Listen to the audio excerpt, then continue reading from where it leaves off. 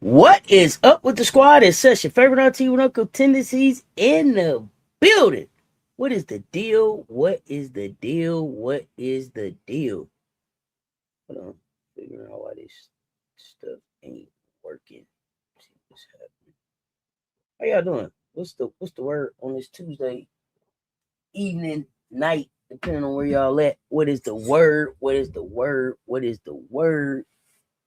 Missing Jordan Lee picture. Oh man, I thought I had Jordan on there. Oh, you know what I do? I remember taking her off. I didn't put her back on. I gotta fix that one. Thank you. Michelle Sessions, what's up? Alonzo, what's the word? What's the word? Josette, what's the word? Red Dawn, what's the word? Emily, what is the word? Can't wait for the season this year. Let's zoom in by, so we'll be here before we know it. Look, I don't know. This WNBA thing got to get started first for this other thing can start zooming. Yolanda Wells, what's the word? Davidberry Sports Highlights, what's the haps? Loretta Turner, what's happening? Joe Mama, what's the word? Hope you had a wonderful day too, fam. Y'all hit the like and the share. They both right there. Ad playing too short. What is the word, y'all? Coming in. Damn, man, I got to go back and make sure I get Jordan Lee on there. No disrespect, Jordan Lee, damn it. And I remember exactly what happened too. God damn, well, I was moving fast too. And I remember exactly what happened. Cause her pose was she had her hands in the pose. And I moved it and then I took it off and was supposed to put it back in. Fucking forgot. I'll fix it. RG, what's happening? White Wolf, what's the word? Y'all come on in. Y'all come on. Let's get started. It's a lot we can talk about potentially. So let me see what's happening.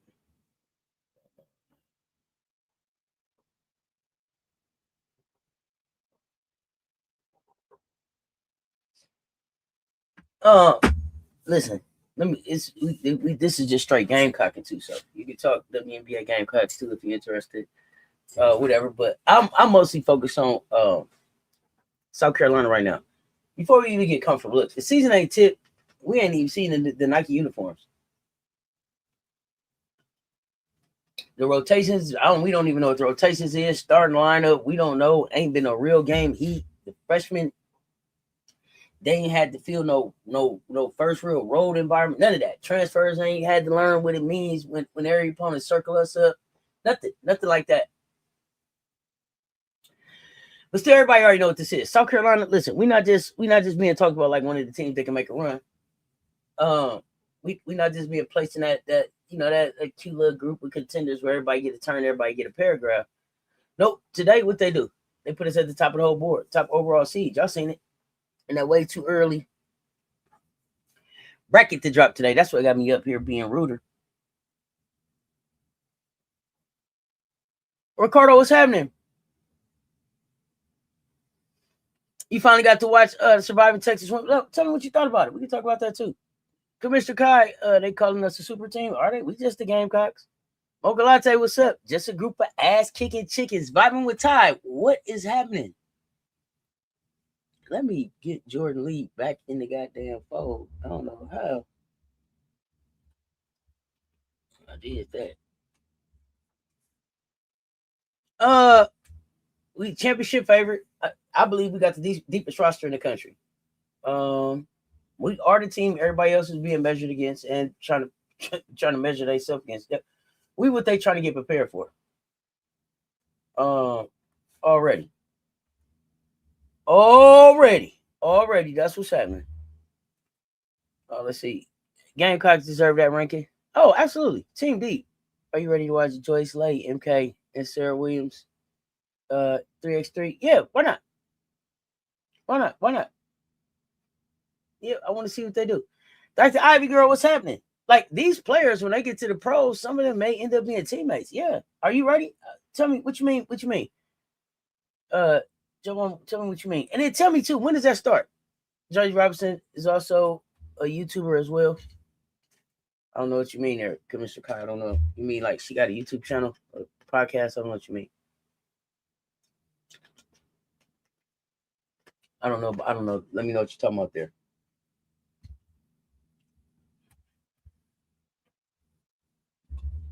Let me know what you're talking about right there. I'm not sure what you're telling us. For those of y'all that didn't hear, shout out Gotti, freshman female athlete of the year, announced at the gala. Gamecock Gala Awards female freshman of the year. Agot Makeer basketball. Yes, I think those two young ladies were tell the truth about Vic. He plays favorites, and if you're not, he can't use you. I just hope these young ladies pay attention. Yeah, I mean, I'm excited for them to go for the Gills the week it starts. Okay. YouTube channel. Okay. She got a YouTube channel. Okay.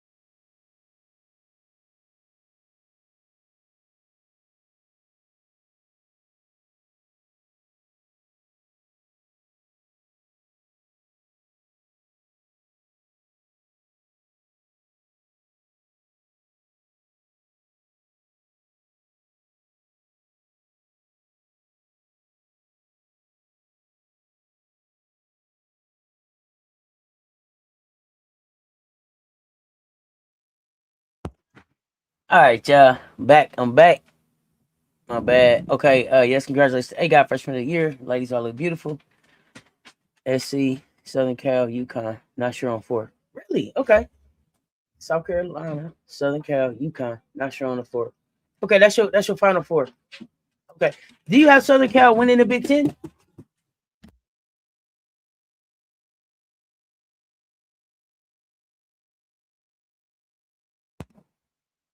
Do you got Southern Cal winning the Big Ten? Winning the Big Ten? Let me know. And I keep y'all. Listen.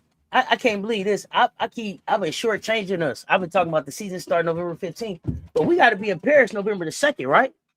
November 2nd, we in Paris. Help me remember.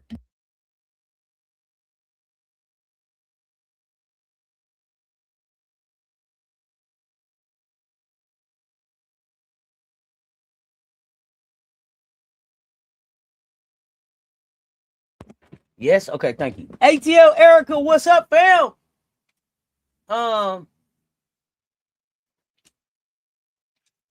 Yo, look, when they projecting us as number 1 overall seed, that's not flattery. That's not a compliment, y'all. They're not doing us no favor. That's them recognizing the standard.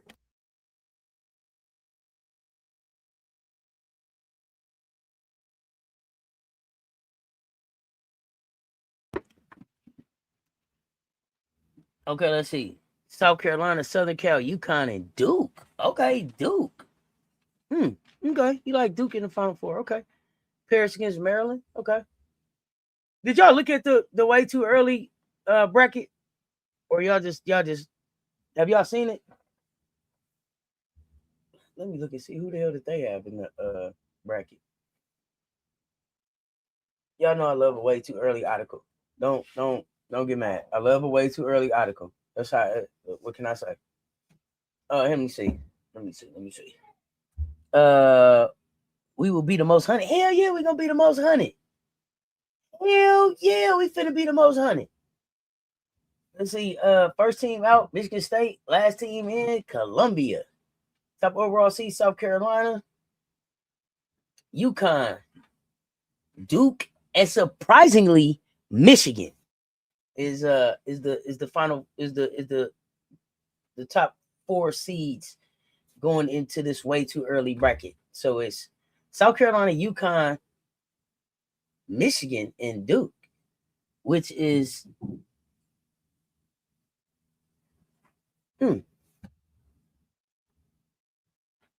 you look, UMiss can make a run to be in the Final Four. The way that they have them set up right now on the same side of the bracket as us, nope. Nope. Does not appear so. It is not likely. No, it's not likely. Not if this thing stay like this. They wouldn't be able to. But I expect I don't know. I can't say that I expect them to make. I don't know what I expect from UMiss right now. I don't know what to expect from them. I'm interested to see what happens, but I don't know what to expect from them. But let's talk about we already got Joyce Edwards coming back as I think, we can argue about it, but one of the best players in the country. We talking about Tessa Johnson coming back with championship experience, big game shot making, and a bigger role waiting on her. Y'all tell me, when is that 3x3? Did anybody got the dates on that 3x3?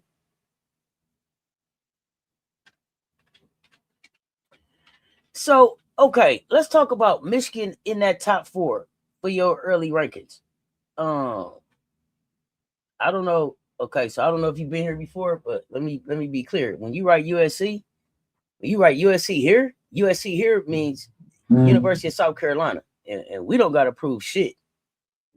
So I don't know if you mean the Trojans or Southern Cal or somebody else, but if you are talking about the USC as we know it, yeah, it ain't shit for us to prove. We the standard. So, but Michigan was too small last year. Do Michigan got size coming in? Break us at 20, leave us alone. Oh, okay. Oh, the Trojans. Okay, yeah. Thank you. Because I'm like, damn. Yeah, no. Not us. We ain't gonna prove. We hit. The Trojans have to prove that they can work. I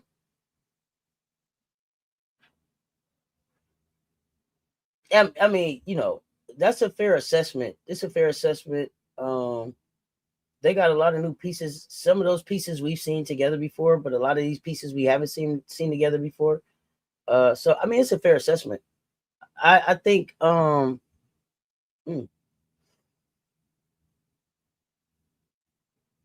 they should be in a conversation to win the Big Ten. But tell me more about Michigan. Tell me more about Michigan and what you see in Michigan that already put them in the Final Four for you. Let me know. That's a serious question. Talk me through Michigan, because I felt like they had shooters but no size. So where did they get their size from? May 1st through the 3rd. Thank you, Big Baller. Yeah, definitely got to tune in for those. Let me write that down. Matter of fact, y'all put a 3 in the chat. Put a 3 in the chat if y'all interested in that 3x3. If we want to follow that as a fam, put a 3 in the chat. May 1st through the 3rd. May 1st through the 3rd. You got Lay and MK Dub and Joycey, and is it Sahara Williams? Do I got that right? Big Key in the building. What's up, Key? Ashley, what's happening, fam?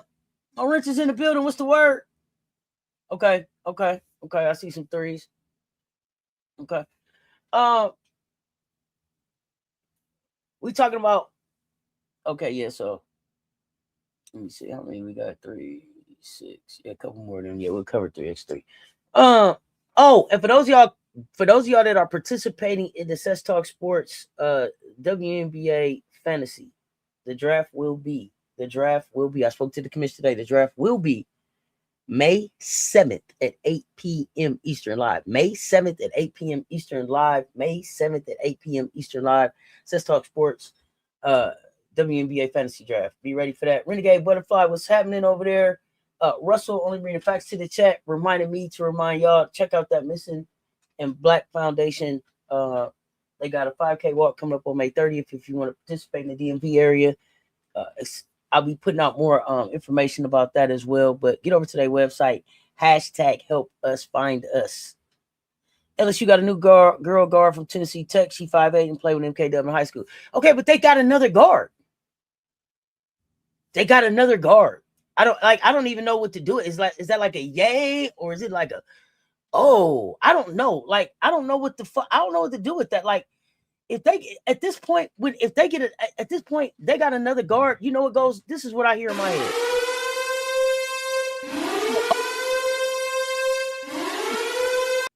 Sound the goddamn alarm. That's an emergency down there. What the fuck do they keep getting these goddamn guards for? For what? They shouldn't be able to sign another guard in the boot, period. They shouldn't be able to sign, man. Listen, I don't know what the fuck is going on down there. If they done forgot what groceries they got in the refrigerator or what. But y'all got guards, 9, 10, 12 of them. 9, 10, 12 of them. Y'all only got one big. Y'all only got one big, and your problem has been size every year. Every year your problem has been size. I ain't got time. Back up for the bench. I mean, shit, it ain't it. At this point, it's a bench full of guards. Do you know how to identify any other talent? This is a question. I'm going to start asking some different questions. Do you have the ability to identify different talent? You keep stacking these guards up if you want to.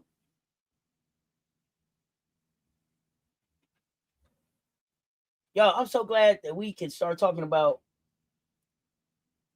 South Carolina with Chloe Kitts and Ashlyn Watkins in the front court. That size, that versatility, that depth, it just got bigger. Jordan Lee, leaving Texas, coming to Columbia. That move did two things at the same time. Made South Carolina better, made Texas weaker. Two-way portal win. You understand? That's a two-way portal win. Bring in Big O. 6'4", top 3 recruit, forward. She got toolbox, size, skill, passing, handle, motor, rebounding, defensive versatility. Upside to make coaches start drawing lineups on napkins in April. You see how Benetti got excited? I'm about to have fun. Final Four Fridays. I'm about to have fun. Now, shit was already unfair. Now, it's beyond dangerous. It's beyond dangerous at this point. And I guess that's what we should talk about, because this is bracketology conversation. This ain't just a who's ranked where combo. Roster construction conversation. Program power conversation. Dawn Staley type conversation, y'all. South Carolina Standard. Let's talk about this bracket.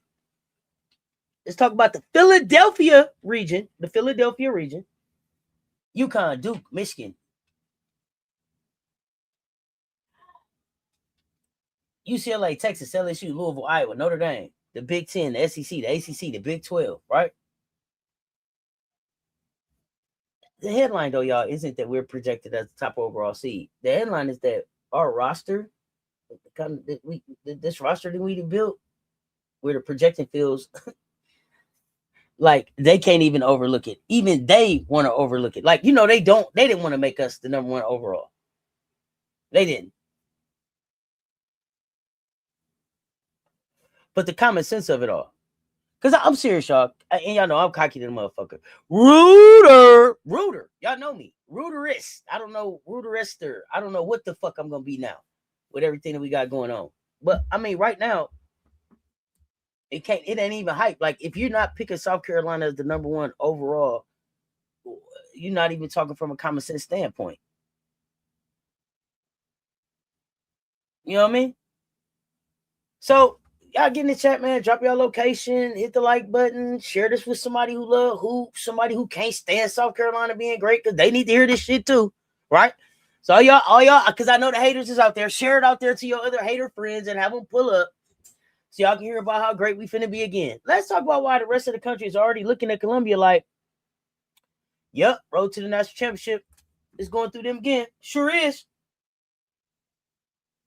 Y'all give me 1 second. Give me 1 second.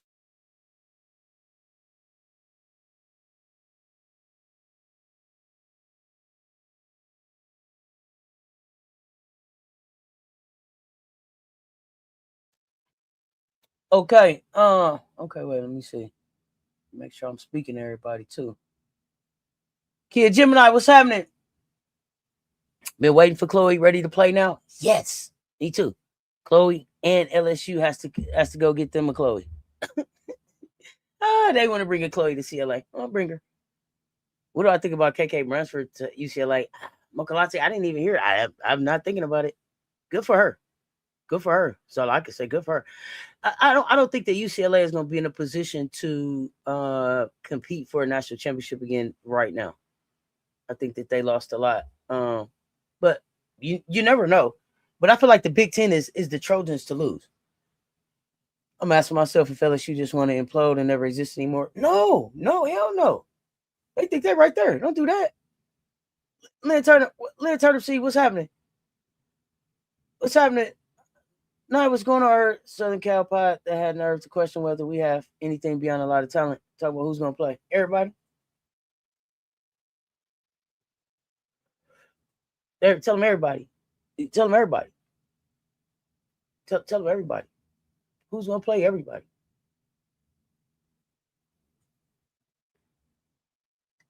And tell them. Here's the thing too. Now, tell them don't worry about who's going to play. Ask them who's going to stop us. Whoever the fuck we want to play. Now tell them that. Whoever we want to play, who's going to stop us? Who's going to stop us? That's the question. That's the real question here. Who's going to stop us? What's up, Professor Golden? What's happening? Charlie Cream bitten. You hear me? Facts. They sick of Dawn. Like, this ain't Dawn Michelle Staley we talking about. Yeah, come on, talk about it. Not the Final Four, just preseason rankings. I believe they just bring back talent and have experience under the belt. Michigan. Okay. But I believe SC, UConn, Trojans, Michigan, or Duke Final Four. Okay. So nobody think Texas got a chance. Nobody's talking Texas. Interesting. Okay. Seen that Trojan podcast. They're basically saying the roster isn't built to win a championship. The Trojans are because they have Juju. Oh, shit. What do they know about a fucking... What? Here's the thing. Ask the Trojan podcast, like, what do they know about, like, a modern times fucking championship roster being built? They ain't want to goddamn championship since the women of Troy. Man, that shit was like 1942, wasn't it? What was that? Listen, I keep telling y'all, if you got to go get a microfiche, and some of y'all probably don't even know what the fuck a microfiche is. If you got to go get the microfiche to show me the pictures of your team winning the championship, if everybody got short Jerry curls and your shit is in black and white the last time you won a championship, pipe down till you do something in this here millennium. You heard me? Pipe down. If you ain't won shit in 2000, in the 2000s, and we are goddamn me almost 30 years into the 2000s. If you ain't did shit in the 2000s, shut the fuck up, please. Please. Please. I mean that from the bottom of my heart. If you don't have a championship that got a 2 in front of it, it ain't shit for you to talk about. You hear me? Okay. Maybe I'm being okay. Maybe I'm being too hard on. Maybe I'm being too hard on. But I mean, they keep talking about that, like they keep threatening us with a good time.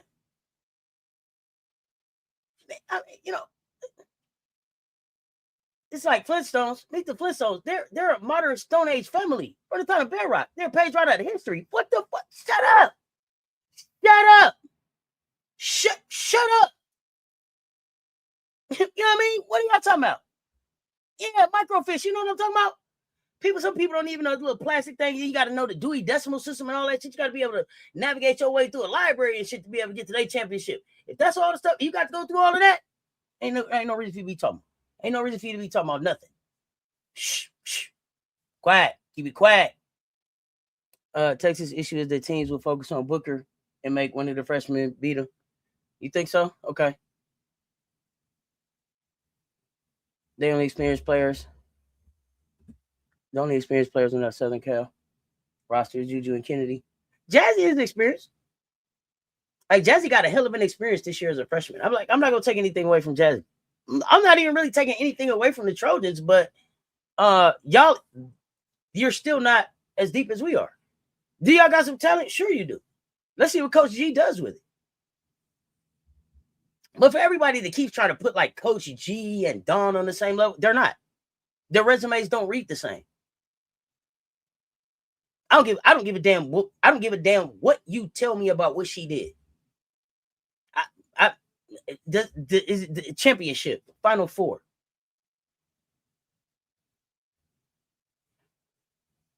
I mean, let's talk about it. Shantae, what up, though? The Trojans women's basketball team last won the national championship in 1984, led by Hall of Famer Cheryl Miller. That's what I know. 84, the same year as the LA Olympics. I'm telling you, black and white pictures, short jerry curls. I know it well. I know it well. Yeah. Bunch of carefree curl time. It was carefree curl time then. The McGee twins. You know, all that. 84? You ain't won shit in the 90s. You ain't won shit, but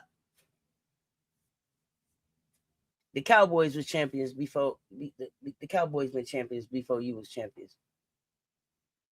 Yeah, short jerry curls. It wasn't even the long ones. You know what I'm saying? It was them short ones, them tight curls. You know what I'm saying? Full force, get busy one time. You know what I'm talking about? Okay. All right. Okay. Y'all know what I'm talking about, though. Y'all know what I'm talking about, though. You know what I mean? 84 Oldsmobile Cutlass G-body style. Don't do that. Come on now. I can't believe. I don't know what they keep talking for. Hey, before trooping him. Hey, I'm talking about bow-legged Luna. Full force get busy one time. I spread my wings. Spread my wings and fly away. That was like 90. You know what I mean? You know what I'm saying? 89, 90. Trooping him, that was, I'm not souped. You know what I'm saying? Spread my wings and fly away. You know what I'm talking about? That was close to the 90s. You know what I'm saying? 84, full force get busy one time. Y'all know I'm silly as hell. Okay, come on, for real, y'all, for real. But I don't know what they keep talking for. I don't know. And here's the thing. They want to be rivals with us so bad. We're not thinking about them.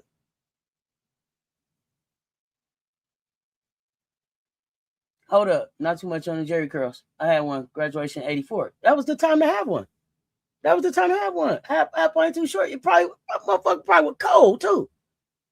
As long as you don't still have it in 2026. If you got it in 2026, we need to meet and agree on a few things. But 84 was a good year for a curl. You heard me? Now, y'all hear me? I call out the jerry curls because I told y'all, I wanted one my whole life. No, I told y'all the story. My mom was like, if your daddy say so. I knew I was finna get a curl. Daddy ain't never told me no. Broke my heart. You heard me? I'm telling y'all, broke my heart. Hey, Dad. Hey, Jerry curl. He said, oh no, baby.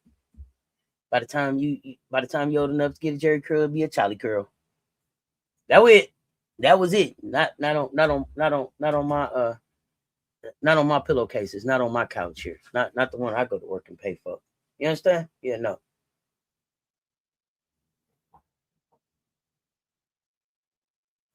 Yeah, so no.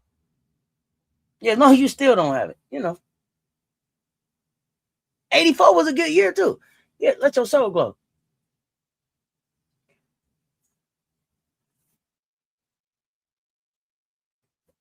Can somebody tell me when was the last time the Trojans beat us? Just remind me. When was the last time they beat us? Because the minute we start talking about stuff that happened like in my lifetime and shit, then they don't want to talk no more. Then they want to start talking about how many football championships they got and how many championships they university won ever in the whole history of their they university. They want to get the backgammon championships and the goddamn badminton awards and all that. I don't have time for all of that. I'm here about women's hoops. I'm here about women's hoops. Tell me about the time Coach G beat Dawn. If you know what I mean, it's I want to do apples to apples. Oh, victory tour Jackson 5. Oh yeah, okay. You know what I'm talking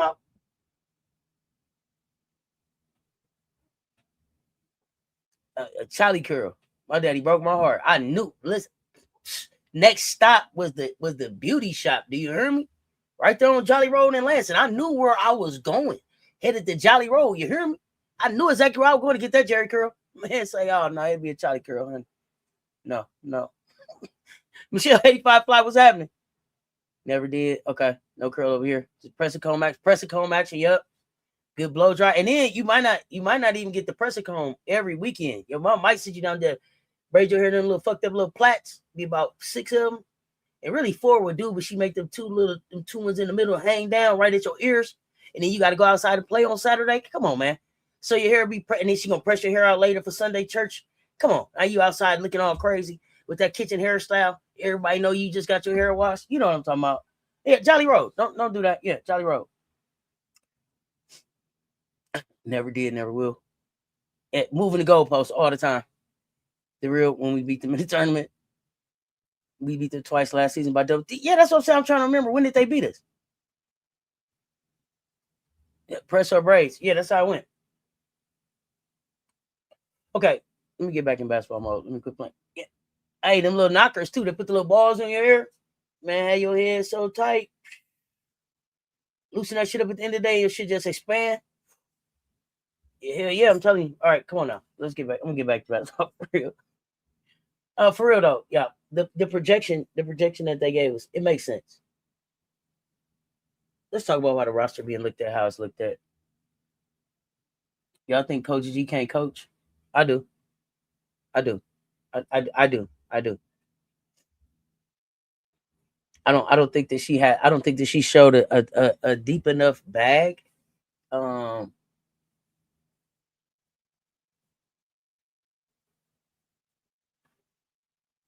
To keep her employed where she's at. I mean, off rip, I was like, hey, if depending on how the second year ended with Juju, she was on the hot seat for me. Juju getting hurt gave her a benefit of the doubt clause that saved her job. But I can't think. I mean, but Danny Joy, I don't know. If you do think she can coach, tell me about your favorite Coach G coaching moment where you was like, man, Coach G coaching the shit out of the Trojans. I'm here for it. We beat them by 40 in the tournament. Come on, what are we talking about? These are real questions I'm asking. They never beat us women's basketball. Come on, this is so. Why do they think? Why do they think there's a rivalry? Why do they think there's a comparison? What is this? What is this? Is it just about the letters? Come on now. Yeah, Frank Wright, what's happening, fam? Yeah, we'll see you next year. But let's talk about the difference between talent, fit, depth, rotation, leadership, returners, newcomers, and tournament matchups. Las Vegas is in the regional mix, y'all. We're going to Vegas next year, y'all. Philadelphia is in the regional mix. Am I tripping? Are they bringing the Pac-12 back next year? I'm trying to keep up with all of this stuff as it's happening. I think, are they bringing Pac-12 back? Automatic bids is back to 32. At large is at 36. What in the hell?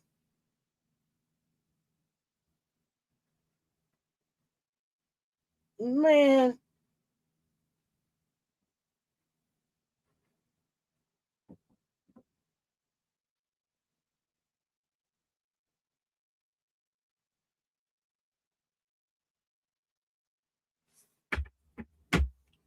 Sports moving, business moving, culture's moving.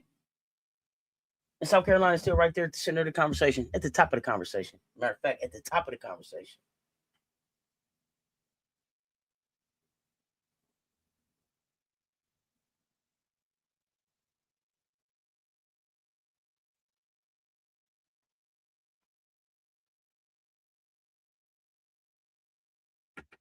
Okay, let me see.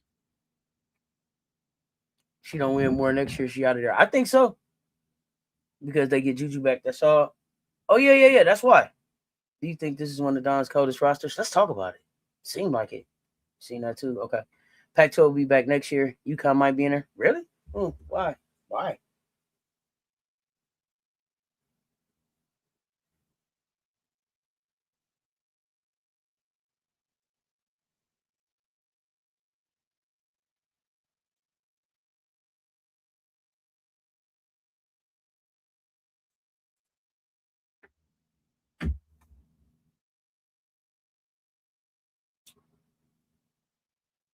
Top overall seed. We ain't just the one seed either.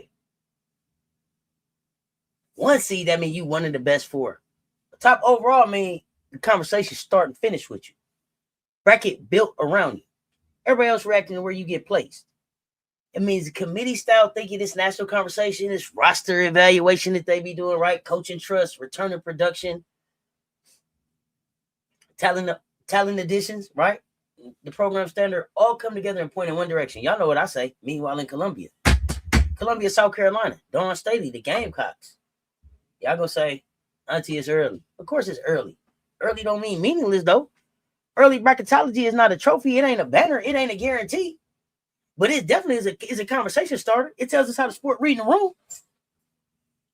Right now, the room is reading us as the team with the best combination of proven production, elite recruiting, portal impact, defensive upside, front court depth, backcourt versatility, and championship infrastructure. That's why it matters. And we ain't there because of one player, one transfer, one recruit, like all these other programs talking about. Well, they got so-and-so. So what? Because the whole roster is a goddamn problem. And the scary part is, this is what as I was, getting ready to come up to talk to y'all and think about everything that I wanted to say. The scary part of this thing is that it looks like it's a problem in multiple ways. Y'all hit the like and the share. They both right there. Y'all hit the like and the share. They both right there. We can play big. We can play fast. We can defend. We can pressure the rim. We can go small. We can space the floor better than people want to admit. We can roll out multiple ball handlers. We can bring ba-da-ba-ba-bas off the bench. We got players who would start almost anywhere else in the country sitting around waiting their turn. Shit ain't normal. That's not ordinary depth. That's program depth. That's built depth. We recruited this, developed this, retained this, and then added exactly what we needed to it depth. And that's why the top overall seed label hit different. I ain't just saying South Carolina good. Saying everybody else chasing South Carolina structure. And I know everybody in the chat probably ain't South Carolina fans, and that's cool. But be honest. Put a 1 in the chat if you think South Carolina should be the top overall seed going into the season. Put a 2 in the chat if you think UConn should be there. And drop a 3 if you think another team deserves that spot. And if you put a 3, don't just drop the number and run. Tell me why. Tell me who. Let's have a real hoop conversation.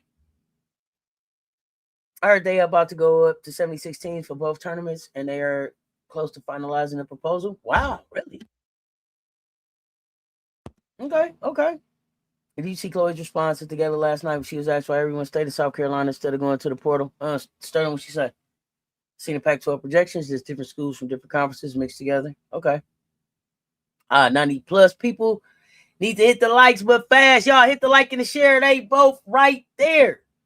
Somebody, hit the like and the share. They both right there. Y'all, somebody reach out and invite some people to come here and get in this conversation. 5 of y'all share this thing out. Please share it in the chat so I know you pushed it out. They're supposed to have a number 1 recruit coming in, and with Juju coming back, with Jazzy, that's why they doing all that talking. Yeah, but here's the thing. Talk that shit amongst motherfuckers that's talking. See, we walking. We the standard around here. Don't talk that shit to me. You ain't been where I've been. Ain't touched the levels that I done touched. You can't talk to me about some place you ain't never fucking been. You know what I'm saying? You can't talk to me about some place I go to every year. How you gonna tell me about some place you ain't never been? How are you talking to me about some place, man, you ain't even never been there? You ask me some questions about it. You can watch some of my video about it. But you ain't been. And you ain't beat me. So what y'all talking about? He just says, we love being here. We love coach, and everybody comes here because they want to get better, win national championships, and become pros. That's why everybody stayed. Chloe Kitso, South Carolina. Love that. I love that. Makes sense. Makes sense. I can't wait to get there. I think I'm going to love being there too. I already love coach. Yep. I'm going to go there to get better. I want to win a national championship every year. I love it. I think it speaks volumes about the culture that they have built. It's about to get crazy. Okay. I see the ones in the chat. Okay. I'm a Duke fan, but South Carolina got this. Okay, that's fair. Okay, but do you have Duke in the Final Four? Tell me about where you have your team. One, because of the way the team is constructed, who's coming back, who's coming in, and who's coaching. Okay. It's about our talent, playing for our coaches. I'm loving it. Thank you for reposting the stream, fam. Thank you for sharing that on X. The projected field has South Carolina in Region 1, headed towards Philly. Dawn going home. Love that because Dawn's going home. Love that because WNBA got some hoops coming into Philadelphia soon. Love that because Unrivaled went into Philadelphia and turned it all the way up on women's hoops. So I love Philadelphia in the mix. Geography, matchup paths, regional identity, shape the story. In the South Carolina region, Gamecocks at the 1 line. And then the names start stacking up. You got Baylor at 8, Virginia Tech on the 9 line, Ohio State at 5, Davidson at 12, UMass at 4, South Florida at 13, Arizona State at 6, Alabama and Columbia in that 11 seed first 4 area, Washington. Y'all know I like that big at Washington as a 3. Oregon, I like FISO at 7. Kansas, I don't remember about them too much. They was okay, but it's not a name I can call right now for them. In the Louisville as a 2, y'all know how I feel about my Louisville kids. Okay, Final Four, but it was a tough loss. Okay. No, going into this season, where do you have y'all going? Now listen, that's not a soft region. That's not a region where South Carolina could just show up and toss the ball in there. Everybody move out the way. We're gonna get everybody best shot. Region got different styles. Baylor, I don't know. I think that they're gonna try to lean towards physicality, but we'll see. Virginia Tech, I think they try to make you guard actions. Ohio State, Jelani gonna try to score and speed people up. You miss. I mean, they're going to defend. They got a point to prove, right? They got a point to prove. Arizona State, I think they can be dangerous this year. You got Ruby Whitehorn going down there. I forget who just went down. Somebody else went to Arizona. Somebody else was at Arizona State. They weren't a bad team either. Start the season, I think they started off like 10-0 or some shit. Washington got top end guard talent, more size. Plus, I told y'all how I feel about the brand. McGaughey. I know I'm messing up her name. And Louisville can be a second weekend problem. We've played them before. I don't like necessarily what Louisville's added because I feel like they've doubled up on some things that they already had. I don't think they really answered the questions that they needed to answer. So, but here's the thing: when you're South Carolina, the first question isn't can we avoid problems. The first question is, can the problems handle us? Can they handle us? That's always why I don't give a damn what you got. Can you deal with us? 170 in the chat, y'all. Hit the like and the share. They both right there.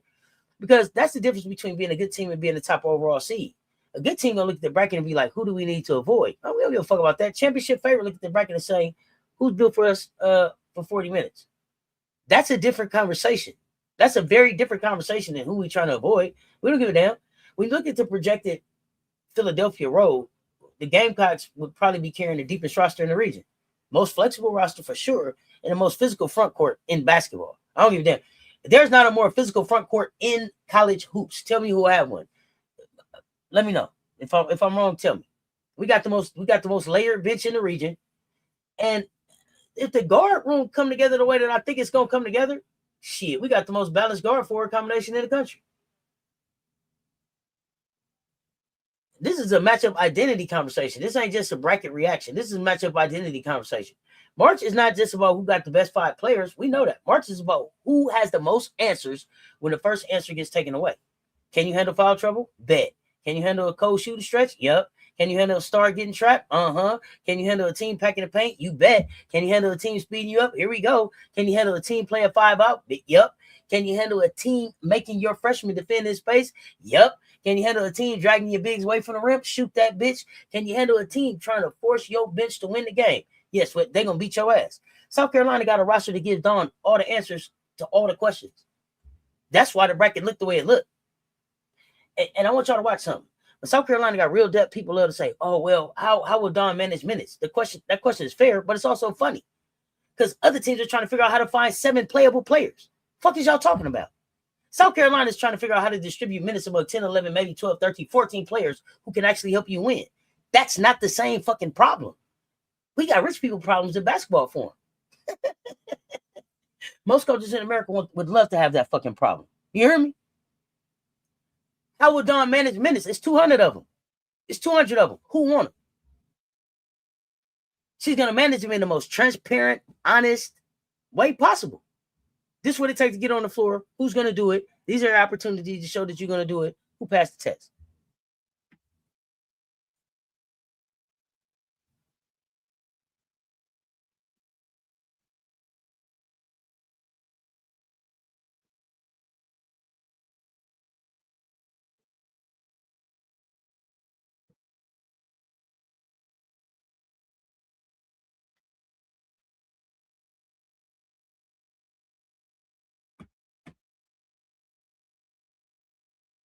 Oh, let's see. I just want to know who's our victim in the Natty. Pick one. UConn? Is UConn the next deepest team? Y'all tell me who's the next deepest team? Is it UConn? The most recent year South Carolina won the ship. They had 9 players play more than 15 minutes. I see that happening this upcoming season. Sure.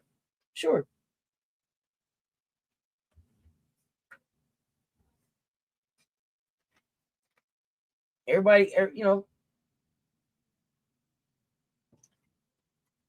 for the most part, when you say the top, the first and second teams, everybody get about 10 minutes a piece, 10 to 15 minutes a piece, and then whoever's playing the best close the game. I don't know. Okay, let's talk about the lineup, because this is where the conversation gets spicy and we get different. The way too early starting 5 that they put, that I'm seeing put out. This is not my starting 5. This is what I saw reported that was discussed. I think I want to say, Russell, thank you for sharing. Thank you for sharing, fam. They were talking about, I've been checking out what people think lineup should be.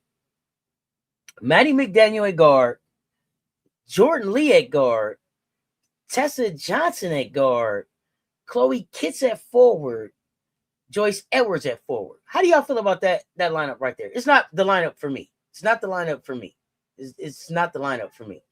But tell me what y'all think about that. How would Dawn manage minutes? We talking about the lady that managed the Freshies and Ravens Birdies to 2 number 1 recruiting classes to the 2022 Natty. Come on, people. What are we talking about? Not only that, she managed minutes through an undefeated season. Brett, what's happening? If Dawn want guard play though, that lineup right there tells you if she wants guard play, like shooting, downhill creation, defensive activity, front court skill, and a front line that can score without needing everything force fed. That's kind of what that lineup gives you. Yeah, I want Watkins starting with Chloe. For me, hey, listen. Let me be clear. I've told y'all from the beginning. Jordan Lee, appreciate you being here. Appreciate you pulling up. Okay. I don't know. I didn't purposely leave you. You was on the thing. I don't know. We're gonna fix that, Jordan. Get you back up there. But I appreciate you coming. But for me, that starting lineup is Maddy McDaniel, is Tessa Johnson, is Chloe Kitts, is Joyce Edwards, is Ashlyn Watkins.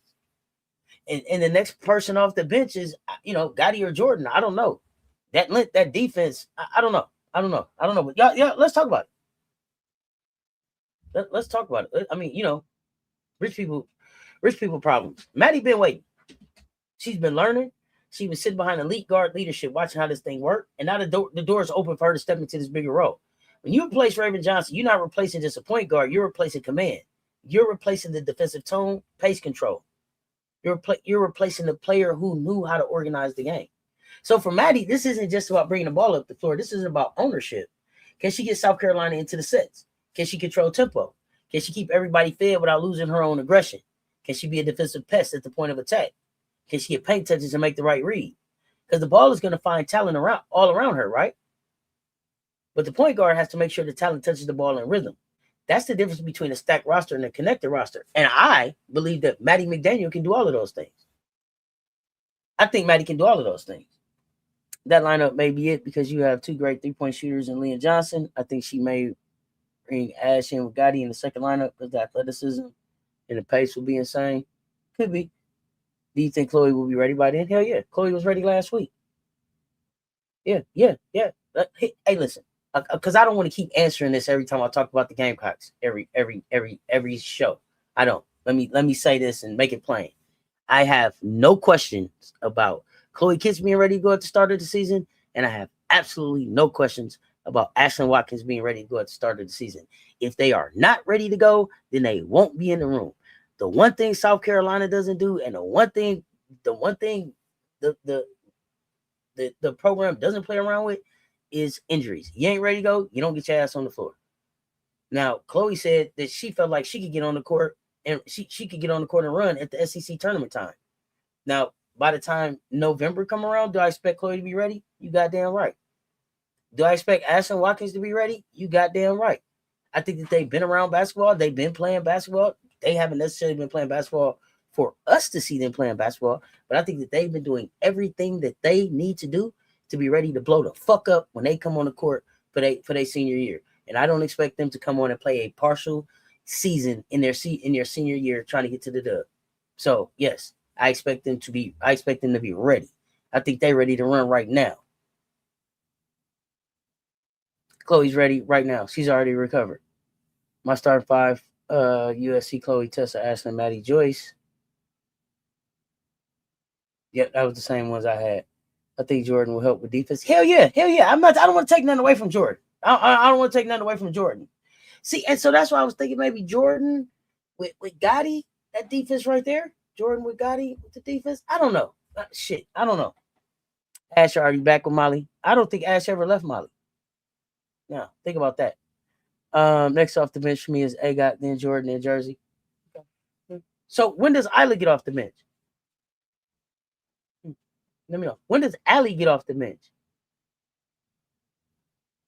When does Adele get off the bench? I don't know. Jordan Lee is a big pickup, right? And it's not just a random portal pickup. This is a high level guard out of Texas. I can't wait to share what I learned about Jordan. We added somebody who already understands what elite women's college basketball looks and feels and plays like, right? She's already played in big environments. She's been in a program with expectations. They probably would say the same expectations as us, but not the same standards. She's gonna bring scoring. She definitely brings the defense, shooting, size in the guard room, right? Another player who can impact both ends. And you put that with Tessa, we talking about tremendous spacing. We talking about shot making like a motherfucker. Ash and Chloe are ready right now. Ashlyn had her surgery 9 months before Chloe's surgery. Oh yeah. They're part of the second squad. It's the second squad that comes in. Okay. That's a backcourt that's gonna punish help. We don't have to rely on paint dominance to create scoring runs. Tessa is, who the fucking guard Tessa? She's important because she's already shown she can hit the big shots. And she ain't scared of no fucking moments. And that matters. When March gets tight, some players start looking around. Tessa has already shown she one of them players like, hey, I got it. Let me get the ball. Give me the damn ball. Chloe changes the emotional temperature of this roster when she's healthy and right. Period. Big grits Kits. Chloe Kits. Shoot that bitch. Lee was the second leading scorer on Texas and has played and started in 2 Final Fours. Yes, congratulations for her. That's why I will put Jordan in the starting lineup for the defense. Okay, yeah, not for me. But she may end up there. I can't guess where she's gonna be. For me, she's not there, and that's not a knock on her. That's just a knock on. That's just what I want to see. As far as what I've seen work together and build together and win chips together. What happened over here? 1 second, Chuck. Oh shit.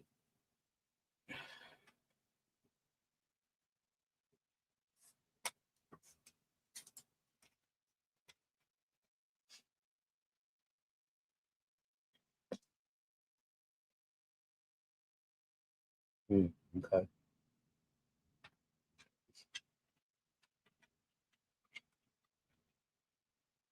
I don't know. KK Manford. All right. You would bring Gotti and Ash off the bench. Yeah, I think somebody else said that too. No. So here's my thing about Ashlyn Watkins. Ashlyn Watkins had a 20 rebound game in the Final Four, and Ashlyn Watkins is a special talent.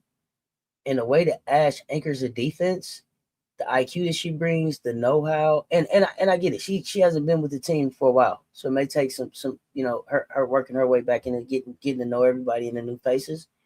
Yeah, Ashlyn Watkins anchors my defense. Ashlyn Watkins, she sets the tone for my defense. And because I've seen Ashlyn and Chloe and Joyce out there together, yeah, I would want to start and set the tone with that. I don't know if Gotti's running the point guard off the bench. I don't know. I don't know if she's running point guard. I don't know. I don't know how Dawn is gonna do the point guard. I guess Gotti will do some. Tessa will do some. I don't know. Some point forward. I don't know. It's gonna be interesting to see. I like Ashlyn playing the second unit with Allie because of the free up Allie to really use her offensive skills. Lineups will be about chemistry. Sure. Starting five: Watkins, Kids, Joyce, Jordan, Tessa. So you think that Maddy McDaniel has worked 2 years to get the keys to be the starting point guard at South Carolina, and she doesn't start. Interesting. So who's the starting point guard in your lineup, JJ? Gotti will probably be running a little point. Yeah, Gotti maybe we'll do some, maybe 1 and 2. I don't know if you really want Gotti at a 3, but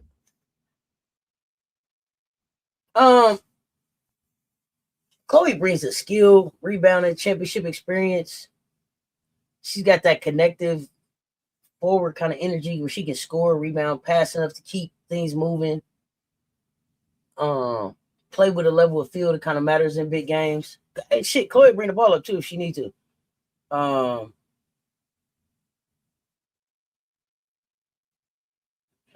1 second.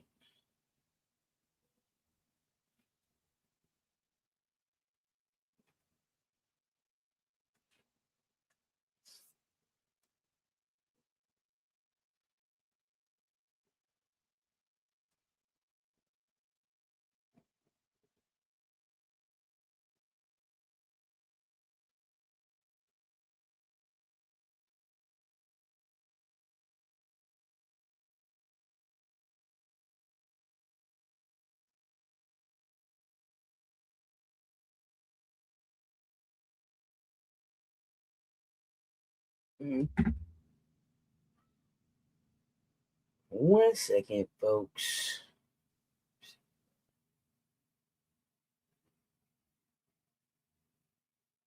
Let's see if I can fix this Instagram real quick.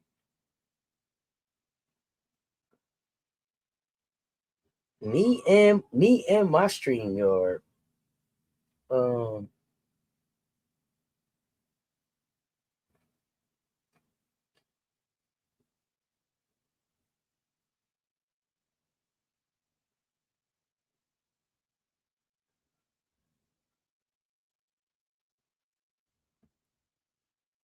all right.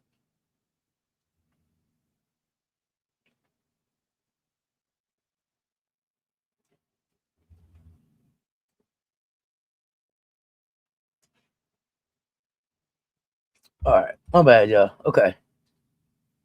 All 5 of those players I named are seniors except Joyce. Those 4 players are not sitting. Jordan Lee can play point. Hey, JJ, what about Dawn Staley makes you feel like she's gonna have a player that's never even been in her program walk in and run the program, walk in and run the point? And if I'm tripping, y'all let me know. Let me know. How many of y'all think that Maddy is the starting point guard coming up? Put a 5 in the chat if you think it's Mouse. Put a 5 in the chat if you think it's Mouse. Put a 6 in the chat if you think it's somebody other than Mouse that'll be the starting point guard for South Carolina. I'm curious. How Dawn values the point guard position in her system, for how hard she was on Raven, for the relationship that her and Raven had, for how Raven was expected to run the offense and do and be everything that she was on the court. Jordan Lee is a hell of a player. I don't know that I see her walking in and doing that. Running some point, yeah, but maybe I'm tripping. Let me see what 5s and 6s come in. Y'all talk to me. Gotti will run backup point guard. She played point a lot of times this year for the big lineup. And she played point for Team Canada each time. Tessa ran some point too. We seen a lot of different people at point. I think it'll be by committee.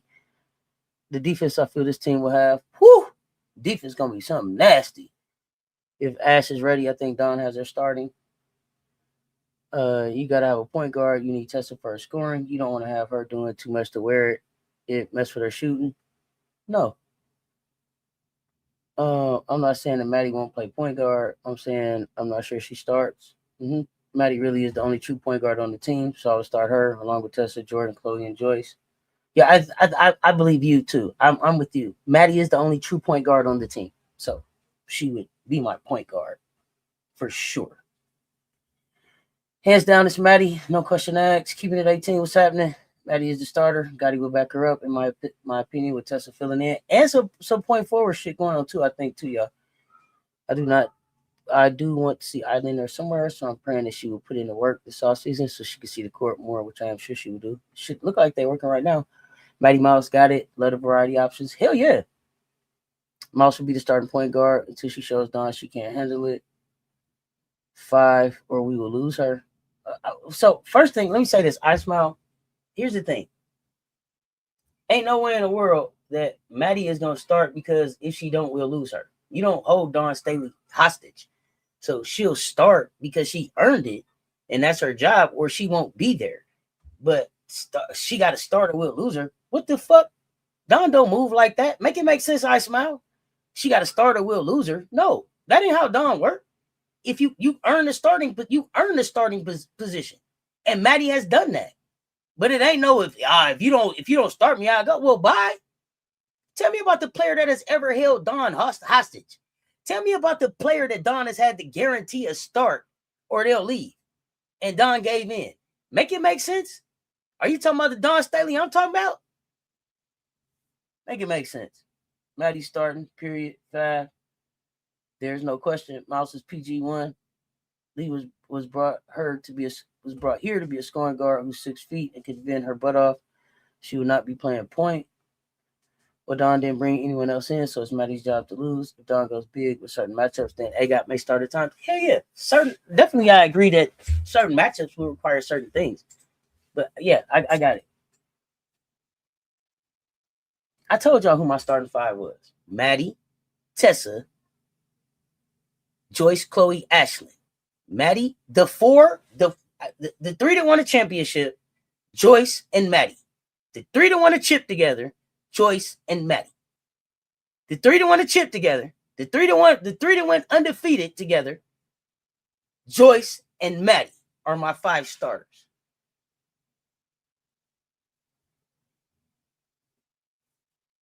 Okay? I'm gonna say it one more time. The 3 that won the chip together, Joyce and Maddy. They're my starters. The 3 motherfuckers that I saw go undefeated and win a chip together. Yes, I'm putting them on the floor to start. Yes. Yes. Healthy? Yes. Them jokers is on the floor. Joyce? Yes. On the goddamn floor. My leading scorer. Maddy? Only goddamn point guard. Let's go. The rotations will go from there based on how people are playing and who we playing against. But I would set the table with those 5 for sure. But I have no idea, y'all. This is just, this is just barbershop talk. Yeah, I don't know. Shit, I don't got no real say. You know what I'm saying?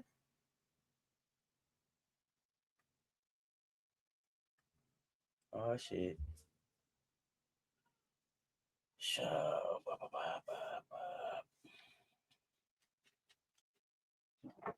Oh,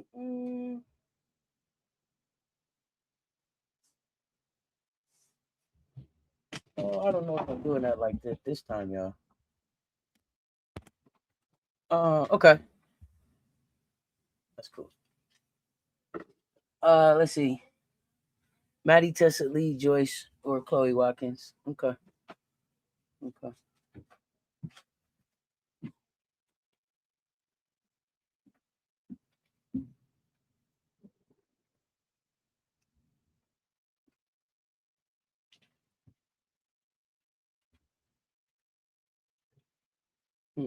The reason I don't think Ash or Chloe starts is because Dawn will want some leadership for that second unit, because that is when we will deliver the death nail to teams early in games, like in 2022.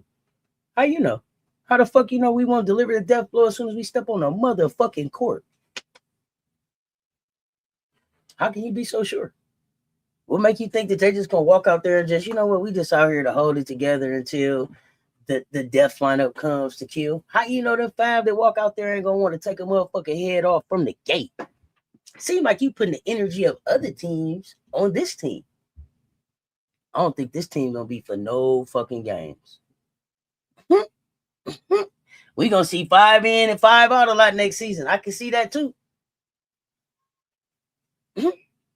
Yeah, I don't think Joyce is coming out and starting and being like, you know what? We just gonna hold this shit together so the second team can come. Fuck no. And we talking about WNBA draft numbers is on the line. We talking about WNBA draft money is on the line. No. We just gonna wait and see and let the other group come. Yeah, no, I got a very different idea of what I think this team is gonna show up and look like. And it ain't 2022. They're gonna look like 26, 27. I think Jordan Lee came for an opportunity to get pro habits. I think Jordan Lee came for an opportunity to play for a standard. I think Jordan Lee came here to be coached by a guard that's been to the game, and I think Jordan Lee came here to play her motherfucking role. That's what I think, JJ. Now tell me now what else we want to talk about. I think Dawn has said from the fucking gate, every time she talk about who gonna start, she don't promise no fucking starting. She don't promise no fucking minutes. She don't promise no fucking none of that. She tell you what it is. She asks you what you gonna do if you don't get to play. She asks you what you gonna do if you fuck up and she sit your ass down. She asks you what you gonna do if what you gonna do if you don't think you get to contribute how you want to contribute, who you gonna call, and she tells you what you need to do to be able to get on the floor. If you should want to be a starter, these are the things that you need to do to be a starter. You start proving them in June. If you do it, you'll start in November. If you don't, you get to the back of the motherfucking line. That's what I think. That's what I think Jordan Lee came here for. Now, tell me what you think she came here for.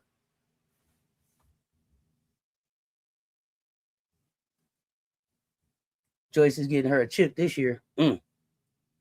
Maddy will be the starter. 3 the hard way. What's happening? Yeah, but that last be up. Yeah, but that last be up sounds good. I don't know what you saying. It's gonna be more fast paced. Yep. This is how we get recruits to stay. Don don't lie. What I'm saying is the first unit delivers the first blow, which are body blows, and the second unit delivers knockout punches. She will balance the units with whom play well together. I don't know. Everybody might come to deliver a knockout punch. That's what I'm saying. You have no fucking idea because we ain't seen them together. I don't know what tone they gonna want to set.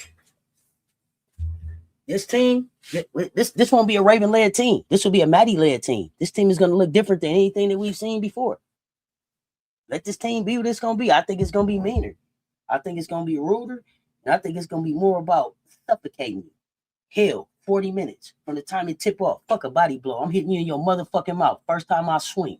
That's what I think this team on. That's just me. Now, that's what I don't think nobody's walking out like, you know what, I'm trying to get a couple body blows in. Nah, I don't think that's what we on. We coming for it all.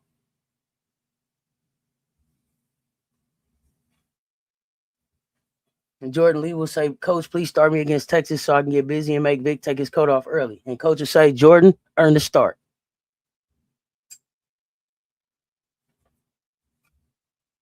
It's always 2 units. 2 units was 20 was just in 23, 24. We had 2 starting fives. That was 23, 24. But these 2 starting fives look different than those 2 starting fives. These teams, these young ladies is gonna get after it different. Y'all will see. Y'all will see. Y'all will see. I mean, whatever. No, I don't think nobody's coming out to play nice. Nah, ain't nobody coming out to play nice. I'm trying to get drafted. I'm trying to make sure I'm in the top. I'm trying to make sure I'm in the top 10. Trying to get some guaranteed money out here. If I got time to be playing around, let's get to it.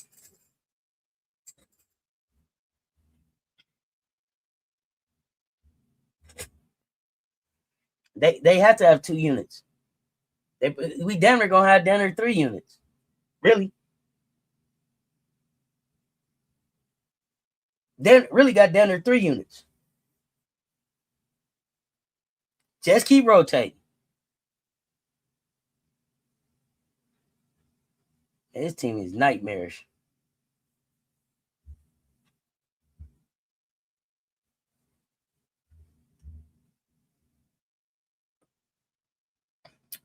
Let's see, championship game showing out will change your pro draft stock. UCLA showed us that. So coming to the Gamecocks is your best bet to make it to the ship.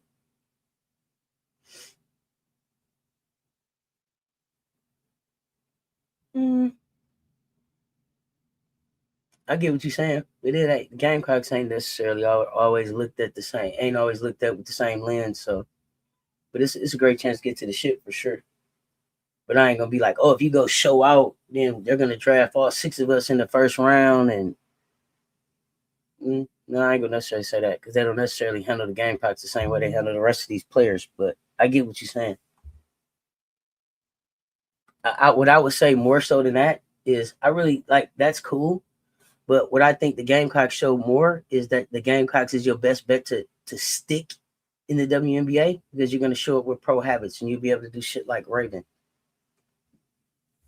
This is the most talented roster Dawn has ever had. If no one transfers, then that is ours for the next 5 years.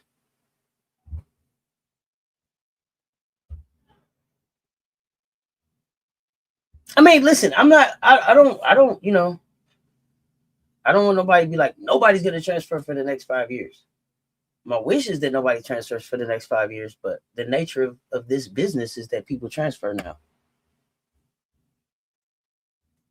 WNBA dollars on the line. That's true for Jordan too. She's an elite player who came here to play, not ride the bench.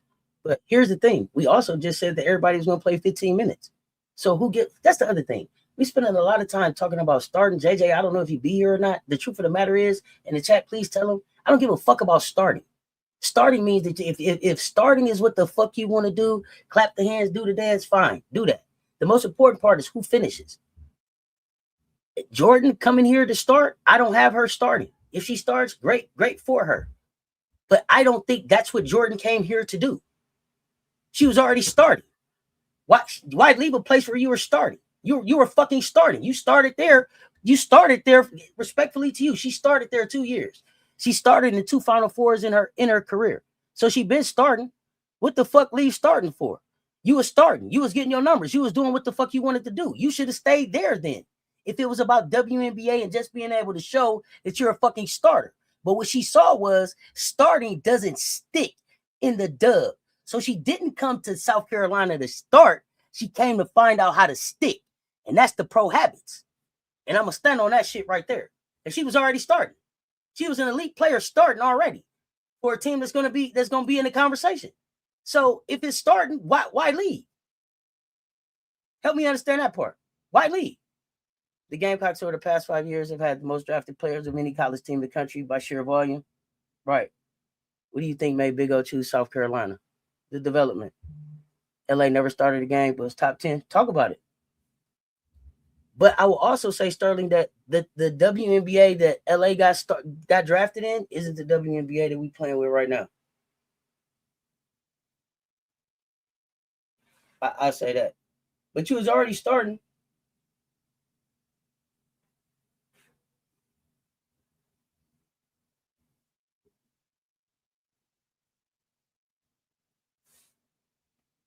So to make that make sense, if it's starting, why leave?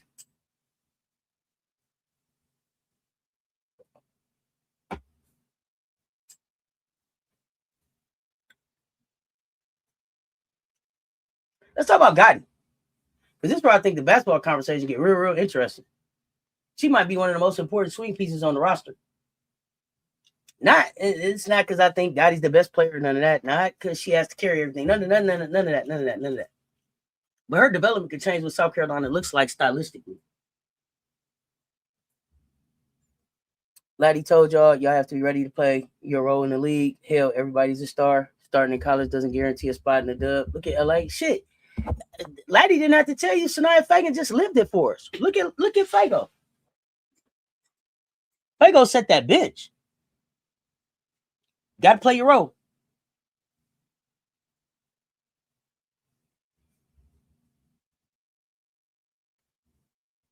Jordan came to South Carolina to get WNBA ready. If you know, you know. I agree. It's the development that goes there. She could start. She could have started at a whole bunch of P4s in this fucking in the fucking nation. Jordan Lee could have started a whole lot of places.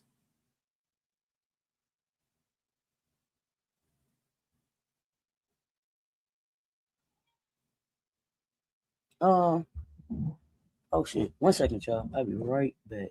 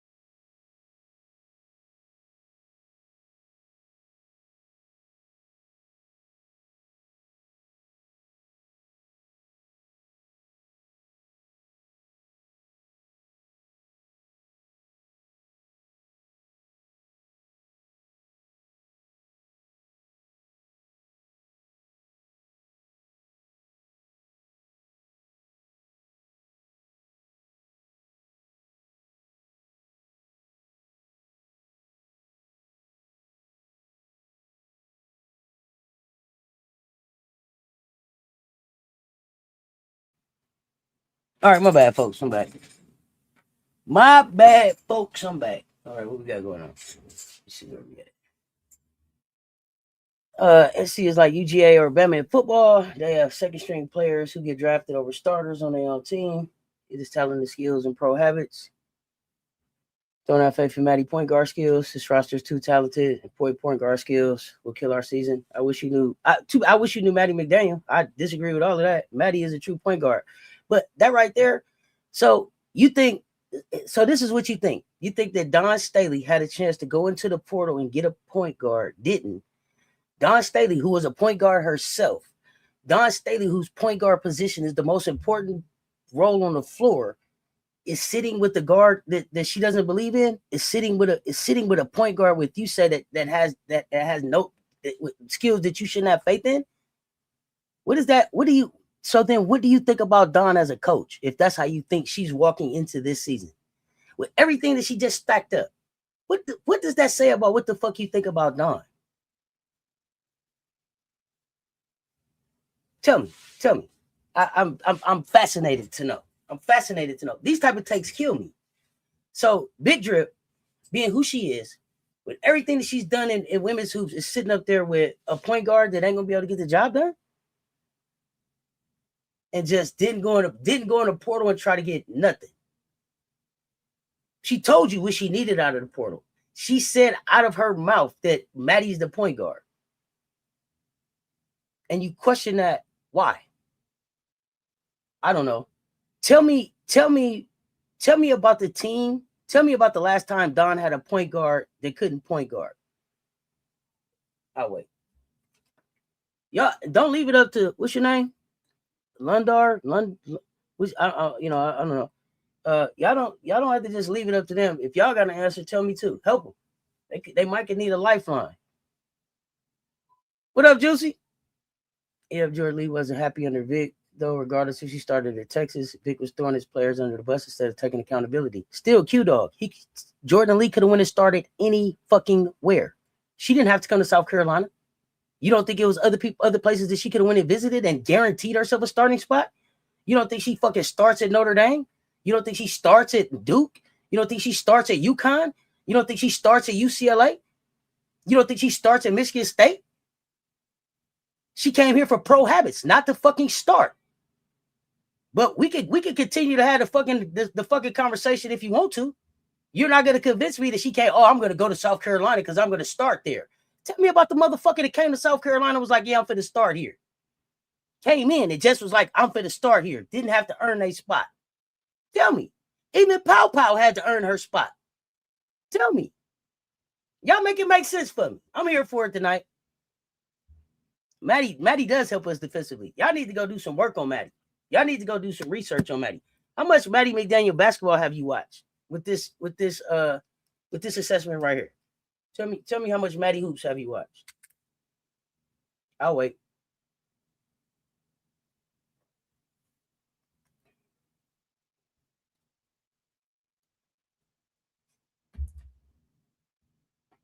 And then tell me about how you think Dawn, whose fucking basketball foundation is based on fucking defense, has chosen a point guard to run her team that can't help us defensively.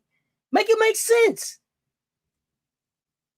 You see Maddy, Tessa, Joyce, Chloe, Ash, but the team is so stacked. All I can see for sure is a true point guard starting and finish the game, and that's Maddy. Let's go. Yeah. I'm gonna be live. I'm gonna go live. We're gonna cover 3x3. Doesn't know guard play. Maddy was a McDonald's. Number 2 point guard in her class. If she didn't miss games to injury, she would have qualified to lead the nation on assist turnover ratio. Keep talking. It's okay. I'm glad Dawn don't have to listen to you because evidently you have not been watching Dawn or the team play.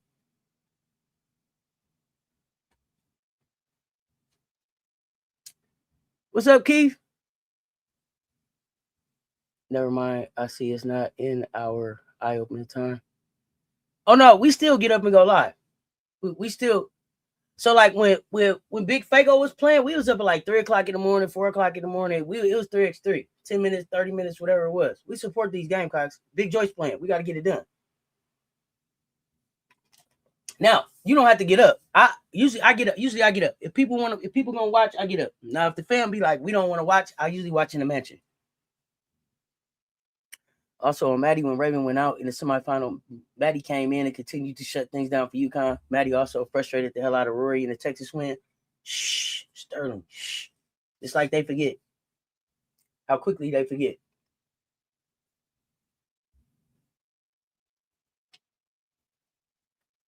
How quickly they forget. It was point guards out there. Okay, yes, Cess, I was up with you Sunday. Yeah, we get up. So I don't know. So for those of y'all who have this doubt in Maddy, How much confidence do you have in Dawn? I'm wondering. As the coach and the preparer of the team. I'll wait.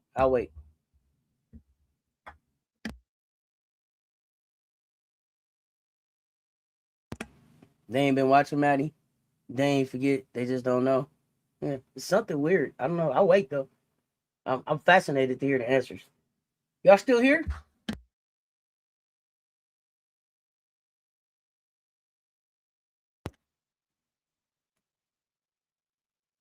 In the meantime, I think I was about to talk about Gotti.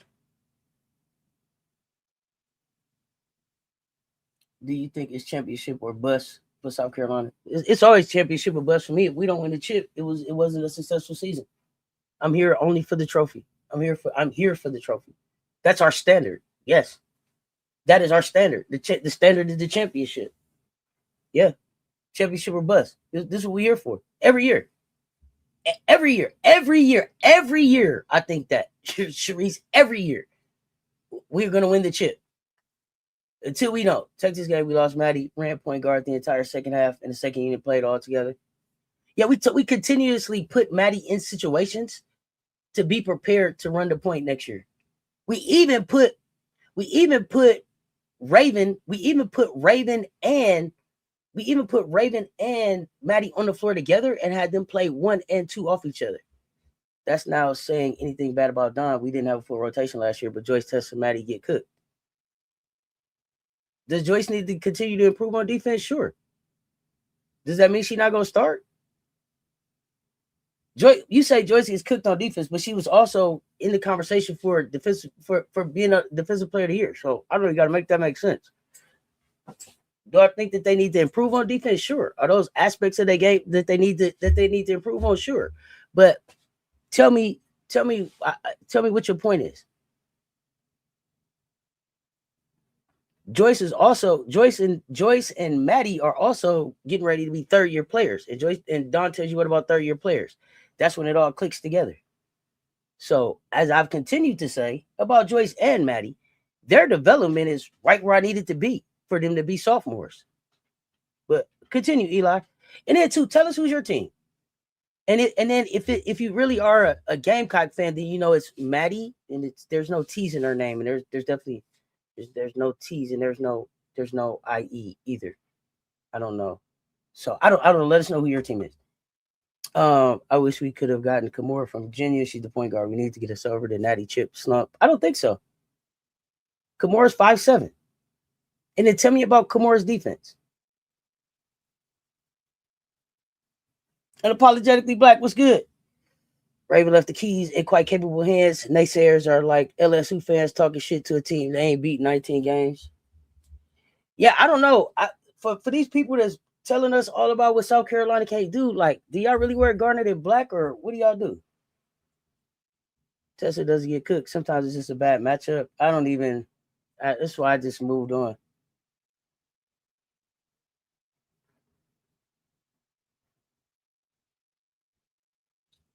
No, it was your opinion, but it was some kind of point you was trying to make. Because you was like, "Come on now," says she loved Joyce. So what was the point you was trying to make? And no, you didn't say that they can get better. You said that they get cooked. So what you could have said was, yeah, they need to show some improvement there. But that's what the offseason is for.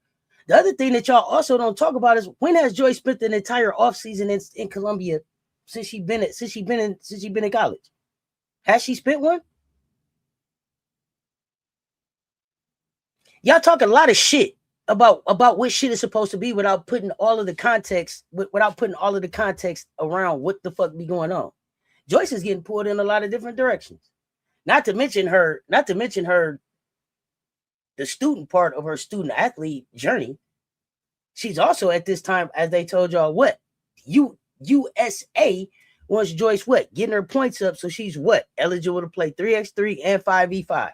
So Joyce will be what? Deployed again, saving basketball all over the world. So talk to me again about this development and the recovery and the student athlete piece of this. Like, y'all got to make some of this shit make sense. It's still a journey that they're on. Nobody's game is complete now. But you talking like Joyce ain't the baddest motherfucker walking. Was she not the points? Did she not lead us in points? Again, Eli, though, I asked you who your team was and how long you been watching. I'm ready to see Maddy. Me too. How about Raven endorsed Maddy for the spot in the post-game press conference as Boston did her? Sterling, they don't be paying attention, but they call themselves Gamecocks. That's why I'm asking these questions. Lack defense and size. Dawn wanted size. Hence, Jordan Lee. I've been over these Fairweather fans. These are the same people that was like, Lace should transfer.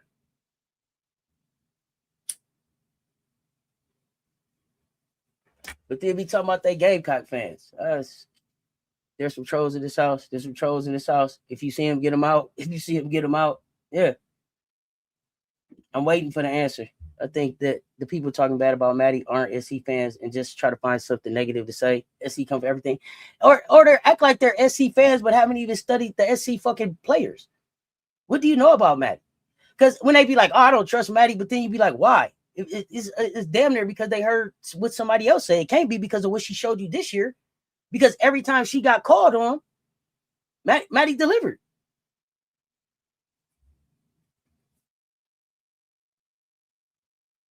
Yeah, you can tell who's taking basketball in the clips and highlights for sure. New fans, they sound crazy.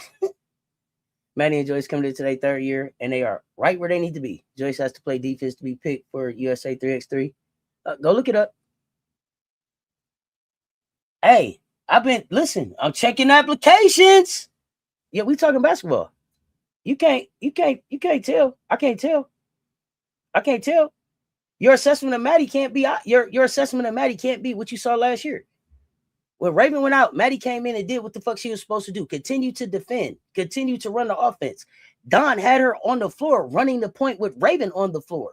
So your assessment can't be based on what you saw. Or, you know what it could be? It could be based on what you saw, and your basketball knowledge may not be where I think it would be to be able to make these assessments. So I'm not going to say that you didn't watch. What I'm going to say is that I don't feel like your basketball IQ is at a place where me and you would really talk hoops, if that makes sense. That's probably the most honest way for me to say it. If you watch the same basketball games that I watched and the rest of these people in the chat watch, and that's your assessment, your understanding and knowledge of basketball is probably not at a place where we would really sit and just kick it and talk hoops. We probably would talk like the weather or new shit on the radio or new shoes that drop. You know what I'm saying? We probably would kick it like that. It probably really wouldn't be a deep conversation on basketball. You feel me, Eli? That's based on what I've been able to assess from what you're saying back here and what I know I saw last season. So there's that. The Gamecock win, lose, or draw. If you're not down in all phases, then you're not a real fan. Yeah, I hear you. Low. Yeah, I don't know if it's low. It's just not. It's not at the same level that I would speak at. That's what I'm saying. No, that's not what you said. That's not what you said, though, Eli. That's not what you said. Now you want to see, and this is why the fuck I be saying people over here that know me. I don't know how long you've been here, Eli. Words fucking matter. If that's what you would have said, then we would have had a different conversation. But that isn't what you said. Is that what you led with, Eli? Being honest, are those the same fucking words that you typed in the chat to start this conversation with me? That got us to this point right now. Are those the words that you put in the chat? Be honest. Is that what you led with, Eli? Is that what you led with? Be honest. Because if that's what you led with, then we wouldn't be at this point in the conversation. But that ain't what the fuck you said. And this is why I tell y'all all the time over here, what? Words fucking matter. Words matter. Right. That ain't what you said. That ain't what you said. Those words are not the same as these words. In these words, you said we as a team struggled on defense against teams like us, and we lost a deep rotation, right? That's what you said right here. What you originally said was you singled out 3 people and made them the reason that we struggled on defense. You didn't talk about the team struggling. You didn't talk about none of that other shit. Words fucking matter. Had you led with the words that you came back with and tried to move the goalpost to, then we wouldn't even been at this point. I could have been moved on with what the fuck I wanted to finish talking about the Gamecocks. And I wouldn't have had to keep going back and forth with you about this shit. But again, words matter. And that's what I be saying, y'all. Y'all be so quick to like get y'all fucking point off and get y'all fucking shit in the chat that if you just take a minute and be like, yo, is this really what the fuck I want to say? Because I'm going to read the motherfucker anyway. You know what I'm saying? So is this really what I need to say? Because you don't got to rush. When you type it, it don't just go. You can set that motherfucker down, come back, read it, say it out loud, have another motherfucker look at it, think about it, ask yourself some questions about it. And then see, really, is that what I wanted to lead with? Because the words are very different. The fucking message is very different. The tone is even different.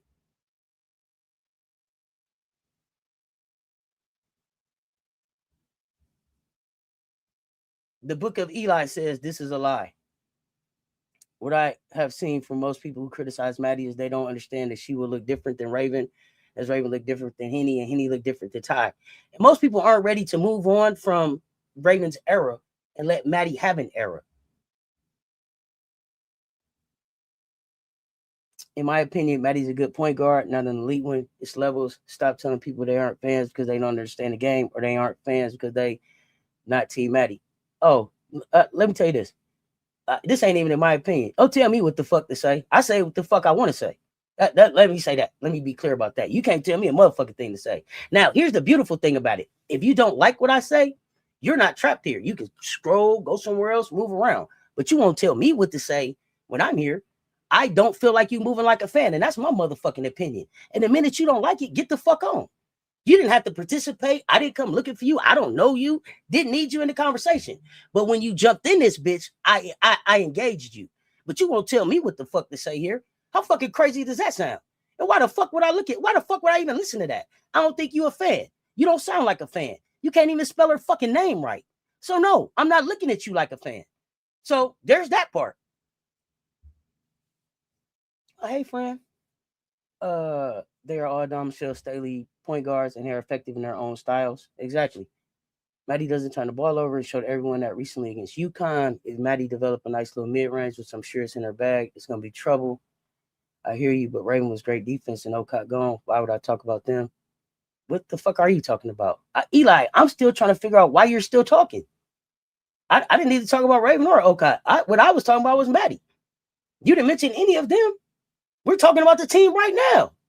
So I don't know why the fuck you even went back to Raven or Okat. I didn't mention none of them. You said the team struggled. You didn't mention everybody that was on the team. You didn't say Allie. You didn't say Isla. You didn't count none of them other motherfuckers.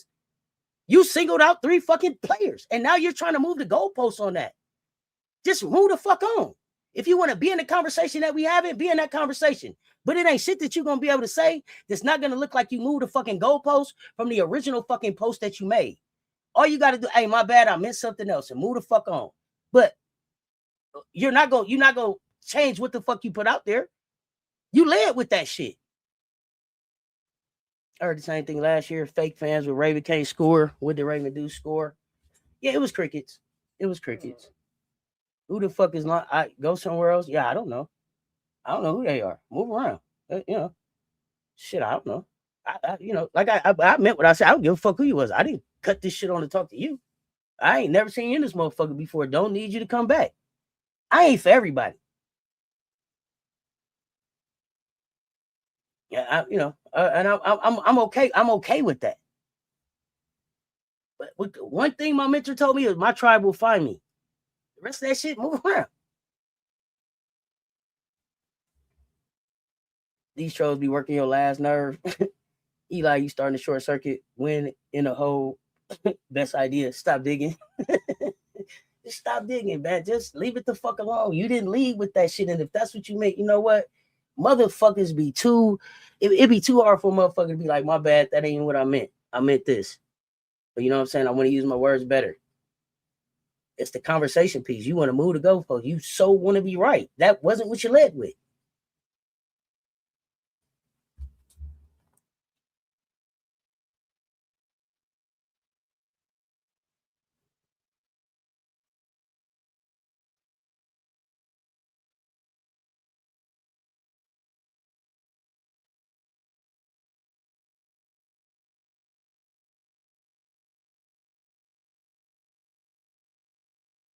But the other beautiful thing is, if you don't like what I be saying, hey, on YouTube, your channel is free. All you gotta do is cut your mic on, talk,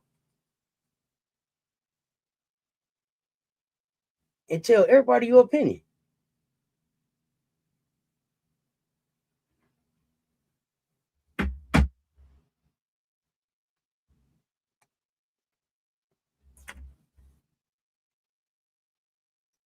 And this the problem. This the problem right here. Eli is still trying to be in a debate with somebody that's the thing. This isn't a debate show.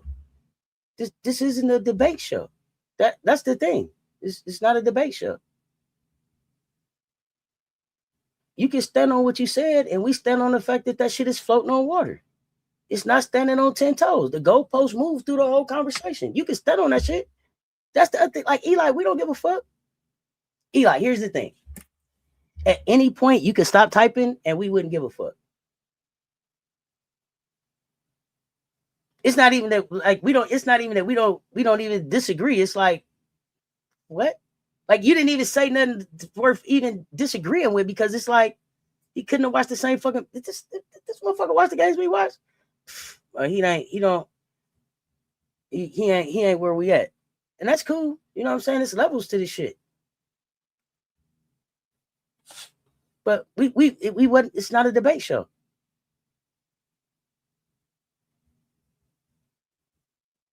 I don't know. Does anybody know of any good debate shows on YouTube where Eli could take the debate? Does anybody know any good debate shows?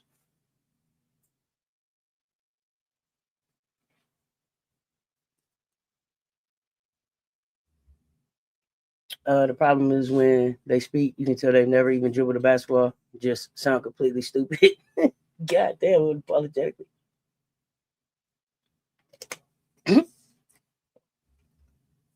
Maddy was getting 29 minutes a game to end the year because she was effective.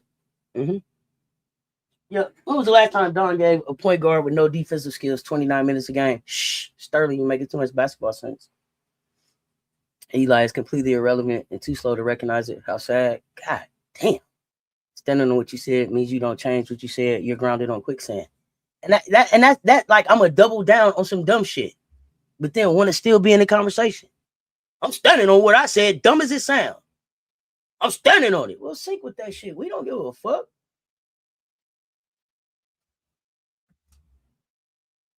All right, so back to Gotti.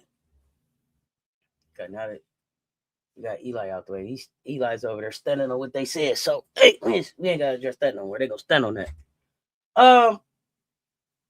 Stand on that while totally disrespecting Dawn as a coach. Not even realizing that. I really need to check Mouth's resume. She averages less than one turnover, improved her defense, and she was the number 2 point guard in her class. Sounds like the elite potential is there to me. It's there, kid Gemini. It's there. Just the reps. Just the reps and opportunity now, baby. Reps and opportunity. But let's talk about Gotti. Gotti got that length. She got guard size, defensive versatility. Transition potential is elite. Gives us another player who can fit into multiple lineup builds. And if she takes the next step, Dawn is gonna have even more lineup flexibility. She can be part of the second unit. She can captain that second group, right? She can close games depending on matchups. She can be part of a 4-guard look. Remind me if I'm forgetting anything too, y'all.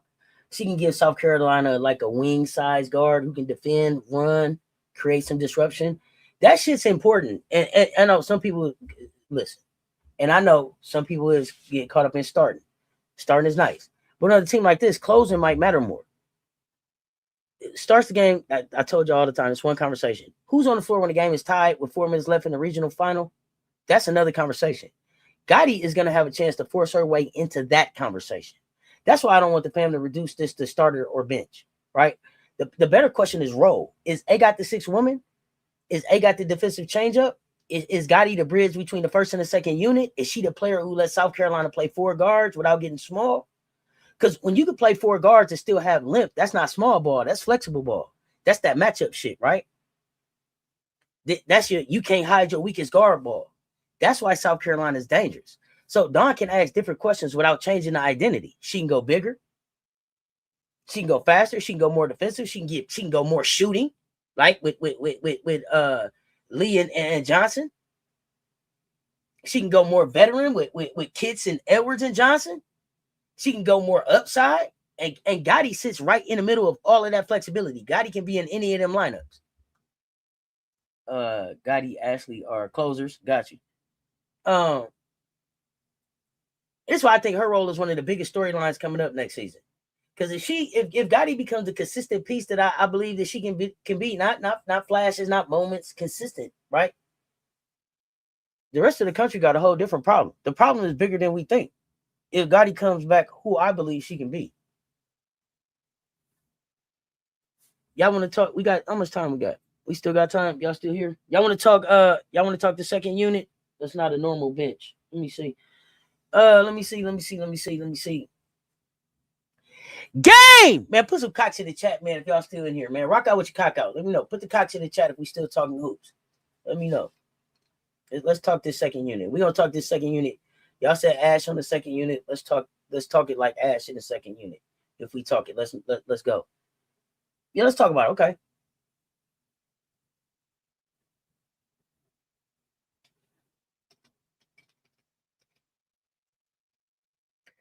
So, if the second unit is not Ashlyn starting, does that mean that the next five off the bench is Gotti, Isla, Allie, Ashlyn, and Jersey? What's up, Tiff Brown? You right on time. The length, the defense, the offensive versatility. Yeah, that shit's scary. That shit's scary.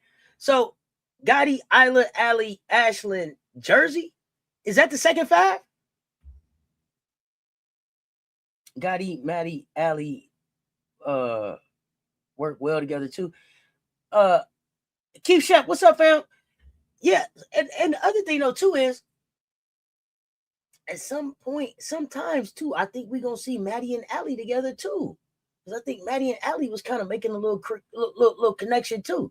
This ain't no regular bench we got, y'all. Smooth T, what's happening? Fresh Sean, what's the word? This team is so interchangeable. Yeah, 3 starting fives. If we had one more player with 15, it would be 3 starting fives. We had a baker's dozen. We had a blind 10 before.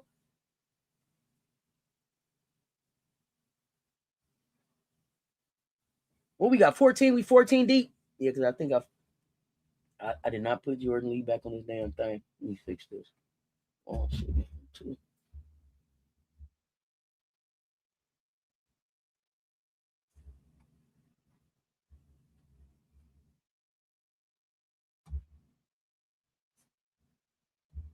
Adele.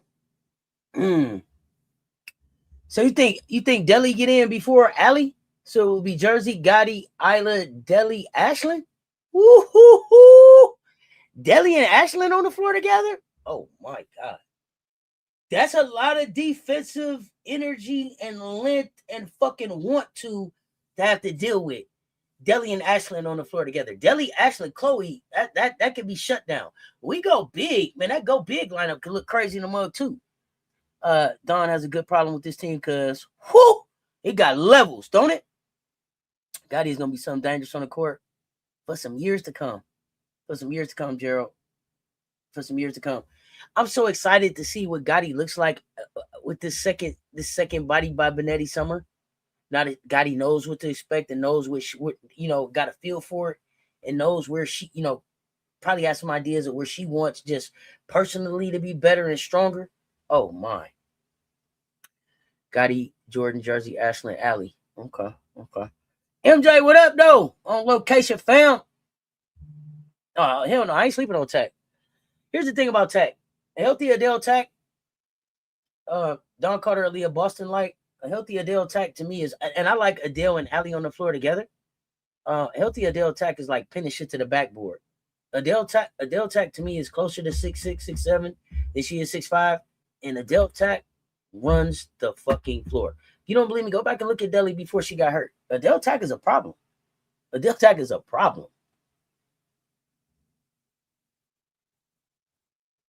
Let's not forget Big O is interchangeable in second unit. Okay. Now, I definitely feel like Big O is gonna be interchangeable in some of these units, but I think too coming in, I want Big O to just be able to get acclimated. Just get acclimated, kid, to the defensive part of it, right?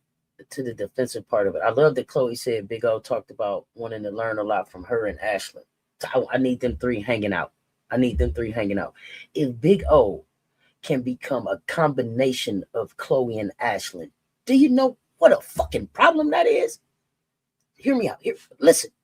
If you just put Chloe and Ashlyn together, like Chloe Ashlyn Watkins, you hear me? Chloe Ashlyn Watkins.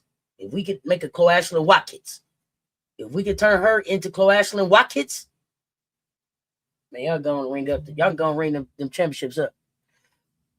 Here's the thing. Edwards and Edwards is already a problem. We had Johnson and Johnson. Edwards and Edwards is a problem that people don't want to think about. Edwards squared, problem. Joyce, with everything that she's going to add to her game, if Big O is able to add the tenacity and the timing and the know-how and the cleanup ability of Watkins to her game already, oh no. And that turnaround, that dream shape, listen, I'm telling you, what I said, Chloe Ashlyn Watkins. Yeah, Chloe Ashlyn Watkins. That's what I want her to become. Yeah, I'm praying Adele has an injury-free season. I just want Deli to get healthy. Just get healthy. We still have a motivated Isla coming back. Oh, I ain't even got the Isla yet. Hey, Lisa Pugh, it's all good. Big O can score at all three levels. If she gets her defense down, it's lights out. And that's what I'm saying. Yeah, Adele was controlling the paint before her stress reaction. Talk about it. Did you see her? And Adele got that old school, that clap in your face. Let's get going. Almost that slap the floor, pull your shorts up, really get in somebody jersey type defensive energy. Adele got that. And I love that she brings that to the floor because sometimes we need that. Sometimes we need that energy. Ashlyn brings that type of energy.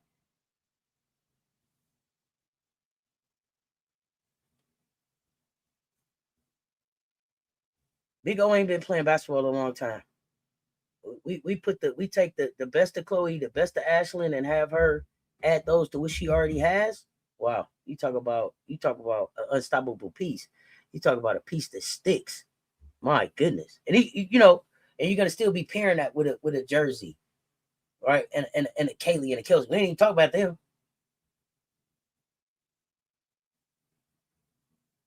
Out there with a Tessa, out there with shooters, Oh, when Adele gets healthy, she will bring it. I ain't even gonna say if, Gerald. When. I'm over if, when.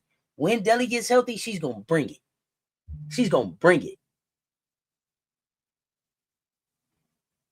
I'm so excited for that kid to get healthy. Adele Tech is the person. I've been waiting on Deli for a minute. A minute. She's gonna pin somebody's shit to the backboard. I cannot wait. I know she's gonna get one or two for me. Just pin it on the backboard, Deli.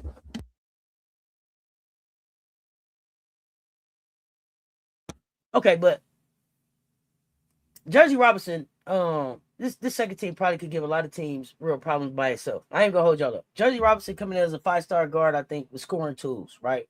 Isla McDowell has already been in the system and understands what Dawn expects. Gotti, we already know, 2-way upside. Allie, 6'7" with skill, floor spacing potential, long-term matchup value, professional shooter. Ashlyn Watkins, we're gonna put her on this healthy, back in rhythm, all SEC level athlete, defender, coming off the bench. That shit's ridiculous. That's ridiculous. That's the part where people start saying South Carolina got too much. Good. That's the point. We don't give a fuck. You didn't build a championship roster by asking for just enough. You build a championship roster by having options. Shit happens.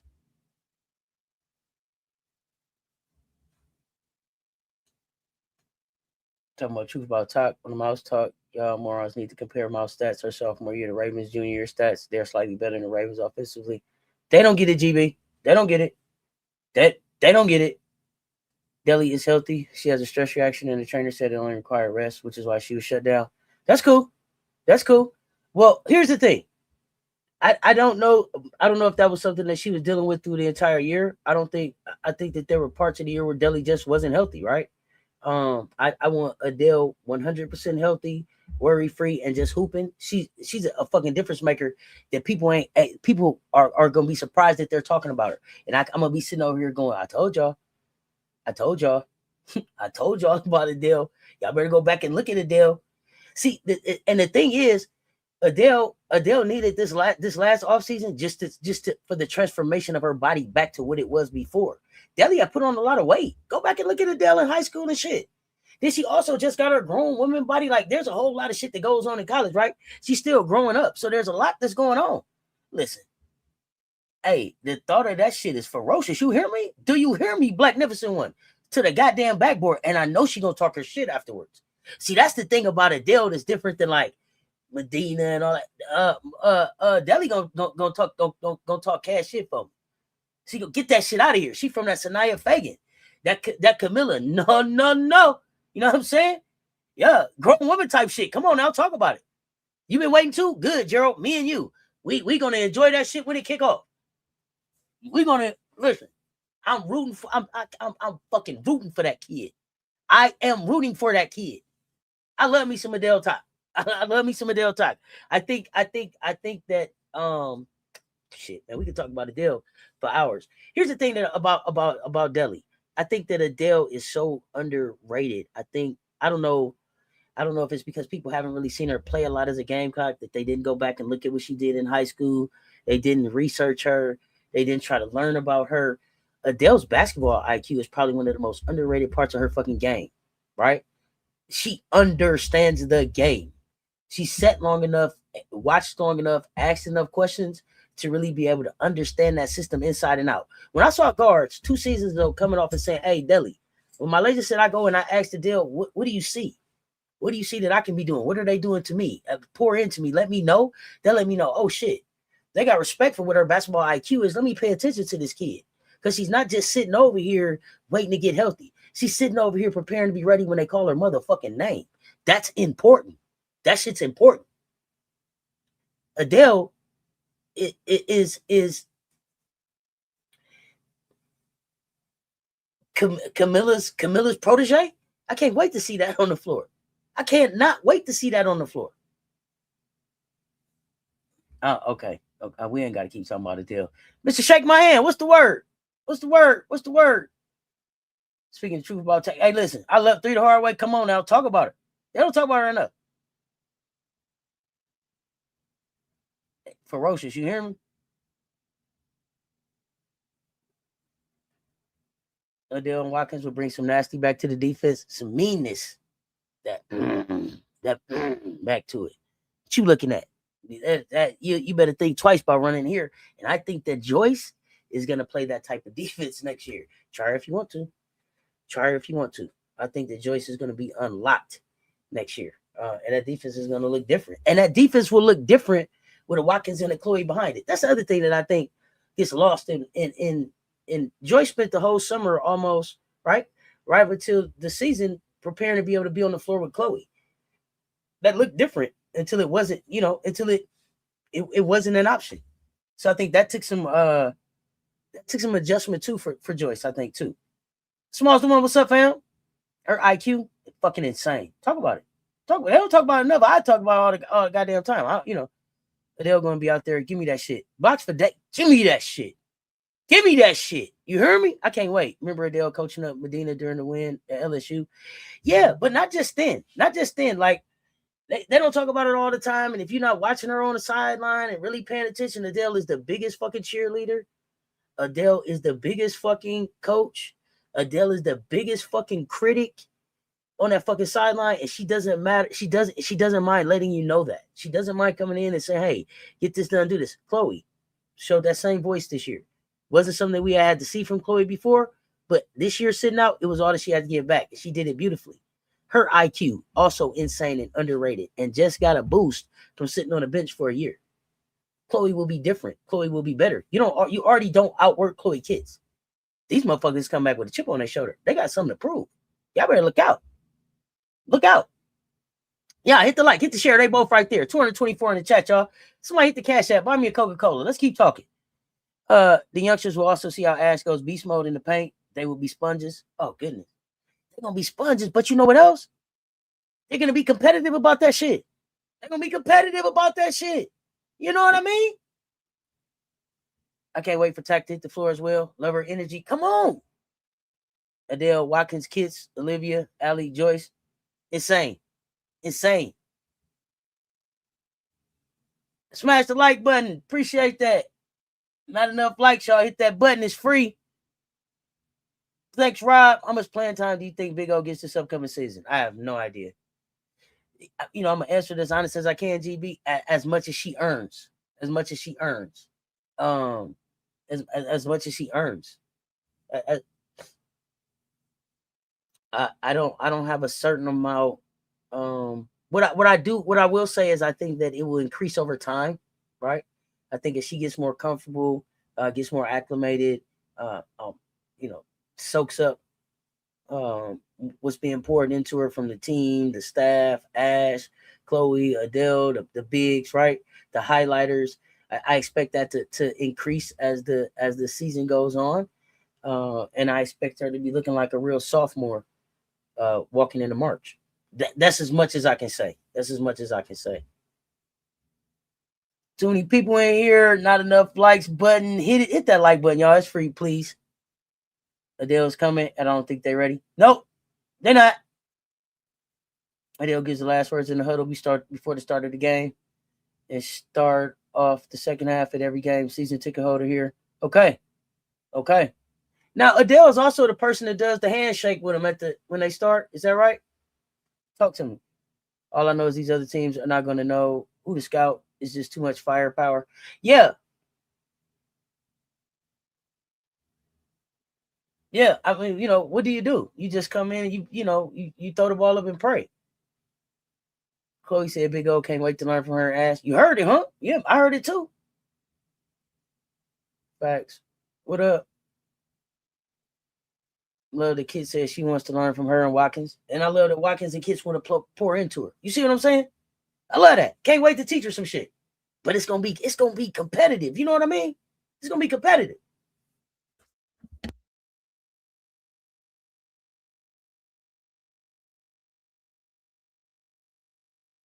Sergeant Calloway say, "Well, we got us a whip."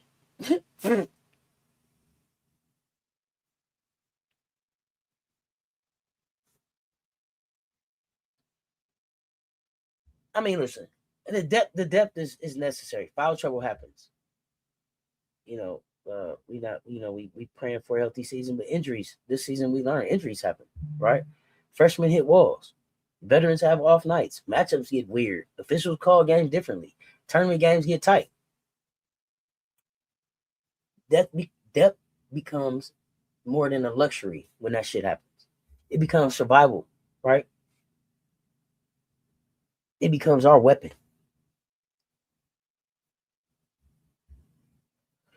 I'm gonna come back to Ashlyn because Ashlyn is one of my favorite. Just one of my favorite fucking Gamecocks. Period. Just one of my favorite basketball players. Period. But she's one of the most fascinating players in this whole roster conversation. I think. When Ash is healthy, she gives us a different level of rim protection and vertical athleticism. That I think by the time she finishes her career, Oliviyah Edwards will be able to show too if she stays at South Carolina. Like a mistake eraser. She changes shots. She runs the floor. One of the things that they don't talk about Ash, though, is her ability to be able to rebound outside her area.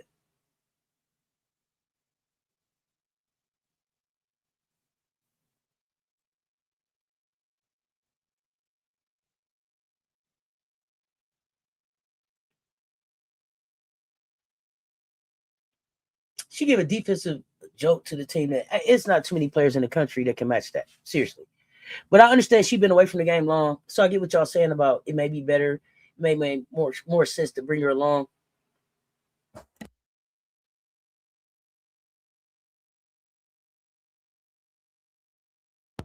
With thinking about her rhythm and her timing and conditioning in mind. I believe that Ashlyn been busting her ass to get back into basketball. But it's common sense. It's not a knock if she starts the season coming off the bench, right? That it could just be a common sense thing. It wouldn't make her any less important. But I do think that I think that Ash is in a position where she's going to start, and I mean she's a matchup nightmare. Let's see here. Damn right. Did you see Jersey going to be in the Columbia for the debut? The A2s in 2-notch. Is that what it's called? 2-notch? She gonna be someplace in 2-notch. I seen a partial post. I seen a post, but I didn't really get to listen to it. Great. Listen to the great SEC talk. Thank you. A certain other coach scared and going international. That ain't gonna help that BTA. But a lot of these coaches got to go international.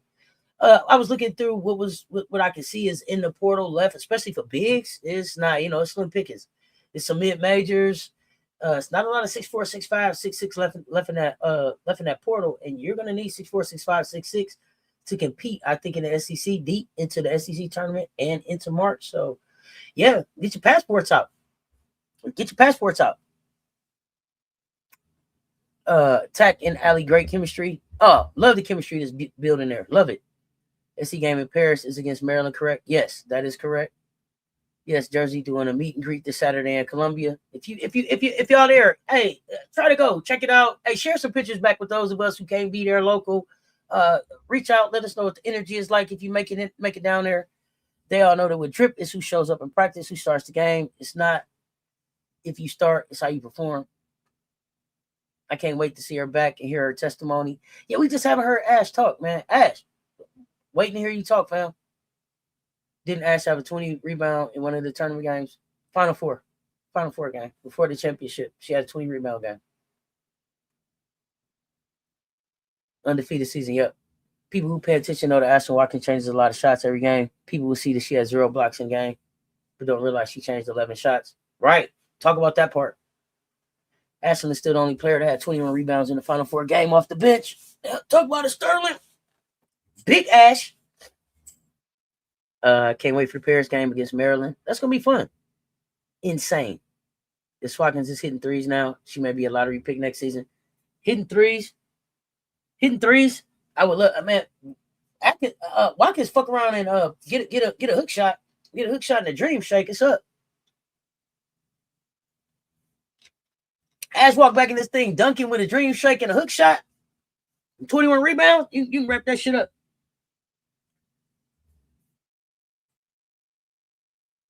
Teams will be one shot and done. Oh, yeah. Where's Jersey's meet and greet and what time? Somebody share that information, please. Let's see how big we can get on the court at one given time. Jersey, Gotti, Joyce, Ali, Watkins. Maybe. Gotti, Joyce, Ali, Watkins. Why are you leaving Adele out of the situation? Where could you put Adele? Ash and Chloe going to shock the league. Hell yeah. Coming to shock the league and stick. Let's talk Ali Turner, though. 6'7" with skills is not something you just casually mentioned, though, right? It's like 6'7", professional shooter. What did you say, professional shooter? 6'7". God damn. And some people still call her a development project. I don't look at her as a development project, but maybe because she's just a freshman this year. But when she gets stronger, and when she adjusts to this physicality, because the game still has to slow down a little bit for her, I think. She gives South Carolina a big who can stretch, pass, score, and alter the whole layout of the court. So, and where she matters is because today's women's hoop game isn't just about having size. It's about what the fuck can your size do. Yeah, you got a big. What can they do? Can they defend in space? Can your big make reads? Can your big punish switches? Can your big finish through contact? Can they make passes? Can your big pull another big away from the rim? So if she keeps developing on this trajectory that we had her on, this is another answer. This is just another answer to the equation, to the problem. Ashlyn has been working on her 3-point shot with a familiar local trainer, and everyone around town has been saying it looked good. But I saw on video look good, and she still had a goddamn leg brace on when she was shooting that thing. Now, the last 2 times I saw her, she ain't had no leg brace on. So it seemed like it's possible that she could have been shooting this 3 for a while. Foot Locker on 2 notch at 12. Foot Locker on 2 notch at 12 for Jersey getting the A2s. Okay? Joyce, Watkins, Allie, Big O. Who wins? Who wins what? Who wins what?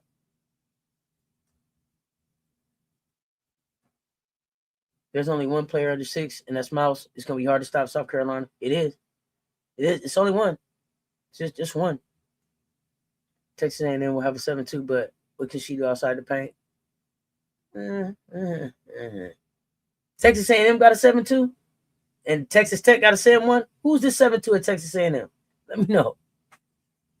Allie gets to actually work with the nutritionist and all that all off season. She only has with us 2.5 months. I expect her to make a big jump. Hell yeah. She's going to get on that Big Rich Kids diet. Yeah. Big Rich Kids diet. Yes. Think about that shit now. Allie is a female Wimby in terms of skill. And off season with Molly, she's going to be scary. Well, yeah. And then her physicality is going to come banging against Chloe and Ashlyn and Big O and you know the highlighters and stuff. Dunk contest. Big O, Allie, Watkins, Joyce. Probably Big O. I don't know if Joyce is dunking, but the person who you don't have in there is Gotti. Gotti, the one that dunked. Gotti's the 4 dunkers that we could put on the floor. I haven't seen Joyce dunk before. It's Texas Tech, not A&M, that got the 7'1" girl. Okay, thank you. But I think from what I've seen, unless Ashlyn has upped her dunk package, Big O got the best dunk package of them all. Got you. Yeah, I thought it was Texas Tech. Saw the video of Tessa driving her new car, showing window of the feature. Yeah, he was like, "That's dope." Yeah, somebody said, "Yeah, all good, all good." I pay big bucks to watch a few day practice. Me too. Shit, I pay big bucks to watch a scrimmage. I pay big bucks. I pay big bucks just to pay to get a stream. Stream the goddamn scrimmage. Just let us watch it. Let's make it an NIL pot or something to go directly to the girls. Because it's just them in there working. Stream that bitch. Stream it. We'll pay.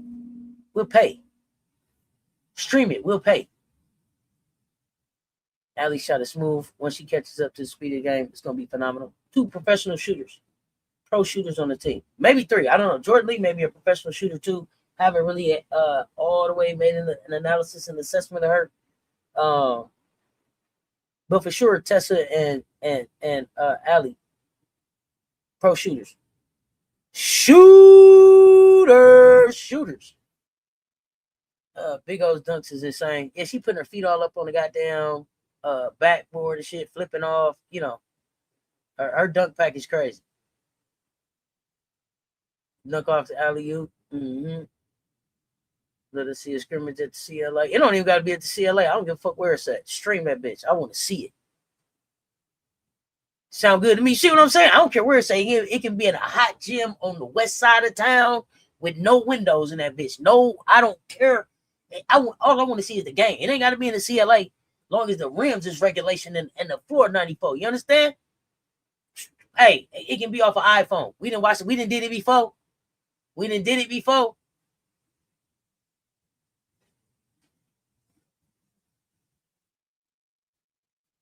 Watch the whole game off somebody's iPhone on X. Yeah, hot gym. Them be the best ones. What? Old high school gym with the wooden bleachers. You pull them out and push them in. You know what I'm saying? With the short courts going on the side. You know what I'm saying? Just that good window at the top with the sun coming in. You can't hear. Just all you do is just hear the shoes on the floor. That's good hooping right there. You ain't doing nothing but stopping when the game over. You get the towel, wipe your face, get some water, and get back out there. You know what I'm saying? That's good hooping. That's the good hooping I know. Hot gym, damn it. Now you have Lee, Allie, and Tessa as sharpshooters, the Splash Sisters. Woo! Mm, mm, mm. Add Maddy in there too. Maddy shoot the leather off the ball. Y'all watch. Yeah, Joyce playing 3x3 with she's on the team with Lay, Michaela, and Sahara Williams. Is that right? Correct me in the chat if I'm wrong. Hot gym. Hell yeah, that's old school. That's me. Big old, not just barely dunking. She way above the rim. Yeah, hell yeah, she got an above the rim game. This is one of the first females we seen with a real above the rim game. Right? So now, we got Fournier, you got big old, you start to see dunkers in a few places now. Now we finna start seeing the dunks coming to the game a little bit more regular than we got this one girl who could dunk on a breakaway in the game if it's set up perfect. Those were cool to see. But,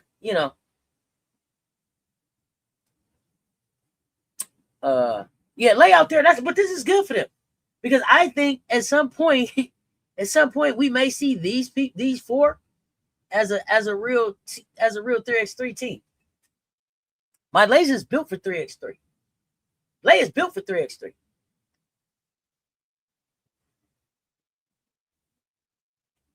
Yeah, Joyce on the team with MK, Dub, Lay, and Sahara Williams, I believe. What the last thing I heard was that Team USA basketball wanted Joyce to make sure she had her points up for both 5v5 and 3x3. So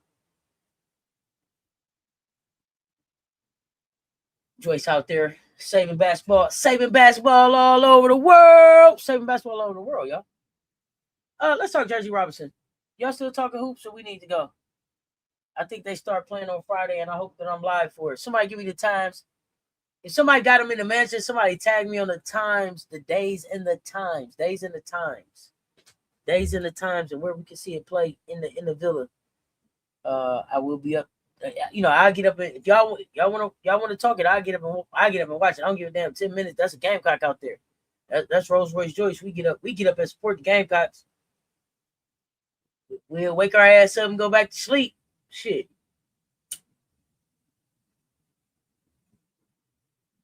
My niece out there playing. We'll wake up and go the hell back to sleep. Okay, Jersey. Let's talk Jersey.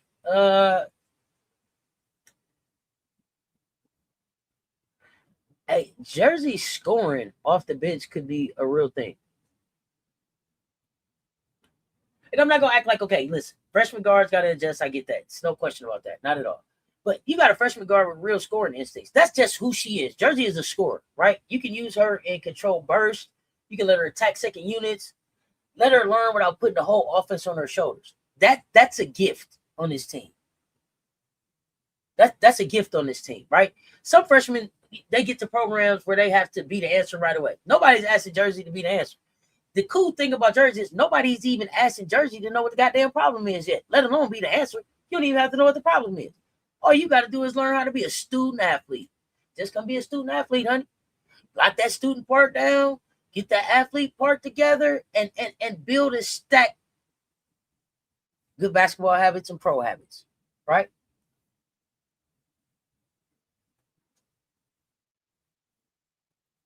Jersey gets to be this weapon without being forced to carry the house. That's player development. That's roster design. You see what I'm saying?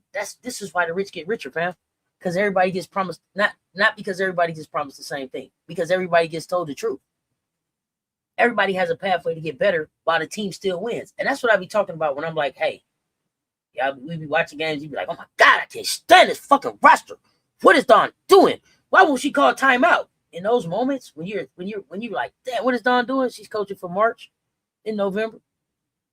Yeah, she's coaching for April in December. It don't even be about who's in front of us. 9 times out of 10, by the time the first quarter is over, I believe the drip and the coaching staff, if they didn't have it at the beginning of the game, by the end of the first, they know what it takes to win the game. They know what it takes to win the game.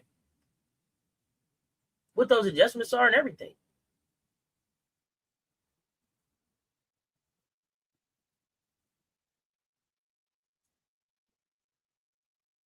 But sometimes we take opportunities in games to try shit out, see how stuff works, see how this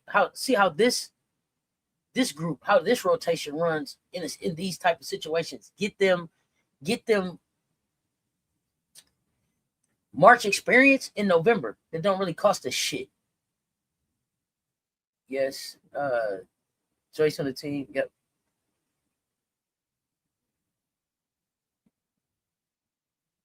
Yeah, unfuckwittable.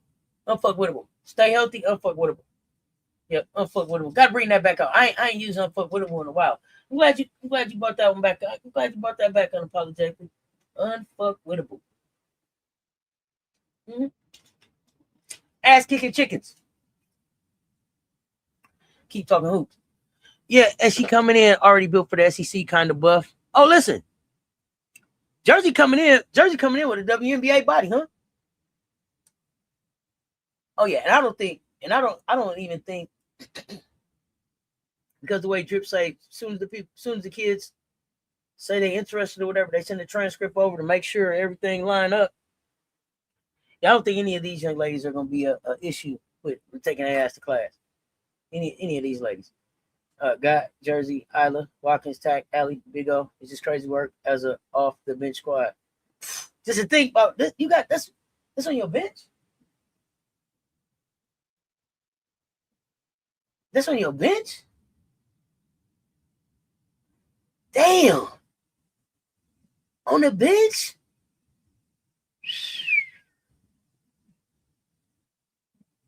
Hey, man, that's just my Sunday car. Feel me? It's just my Sunday car. Oh, let's get the Big O. Big O. Oliviyah Edwards. People went from saying the South Carolina deep to, man, hold on, that's too much. Wait a minute. Motherfuckers just start putting that Wayman post up. That Wayman. WAYMENT. Wait a minute.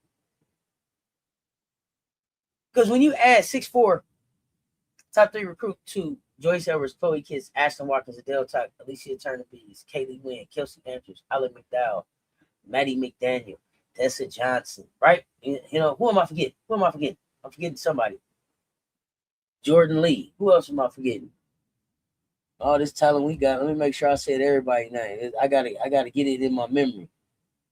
See, Maddy, Isla, Adele, Ashlyn, Oliviyah, Joyce, Kaylee, Kelsey, Chloe, Tessa, Jersey, Allie, Gotti, Jordan. I think that's everybody. When you add Big O to this, it's not size. This is a skill forward. She can score, she can pass, she can handle. She got to work on the handle some. And I'm not saying that these are D1 college level skill sets at D1 college level, but skill sets that she has, that she's been working on, that you can continue building on. She can process, she rebounds, she can compete, she communicates. And what did she do? Was she wrestling in football? What was the sports that she was playing? Because Oliviyah Edwards only been playing basketball about 5 years. She only been playing basketball about as long as Medina been playing basketball. So she's got all this talent. She's not one-dimensional.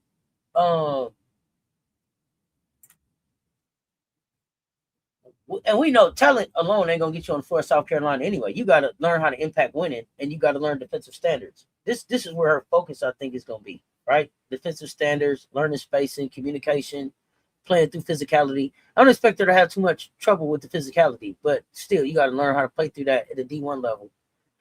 Learn how to be great without needing every play called for you, right? I feel like because sometimes, it takes twice to get it right, she said, I feel like she's coming in here ready to embrace that. So, she can be dangerous immediately. Will she have to wait her turn, son? Yeah. And it's not disrespect. That's the reality of the roster that we got. When you join a loaded team, your path, your journey is different. It's different. Remember, she is nothing else. You're definitely going to graduate playing for Dawn Staley. Yeah, hell, you can go get an education.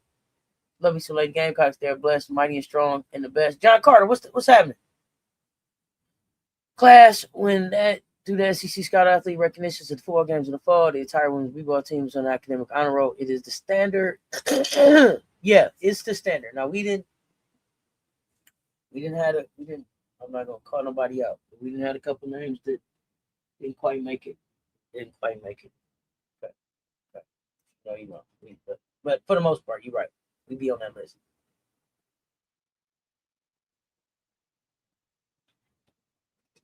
So you don't come here for the meaningful 30 minutes. You come here for the meaningful development, competition, practice battles, chances to earn more. If she start producing early, we already know Drip gonna find the minutes. That's the beauty and the challenge, right? We don't just have players; we got choices. So choices, the internal competition should raise everybody's level, right? You know what I'm saying? That internal competition should raise everybody's level. Can't nobody coast. Can't come here coasting. Joyce, Chloe, Ashlyn, Allie, Adele, nobody. The freshmen, nobody can walk into the practice gym and assume shit. And that's exactly how Dawn like it. That's the culture. Earn it, defend, communicate, run, rebound, compete, handle business. That's why players come here. Nothing's handed out. Brand is big, yep. Platform is big, yep. Fan base is big, yep. But the work is bigger. The work is the biggest part of this whole shit. So Big O dropping herself into this environment means that she's not just joining the roster, she's joining the standard. So, yeah, I want y'all to answer this. How many minutes do you think Oliviyah Edwards earns early? Under 10, 10 to 15, 15 plus? Or does she push into the second unit faster than people expect? Tell me what y'all see. How many minutes Oliviyah Edwards earns early? This is maybe the first quarter of the season. Do y'all expect her to be playing under 10, between 10 and 15, 15 plus? Or is she going to push herself into that second unit? Let me know. Drip don't sugarcoat anything. They know exactly what they can expect. Yeah, if you go here, you know exactly what it is. And and she tell you all the time, we deal with everything on site right now. Don't wait. What you wondering for? You got a question? Let's answer it.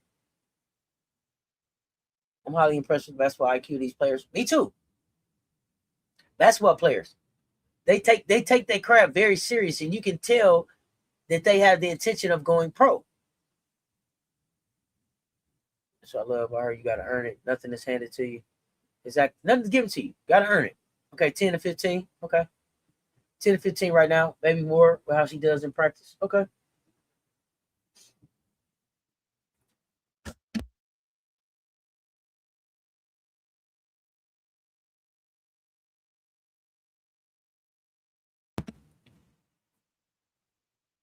I'm going to be honest.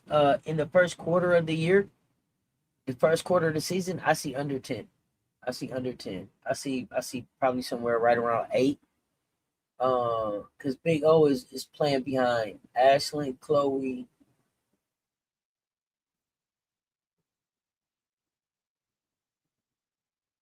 maybe Joyce.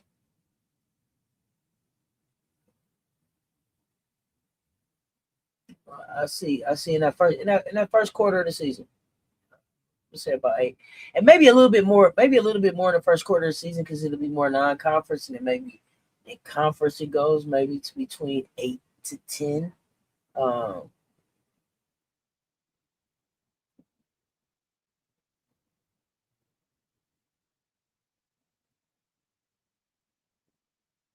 But I don't have Big O walking in closing games.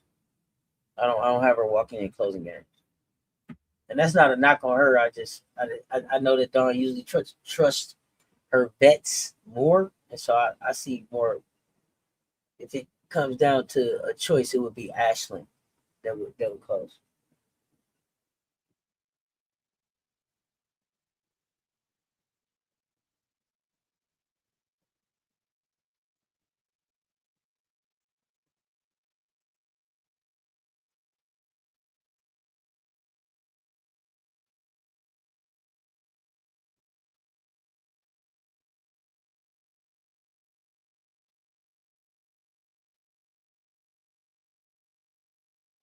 What else you talking about? I don't think she plays much, to be honest. Maybe 7 minutes tops. Okay, even in non-conference. That's why I said 8 to 10. Big Draco, what's happening with you? Remember, for the year, Isla averaged 14 minutes per game, so it'll be that she plays as well. She learns defense. Yeah, but I'm gonna be honest. I don't know if Isla averages 14 minutes per game if Chloe and Ashlyn are available this season, and if we didn't have games where people were down. I'm being honest, Sterling. I don't know that Isla averages that 14 minutes per game if the roster is as it was initially thought to be at the beginning of the season. Due to the Ashlyn and Kiss returning from their injuries, you sticking with 10 to 15? Okay. So here's the look, somebody, this is here. Look, this can be a debate part of the show. People like to have debates. Is this the most talented South Carolina team Dawn Staley has ever had? Big Draco, I'm starting with you. And if you want to hit the link and come up and talk to me, hit the link and come on up, Big Draco. I don't know what you're doing, but yeah, we go 1, 2, 3, go and talk this out, homie. Let's see. Most of Isla. To me, if you play for Dawn, you're going to become the best player you can be. But even more than that, you become the best version of yourself that you can continue to build on. Yeah, on and off the court. On and off the court. Okay. Yep. Good. Maybe the HBCU games, but we don't have many of those this year. We back to our loaded schedule. Yes, we are.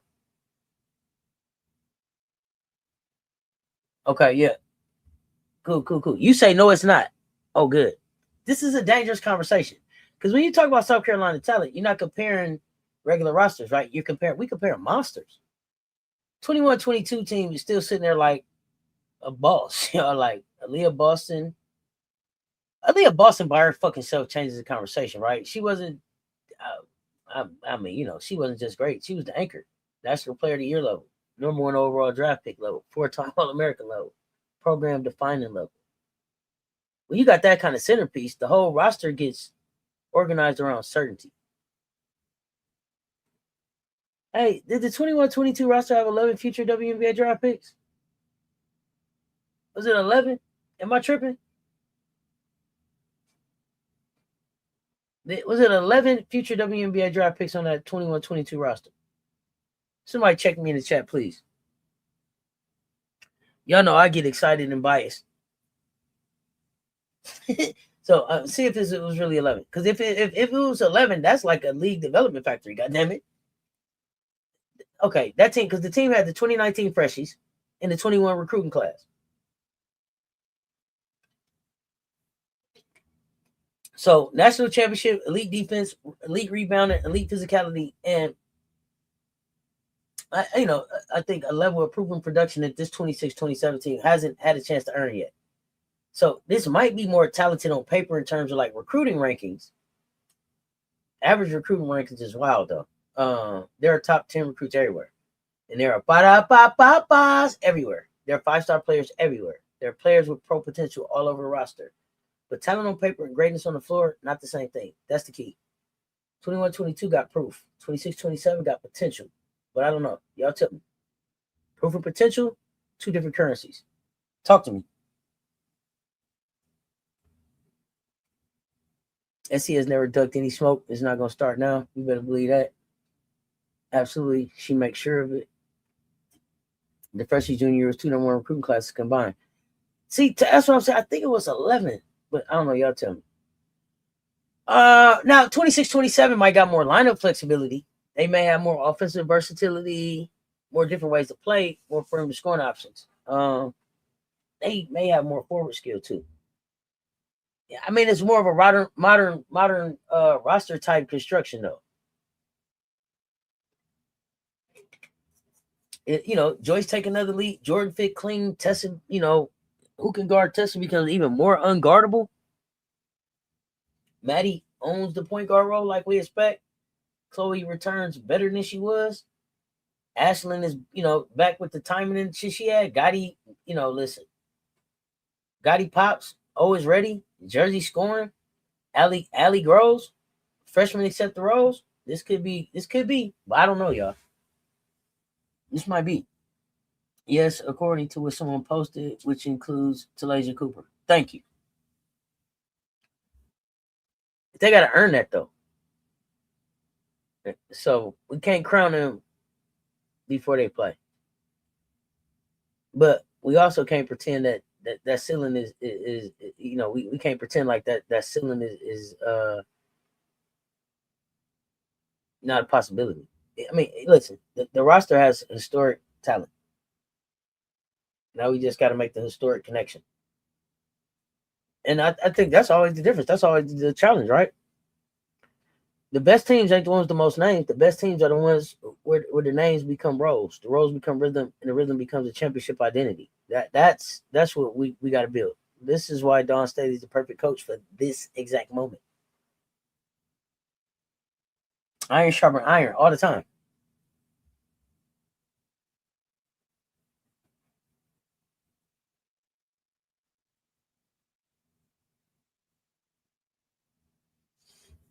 Oh man.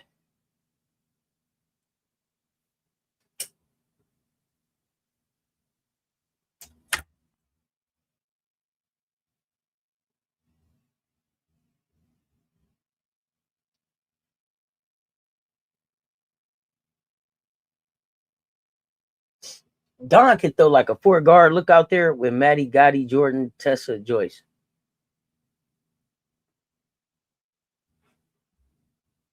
Let me see.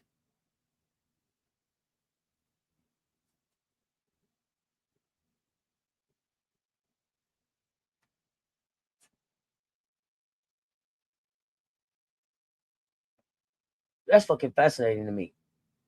It gives us speed, ball handling, shooting, defensive range, and Joyce is the matchup problem in the middle. It ain't too many teams that can go small like that, like go small with us like that, or go 4 guards like that. I can't even say small. Go 4 guards like that, and have a matchup, and have anything to deal with Joyce in the middle. Unless I'm tripping, y'all tell me. Y'all, it may be a few teams out there I ain't thinking of. I didn't already start taking my medicine, so let me know. But I think that lineup can run. They can spread the floor. They can switch more if they want to. They can create driving lanes, put more decision makers on the floor. It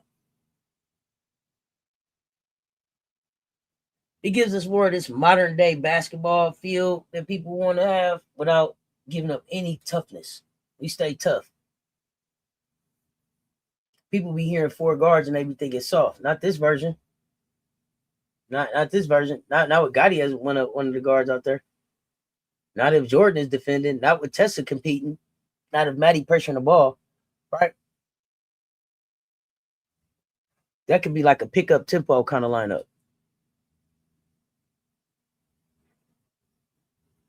Or if it's a team trying to pull bigs from the rim or something, I don't know. Attack mismatches.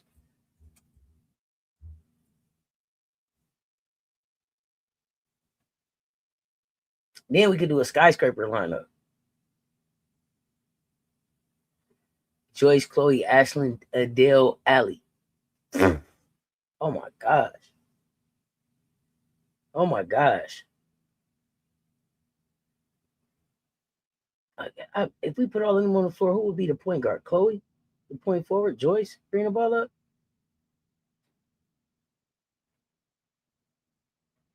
That would mean not a single player under 6'3". That is size, length, wingspan, fucking everywhere. That is rim protection, rebounding, paint presence. That's fucking dunk potential right there. That's dunk potential. That's chaos on the glass. Uh, Now, is Don really gonna roll that out as real rotation lineup in a series game? Probably not. That's just me dreaming. That's just me dreaming. But she could use big combinations to punish certain teams, though. For real, if I'm being honest, I think she could definitely do that. 1 second. Let's see.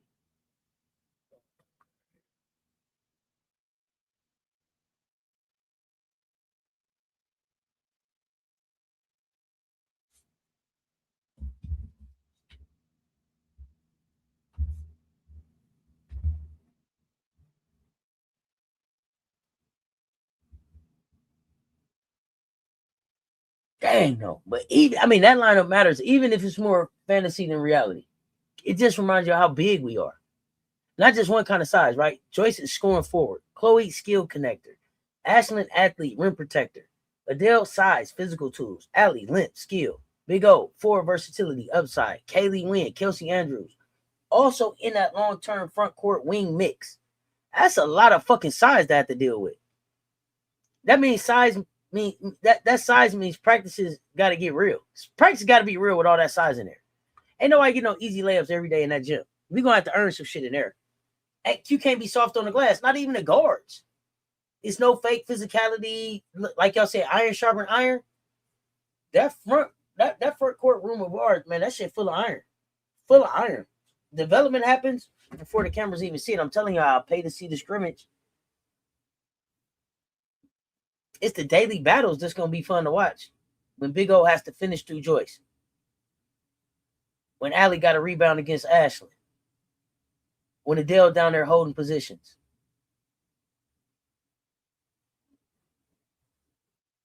Man.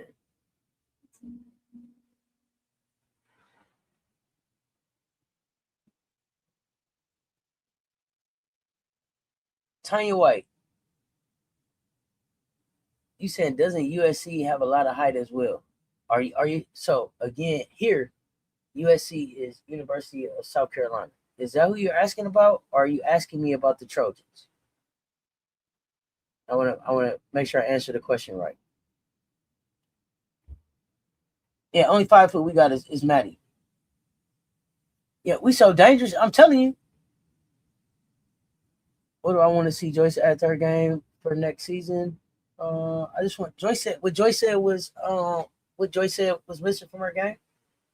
The confidence in believing in what her eyes see. Joyce said she got everything she needs to be successful in basketball. The mental shit.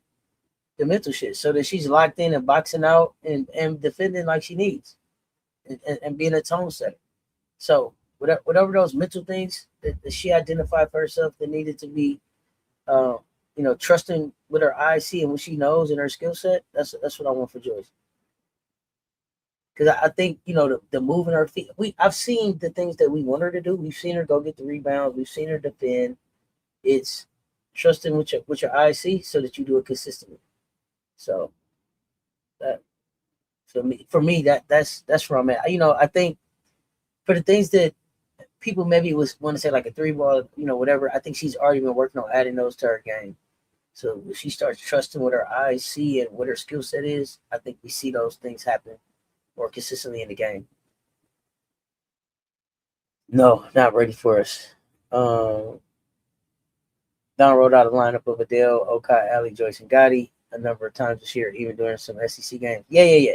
But that's Gotti out there too as a point guard. In the lineup that I said in my super big lineup, there was no Gotti. There was no Gotti. So there was no real ball handling. See her working on her ball handling, perimeter shots. But I think all of that comes part of her journey too. Right? The more you work with Khadijah Sessions, tween, and ball handling, I think those things come perimeter shots. And I think they have, I think as Dawn has talked about, they have things that they, as part of the plan of bringing the player into the program, things that they're going to add in the off season.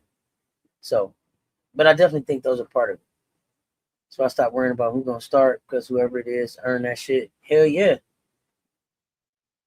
No, the Trojans don't have our height.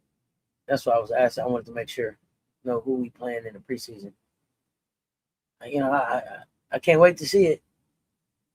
Like Moki nonsense to me. I think after this year with Leia Michaela leaving, she out of here. Oh. To know the Trojans, they got some size, but not our size. Joyce has had to fight a lot of double, triple teams. I don't think it'll be like that this upcoming season. It's gonna be hard to double off folks. It'll be hard to double off folks. Gotti jersey, Isla, Ashlyn, Allie.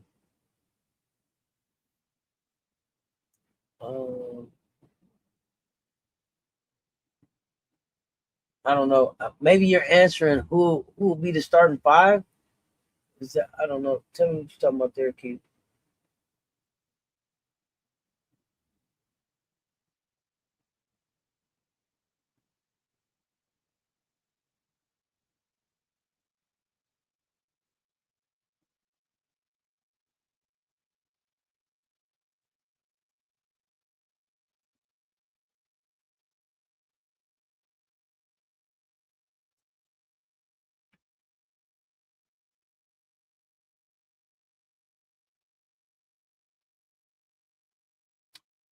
So I started this conversation with the bracketology and us being the overall number one.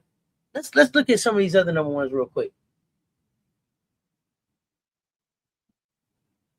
What happened, Michelle? So it was UConn, Michigan, Duke. Those are the other teams sitting on that top line. Each one got a different challenge, I guess. UConn got Sarah Strong, Blanca Quinones. We know who Sarah Strong is, right? She changes the national conversation by herself. Skilled, tough.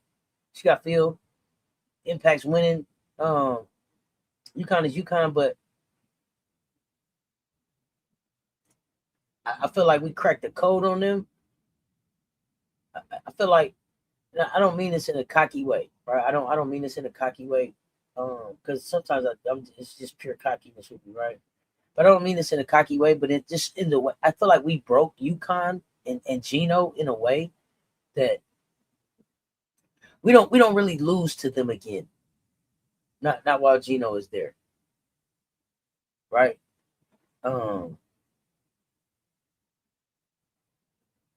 Okay, yeah, MJ, if you wanna come up and join the conversation combo, pull up.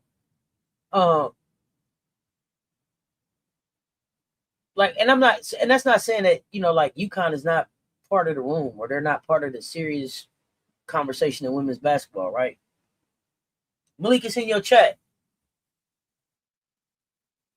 Matter of fact, I'm gonna put it in the lounge for both of y'all. Or if somebody else in the villa want to come up and join the combo. So people with access to the villa, feel free to hit the link and pop up and hang out with us. Talk some hoops. Personally, I think the start five will change throughout the season. I have never seen Drip really do like a changing of the starting five. I don't expect her to start that now. What I will say is maybe we see maybe we see her make substitutions earlier than normal, or we see like 5 in, 5 out type rotations at certain times. But I don't think that I don't think I could be wrong. But I don't think that she I don't in certain situations, certain matchups maybe. Uh, but I don't see her moving off of it too much. But I never, you never know. The thing that I'll say about the Dawn Staley is, she'll definitely make an assessment and then do what's necessary.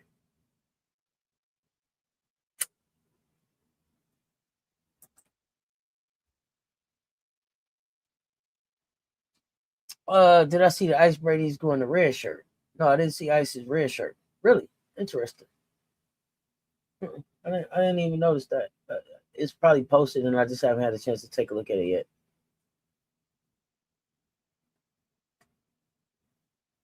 Don't you think with the amount of talent that she has, it's a possibility?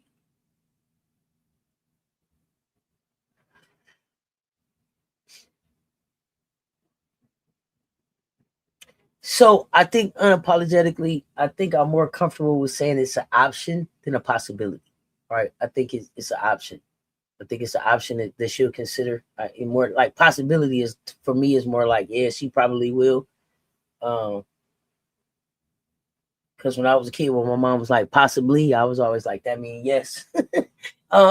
So, but I get what you're saying. It's definitely it's definitely an option. Um,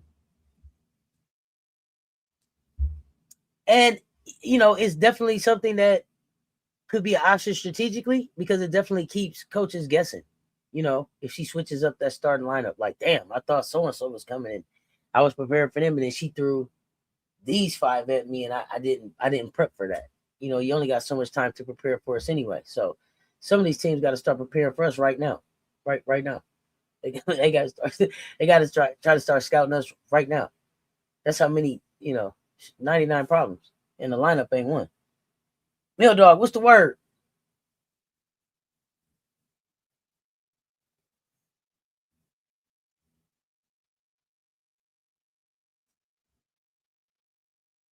I heard you. Perhaps option is a better choice of words. Yeah, but I'm trying to be better with my words. Gamecocks fam has been really good holding me accountable on my words. So I say words matter. So I'm trying to be better. But so I think it's an option for sure.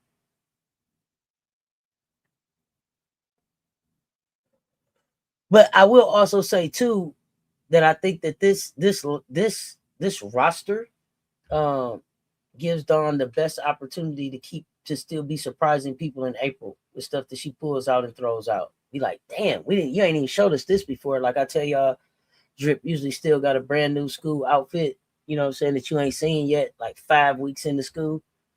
In April, she's still gonna be surprising people with stuff that she can do with the versatility of this roster in a way that they and also the way that they develop from now to when the season starts, plus throughout the season, especially as their trust grows with each other. After being a captain on several Olympic teams, I'm sure Dawn Staley knows how to handle a team loaded with top tier players. Oh, absolutely. Absolutely. Not only being a captain on several Olympic teams, she was also a coach of an Olympic team. Like Drip when it coached to a goal. What was that? Tokyo? Was that Tokyo? Was Drip the coach of Tokyo? Remind me of. She would have got a goal with Asia, correct?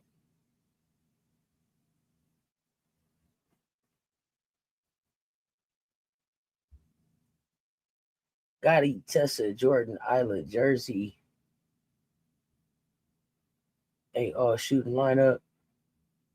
Gotti, Tessa, Jordan, Isla, Jersey. Yeah. Or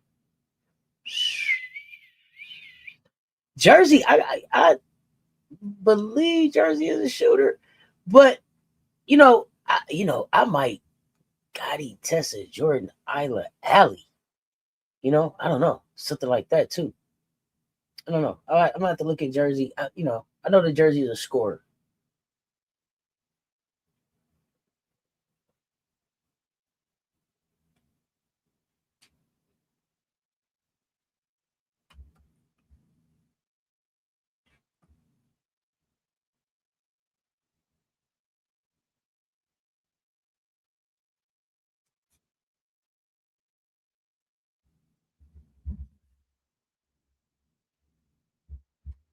All right. Uh, MJ, I put it in your DM too. Potent mid range shooter. So would you say that who's the best? Who got the best midi on the team right now? Let's talk about that.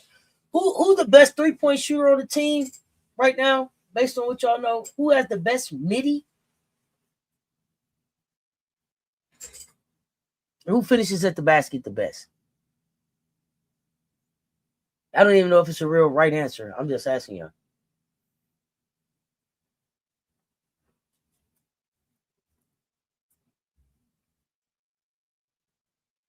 Add to that, being the coach of a W Olympic team that won gold, she can handle a team full of top talent. Absolutely. Tessa's best midi game? No, got you. No problem. No problem. Uh, so you said Tessa best midi? Who had the best three ball?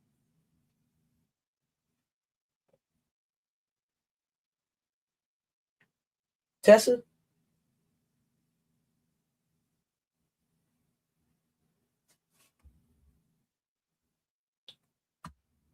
Oh, Tessa got the best three ball. Okay, Kids and Watkins come back to their old self. It's over for everyone.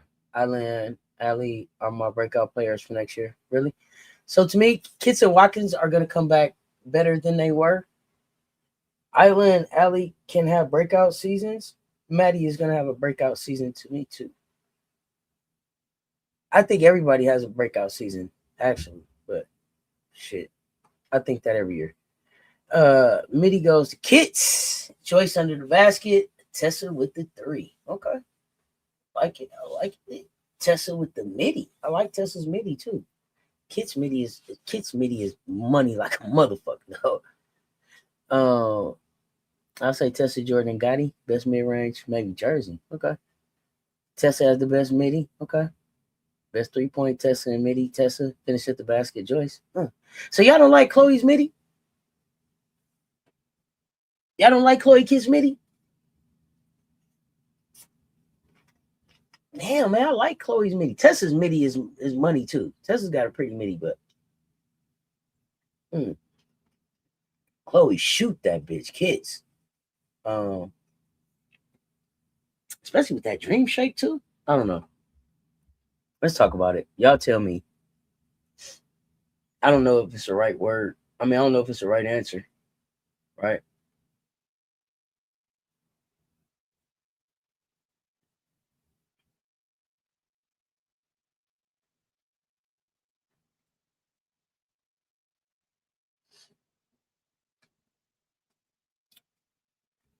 Chloe has a nice midi just from last year. It's Tessa. Okay.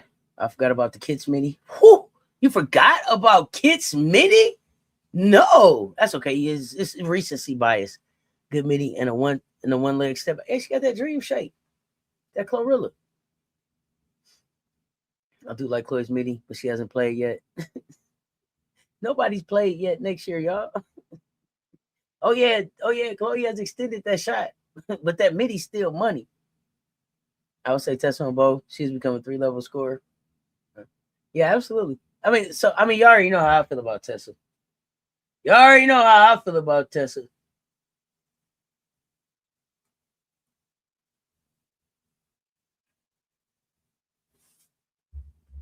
Big Tessa, not the little one.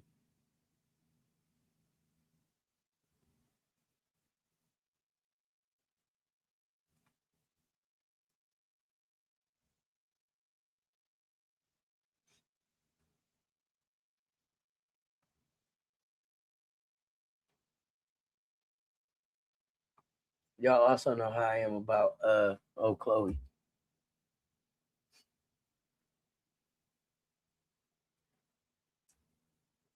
I like Chloe's midi. Now Tessa can blow some layups now and be getting when she miss them. Tessa gonna be more locked in this time. Don't worry.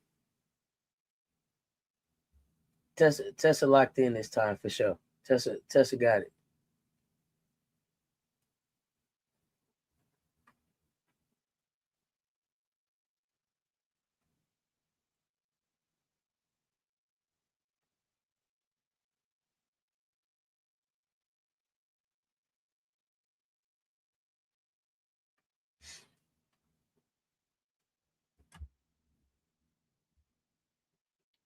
You see the clip where Chloe stated she had to talk with Big O, and O stated she wanted to learn from her and Ash.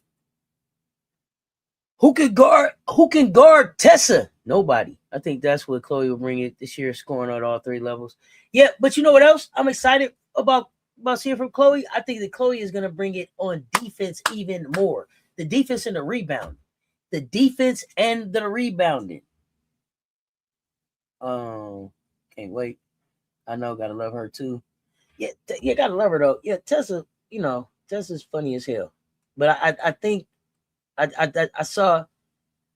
I believe that I saw Tessa grow up in that loss. I believe I saw Tessa grow up in that loss. These ladies are gonna ball out. I'm so excited to see it. Absolutely. Okay, let's see here. I think we got MJ trying to connect.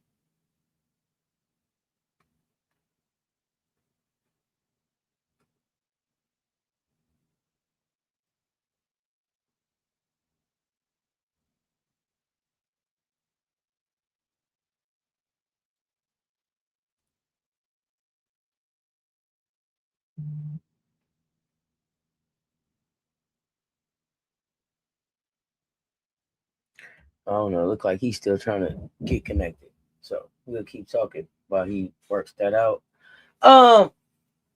Let's see. I talked about UConn.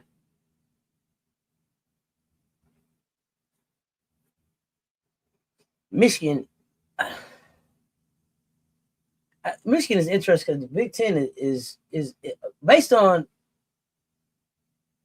the way they got the bracket laid out. Michigan, I guess, is the Big Ten is supposed to be loaded, and Michigan is returning its core. So it ain't just they try to build continuity, right? They try to build off continuity. Um,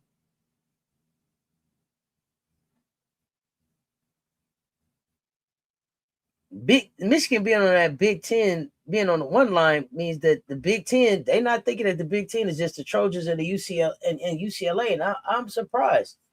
The league is deep, I guess, so I guess it's gonna beat itself up. So we'll see what happens in their tournament. Michigan, I think Michigan needs some size. I think Michigan needs size.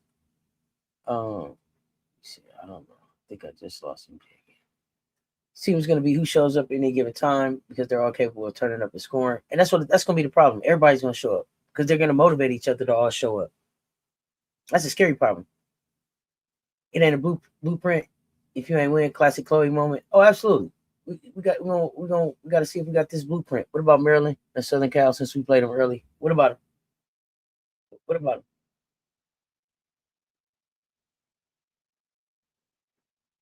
I don't know. Tell me what's the question.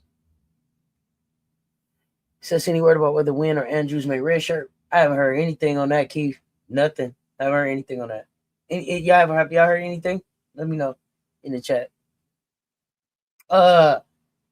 Duke. Let's talk Duke. I get, they want to see. Kara told me to shut up last year. She was building something. She was building towards something. So I guess this way too early bracket says Duke is being viewed like a real national force. I guess they're not just a good ACC team. They're being viewed like a Final Four contender. So I guess their defensive identity and her coaching. And I think they added some backcourt help or something, didn't they? They could be dangerous for some. But I mean, we still are the team with the most complete roster. And I think UConn is probably the team that will have the superstar headline. Michigan is going to have the continuity, and I guess Duke may have this will be the best roster under Kara. Is that what they got going on?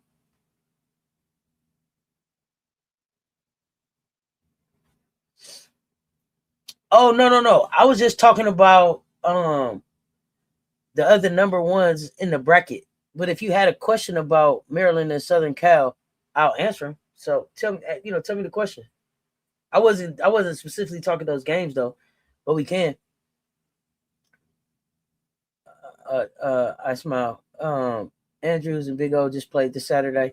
Yeah, so if anybody, maybe it would be Wynn, I guess, because Andrews is healthy. Good point. I smile. Kelsey is back playing. She just played with Big O. I'm anxious to see if LSU and UConn beef up their non-conference schedules. I believe that. So UConn always has a nice non-conference, right? The only thing that was missing from their non-con last year was us, I think. We're back on that, and they added LSU. They got some other teams. Gino don't duck no smoke. LSU, we gonna see. We're gonna see what this new AD is about. This is gonna let us know what this new AD is about. Not sure about Kaylee. Non-conference next season. Yep. Do y'all expect LSU to be able to surprise anybody? Let me see. Let me look at this bracket and see where did they have LSU. So yeah, LSU is a 3. Yeah, LSU is a 3. They had them as a 3. The 3 on Region 2, UConn side of the bracket.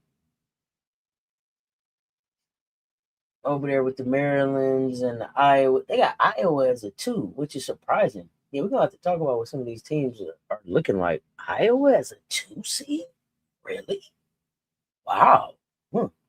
Yo, Miss as a 4 seed.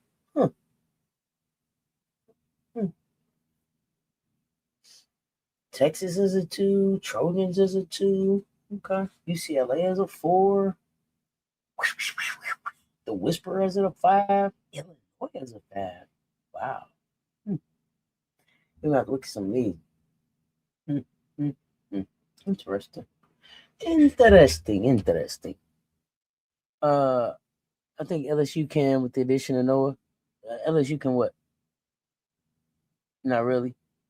Personally, I don't see LSU shocking anyone. I think they'll compete, but not much more. Okay. Yes and no. The new guardsmen of the conference that they brought in will have to get used to the physicality.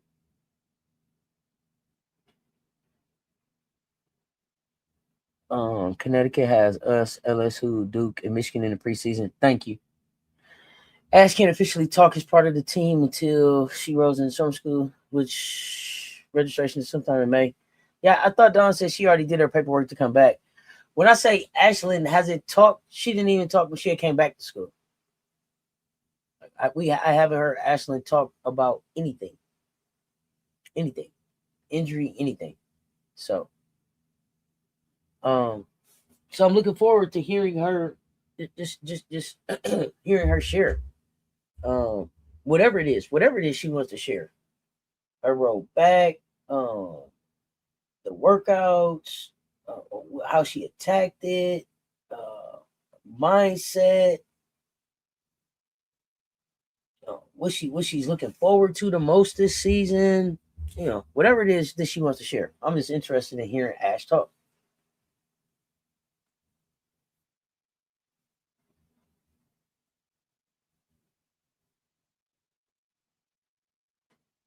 Yeah, I mean, I just think at the end of the day, we got the deepest menu. We got steak, we got wings, we got veggies, we got a whole buffet.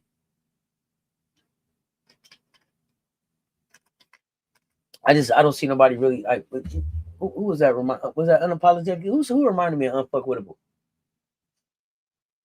I think our SEC they projecting 10. Ash may just choose to do her talking on the court initially, then speak later, and that's fine too. That's fine too. That's fine too. Whenever she's ready to talk, I'm here to listen. Okay, yeah, it was Unfuckwittable. So we just Unfuckwittable. SEC, I mean, Big Ten is whatever they are. SEC, we still the ones. I don't give a damn what they talking about.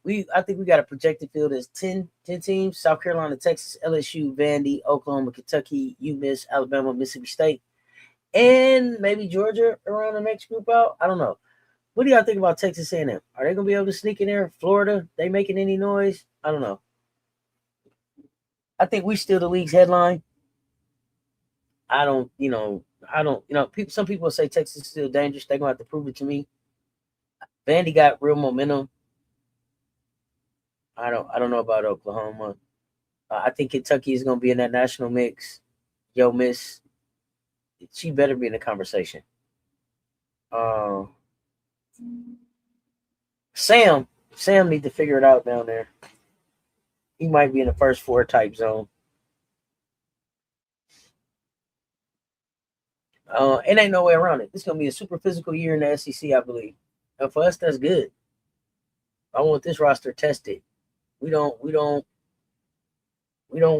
float through no weak schedule and then get shocked when the game get tight. We want battles, we want film, we want that adversity, we want tough road games, different defensive looks. We want to take on everybody.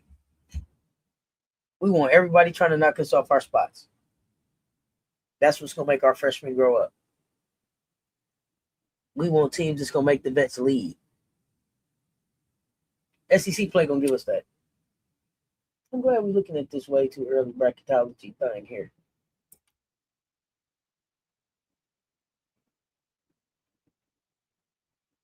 Everybody listen. Everybody gonna give us their best shot. The arena's gonna be louder than ever. They gonna play harder. The coach gonna have a special wrinkle that they didn't have for nobody else. Everybody wants to say they beat the Gamecocks. Everybody wants to say they beat Dawn. That's part of being the fucking standard. So we got to embrace it. We don't never fear it. Embrace it. That's how you get sharp for the championship. Don't hide from being hunted. Become better because everybody's hunting you. That's our reality.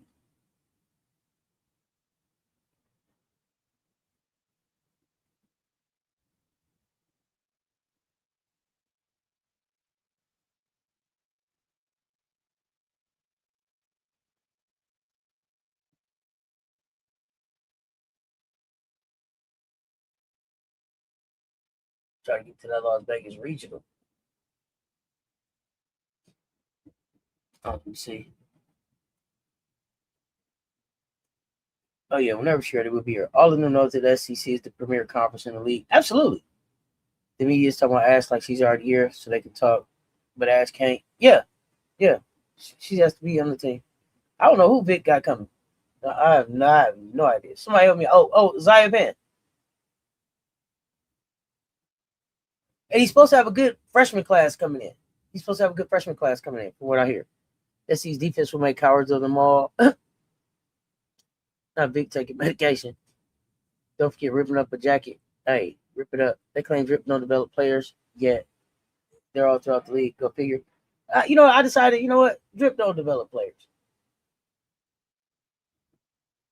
She develops pros. She develops pros. No, there's that. She develops pros. Yeah, I don't. Okay, whatever. I mean, hey, we can go back and forth about players. That's what I'm gonna start telling them. Okay, yeah, fine. She doesn't. She develops pros though, right? Okay, there's that. Yeah, he probably is giving up the jacket for the summer. Funny.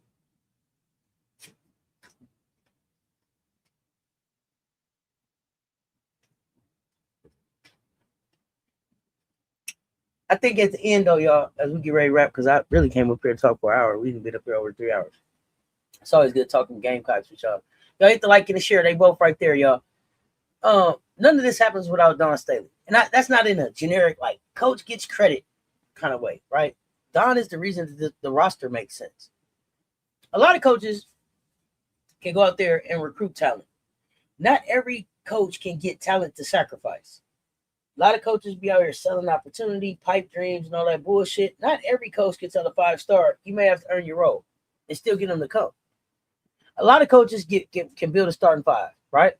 Get your starting 5 together. Not every coach can build a 14-player roster where the 10th player might have starting level talent. 14th player got starting level talent. A lot of these coaches be out here talking culture and shit. Drip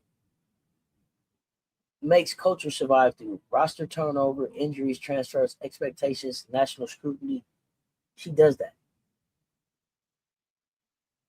And this 26-27 roster, it may test every part of that skill. This team got options everywhere. Options are a blessing. They also create decisions. We talked about someone who starts, who closes, who plays through mistakes, who gets the first bench opportunity, who handles the ball with the second unit, who's the defensive stopper, who's the small ball 5, who's the big lineup anchor, who red shirts, who waits, who forces her way into the rotation, who sacrifices shots, who accepts fewer minutes for a bigger team goal. That's coaching, right?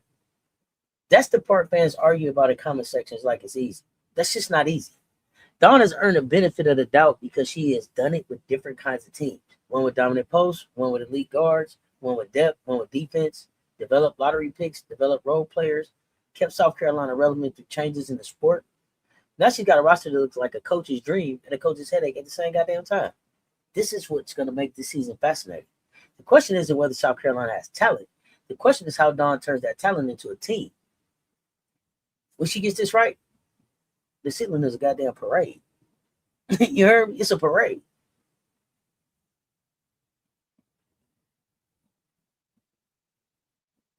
What are the things that we have to overcome?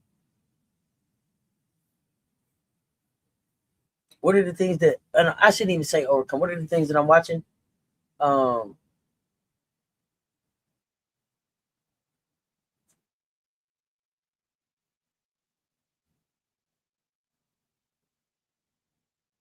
Chemistry, right?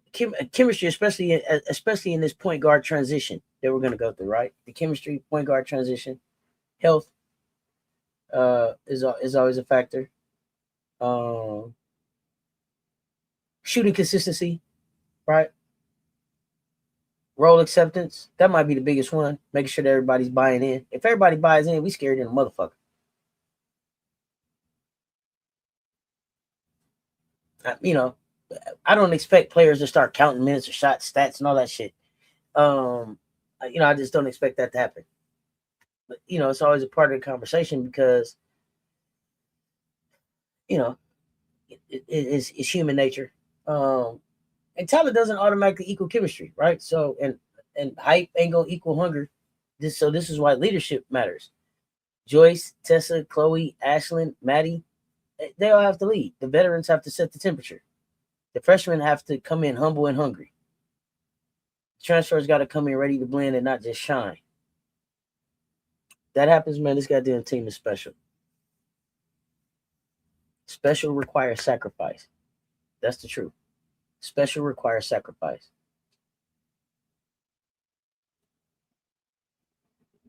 All right, let's do a quick live debate, y'all.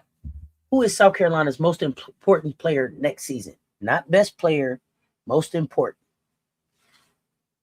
Joyce, Maddy, Jordan, Chloe, Ashlyn, Gotti, somebody else.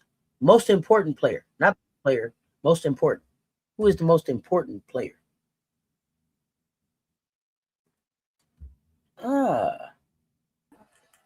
Well, look who showed up. Yeah.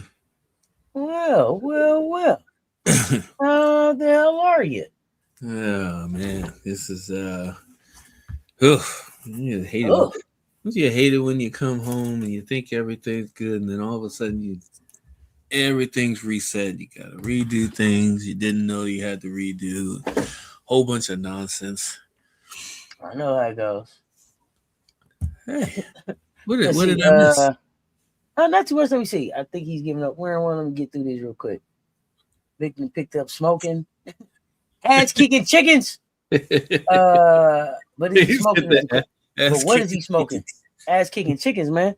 But is he smoking is the question. What is he smoking is the question. I don't think we want to know. He's trying not to burn himself. Oh goodness. The two highest players in the league are Gamecocks, so that puts all that foolishness to rest. Absolutely. I mean, does it? So it's not airplane glue. It should. Streetcar said nope. Not airplane glue. He don't need that. So okay, Maddy is the most important player next season. Maddy. Let's say MJ. Yes. Time, MJ. Waiting for you for 20 minutes. Yes. Okay, you think I know Emily? It's you already know Emily. I was screaming my guts out over here, like man.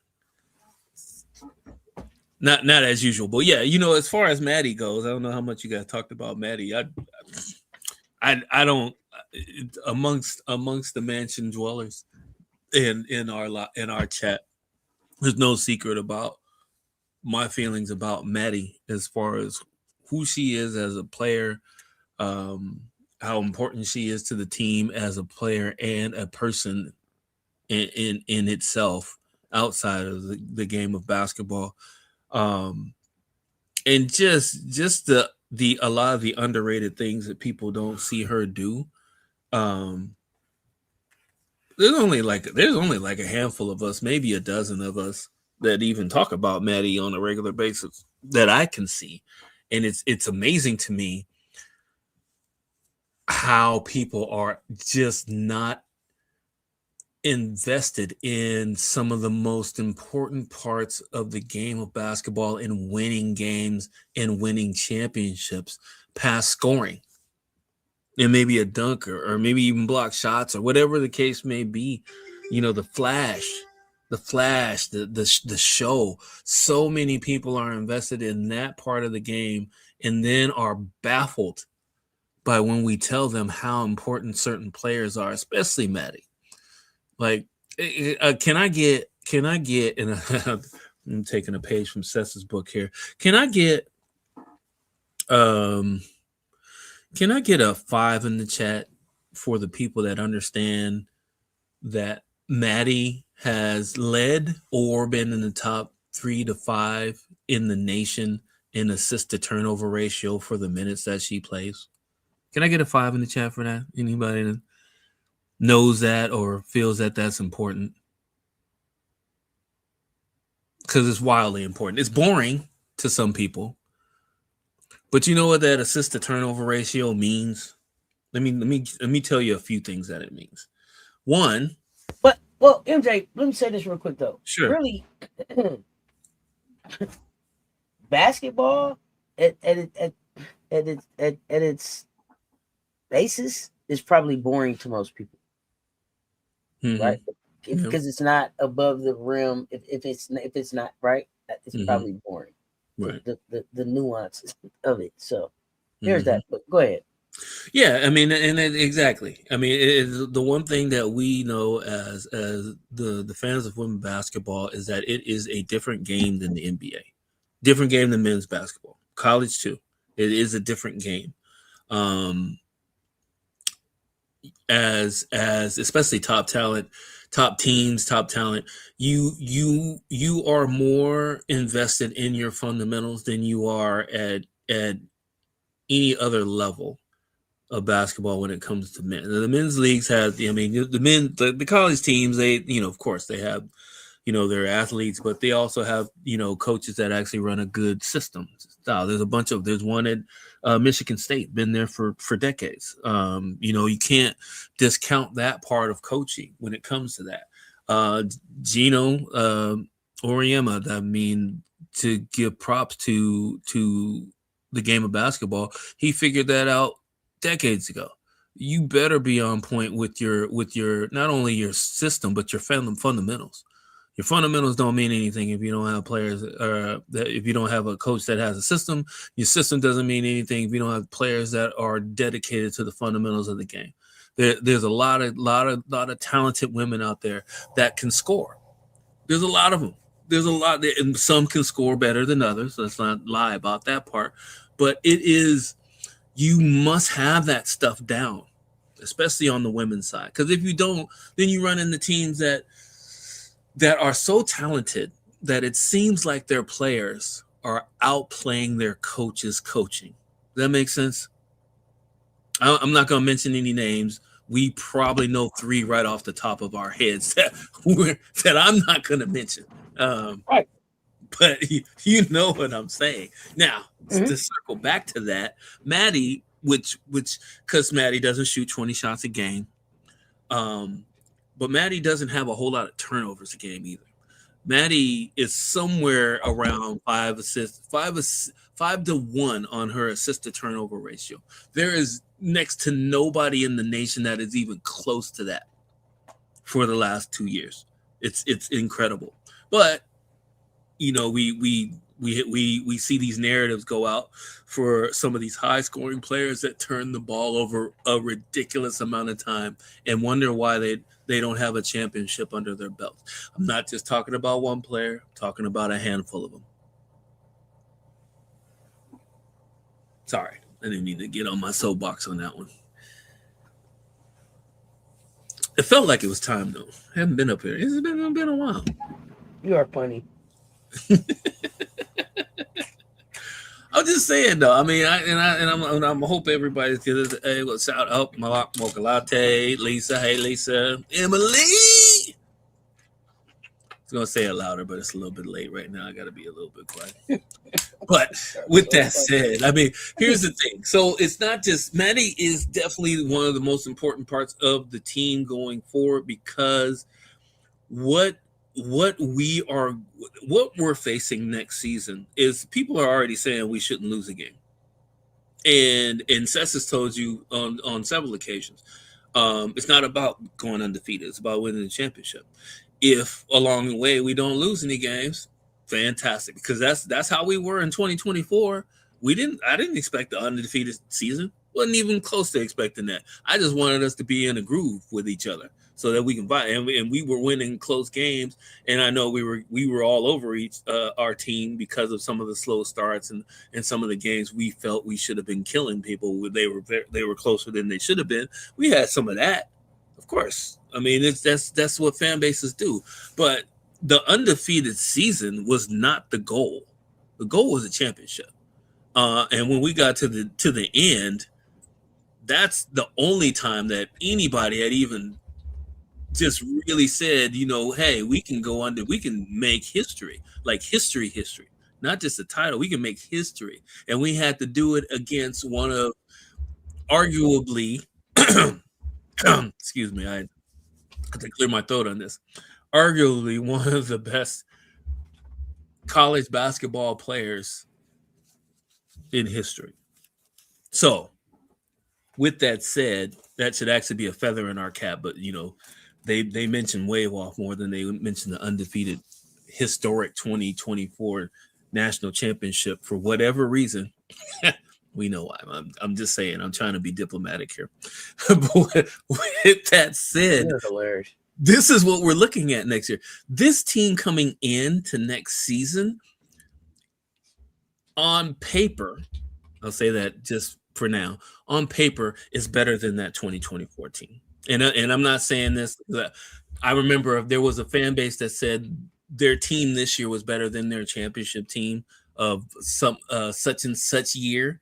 I'm not gonna say who that was, but those of you that are in the live a lot know exactly who I'm talking about. And it turned out that they were dead wrong. My assessment of player for player and talent for talent going into next season, I can honestly say that this team is arguably as good as that team, 2024 team. Funny enough, at least three of those players. Was it 3 players or 4 players from that team that will be playing? I think it's 3. It's Chloe, it's Watkins, it's Tessa. Who else? Who else am I missing on that championship team that's playing next year? Is that it? I think that's it. Right? Adele was there, but she didn't play. Oh yeah, Adele. Okay, so it's 4 people. So 4 people were there, right? So they know, and that's the whole thing, right? And Joyce has been in 2. Joyce has been in. She's been in 2 national titles in her first 2 years, right? So, 13 points a game and 20 points a game. Yeah, Lay. Yeah. I mean, Lay's not with us, right? See, we hope for the best for her. Hopefully, they won't snatch the rug out from under her next season like they did this season. But I digress. I don't know. What do you think? How far off am I on that, Cess? As far as what? As far as this incoming team being as good or maybe even slightly better than the 2024 team.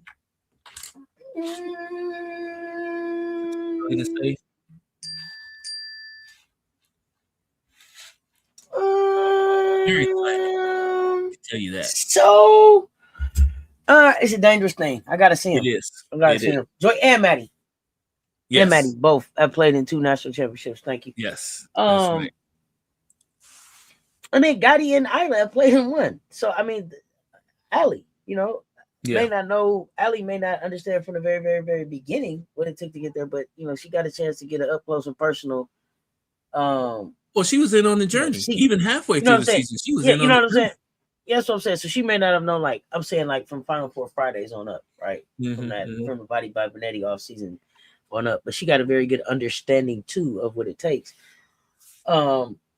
Better than 24. Unapologetically done. I mean, you talking about a Camila Cardoso. You talking about a Tahina Pau. Mm-hmm. You're talking about a Bree Hall. Mm-hmm. You talking about a Raven Johnson. Yeah. You're talking about oh shoot, who else am I forgetting? Sakima Walker was there, Lay was there. Yep. Yeah. It was a loaded team. Don't get me wrong. It was definitely a loaded team. Like it's people kind of poo-pooed it for whatever reason. Well, I know a few of the reasons, but that's kind of why they don't understand why we're in contention every season. You got Camilla on that team. Yeah, that's Ashlyn right. was on that team. Yeah. Chloe was on that team. Yeah. Tessa was on that team. Yep. So, like, the core of this team was still a part of that team. So right. And that's one of the main reasons I put it there. Now, what one name that you brought out there, I don't think we can replace. For sure. I know I'm confident we can't replace that name because it's Raven Johnson. And more and more. I don't think that you can replace Camila Cardoso on this team either. No, I mean, no, you can't per se, because what some of us were frustrated with Camilla about was her aggressiveness. But if you really, I think I would say there's an opportunity for them to be, but right now, you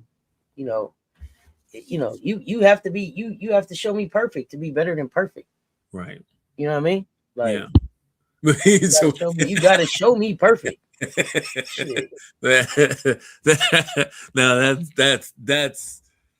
that's an almost impossible mark to make, because I mean, but this team can be perfect. This team, there's no reason that this team can't be perfect. well, I mean, but well, you know, let's the take it other to thing another though, level. the thing that, but the weird thing though too is that it seemed like I don't know if I think that there's certain parts of the season where you like shit. I would rather not be carrying the crown of chasing the title and the undefeated season. Right. Right. But it depends and then I on the think that there situation, are, right? but I also think it depends on like the team. So Yeah. more experienced teams are maybe more equipped to be able to carry that. Yeah. Younger teams trying to figure it out, maybe not so much so. Are we in a more in a situation, and I'm just spitballing here, just right off the top of my head. Are we in a situation with this team coming in next season that puts us kind of in that mindset of UCLA, how UCLA was this season? Like they were 3 years in the making in this championship. No, like, nothing about South Carolina ever reminds me of UCLA. I mean, the only reason I say that is that so we got Chloe's a senior, Tessa's a senior, Watkins a senior. Shit, is that all? Is that all our seniors? Jordan, Ashlyn, we have 6. Chloe. Who am I missing? Michelle Sessions. Who am I missing? So Jordan, Chloe, Ashlyn, Jordan. No, Jordan's Tessa. Not Jordan Lee. Oh, I'm sorry, Tessa, my other shooter. Yeah, Tessa. Jordan's gonna be a junior. I'm thinking shooter. I'm thinking my shooters. Shooters was leaving. Tessa. Okay. Yeah. Ashlyn, Chloe. Yeah. Chloe, and there's somebody else, right? Those are the only 3? Yeah, Jordan's a junior. That's what I thought. Man, who else is it? On the team is Maddy, Isla, Big O, Kaylee, Kelsey, Jersey, Allie, Gotti, Tessa, Chloe, Joyce, Ashlyn, Jordan, Adele. Right, we have 3. They had 6. We have 3. Okay, so, but that's the thing though. We have those 3 know what it means to win a championship. The others have been in the title game and lost. So now we're bringing back 3 players that knows what it takes to win the championship. Even though 2 of them played this, or one of them played this season, the other 2 didn't. That's what people are forgetting about. You keep forgetting Adele. Adele was the 4th one. She didn't play, but she was there. I understand that. And that's the one thing too that I realized, that she wasn't a senior because she had the red shirts. I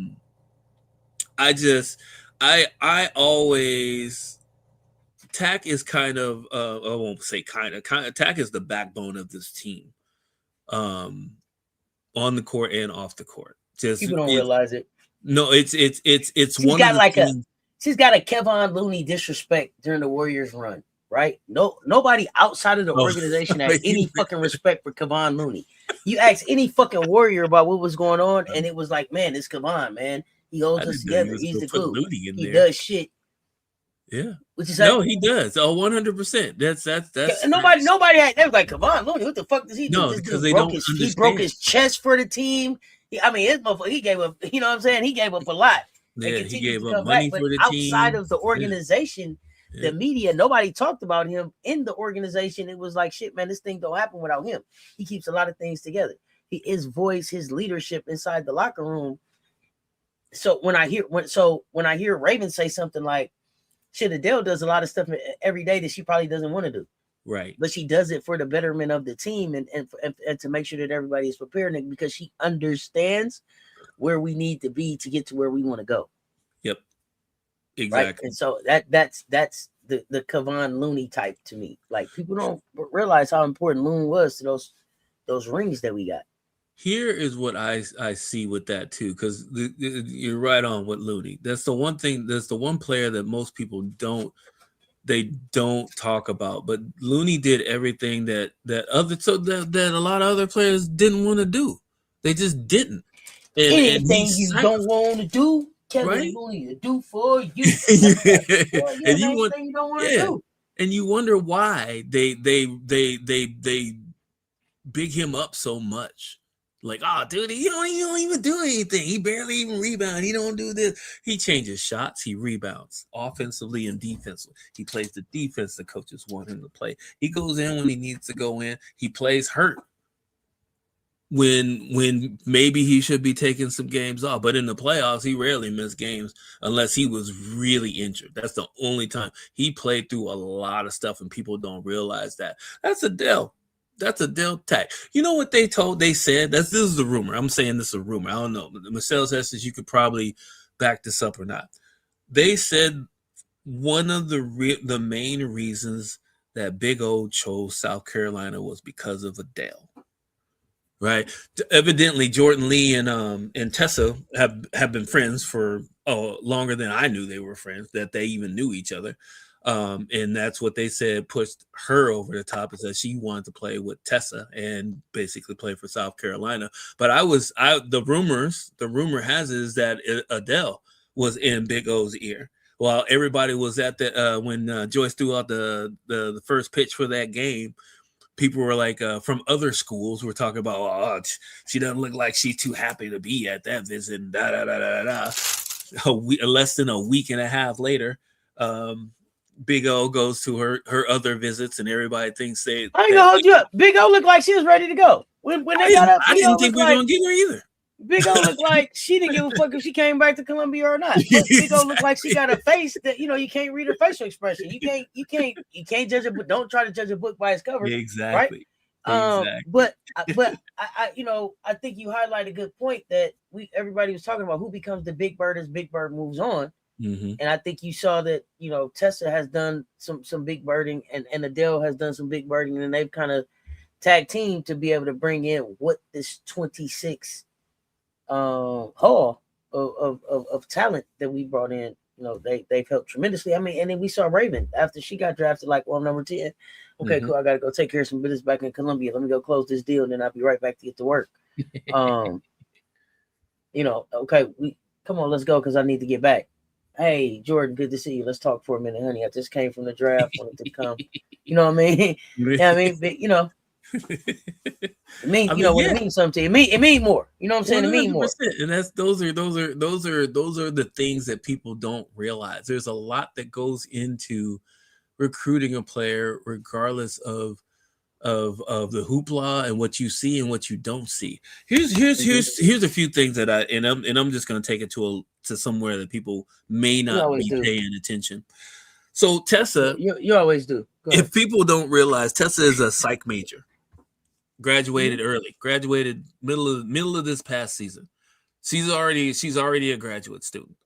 If for any reason she wanted to stay past next year, she could, just because guess what? She's a graduate student. She just earned herself another year through education, not basketball, through education. So just think about that. So being a psych major and being a senior, how beneficial do you think that's going to be to the team for people that already adore her? And if she sees things, she can head them off at the pass through her education and her life skills. That's invaluable. Here's the other thing that people don't. Some people may have picked it up. Some people may not have picked it up. And use this basketball Jordan Lee is probably one of the most organized players in all of college basketball, men or women. I don't know if you guys saw her special when she was with Texas, whereas everything she does is organized down to the minute, color-coded, books, tablets, voice notes, all of that stuff is regimented, and everything is in place all the way down to the baby hairs that she lays back on her hairstyle. You guys don't understand what is coming to South Carolina. She is going to be an old head before she's an old head. I have no doubt she's going to be one of the leaders on the team. Pro habits travel. Exactly. You guys are going to see she is going to pick up things very fast with us. And you're not, people are not going to understand why. I already see it. And if it's the seniors teams, if it's Chloe, Tessa, and Ashlyn's team, right? If it's their team, yep. Then you're already coming to a team with pros. Because think about what their majors are, right? You said, what is Chloe's major? Does anybody know? Does anybody know Chloe's major? I do not. Somebody tell me. I believe Ashlyn is like a fucking mathematician or some shit. Yeah, something like that. Engineer or something. I think it's mathematics with Ash. Hold on a second. Let me check something real Tessa's quick. Tessa. You said Tessa was psych. Yeah. Psych. I know that Isla and Joyce are engineers. I'm not sure what Chloe's is, but I'm just saying that these are players that are already pros, that have been identified as pros, that have pro habits, that move like pros. Math, Tessa psychology. Chloe, I don't know. So you think about just what as Raven transitions out, right, and what Maddy knows, and then whose this team is, and these seniors being the leaders and the voices. This is going to be a very pro habit type team. Like you got like, and mathematician ain't got time to fuck around. You understand? 2 + 2 is 4 all the time. It's not 5. It's not 4.5. It's 2 + 2 is 4. You got to deliver what that is, right? You said with the psych major, Tessa's fucking with your mind, and you don't even know she's fucking with your mind. She didn't trick you into doing some shit that you didn't even really want to do, but she made you do it anyway because she knows how to do that type of shit, right? She did, yeah, right. Seriously, you out here shooting threes, and you didn't even want to shoot threes, and you just shot 10 threes in a row, and you looked up at Tessa and talked you into shit because she's fucking with your mind because she's trained to do that. And then whatever, Chloe is just so refreshingly honest. I don't even know what her major is, but is it a blueprint or not? Right? It's either it's a blueprint or it's not. You made the shot or you didn't. Master manipulator. Yeah, Tessa's out there with that little baby face. Tea time with Tessa. You don't even want to talk. Before you know it, you'd have told your whole life story on that little fucking feathery little fucking microphone she got in front of your face. She just smiling. Tea time with Tessa. What do you think? And next thing you know, blah, blah, blah, blah, blah, blah, blah. You gave it all up. You didn't even know why. Just like you on the couch. She'd stretch you out on the couch on tea time with Tessa. Think about it. No, it's true. You watch Maddy get a voice on between tea time with Tessa and vlogging on fucking Adele's vlogs. This is how you saw Mouse get a goddamn voice. Yeah. Use her voice. And you'll see Tessa fucking with Maddy on the vlogs with Adele and on tea time with Tessa. Maddy sighting here. Say something, Mouse. Yeah. Tea time with Tessa. Mouse, my favorite. Come here, Mouse. Say something. Exactly. But here's the thing. Being a leader without even without you even feeling like you're following. She's led you where you needed to go. Exactly. And you didn't even know it. And it was so fun getting there. Right? Just using your skill set. Yep. One of the things that I had appreciated in my college years is that, and I didn't think I would. I started out as a computer science major, and then I switched. The giggle afterwards always tea time with Tessa. I know it's always the giggle. Yeah, she always laughing. I thought one of the things that I didn't realize, it was like I'm looking at my course and I was like, this is what I need to graduate. I'm like, oh man, I don't want to take these damn classes. Sociology was so boring.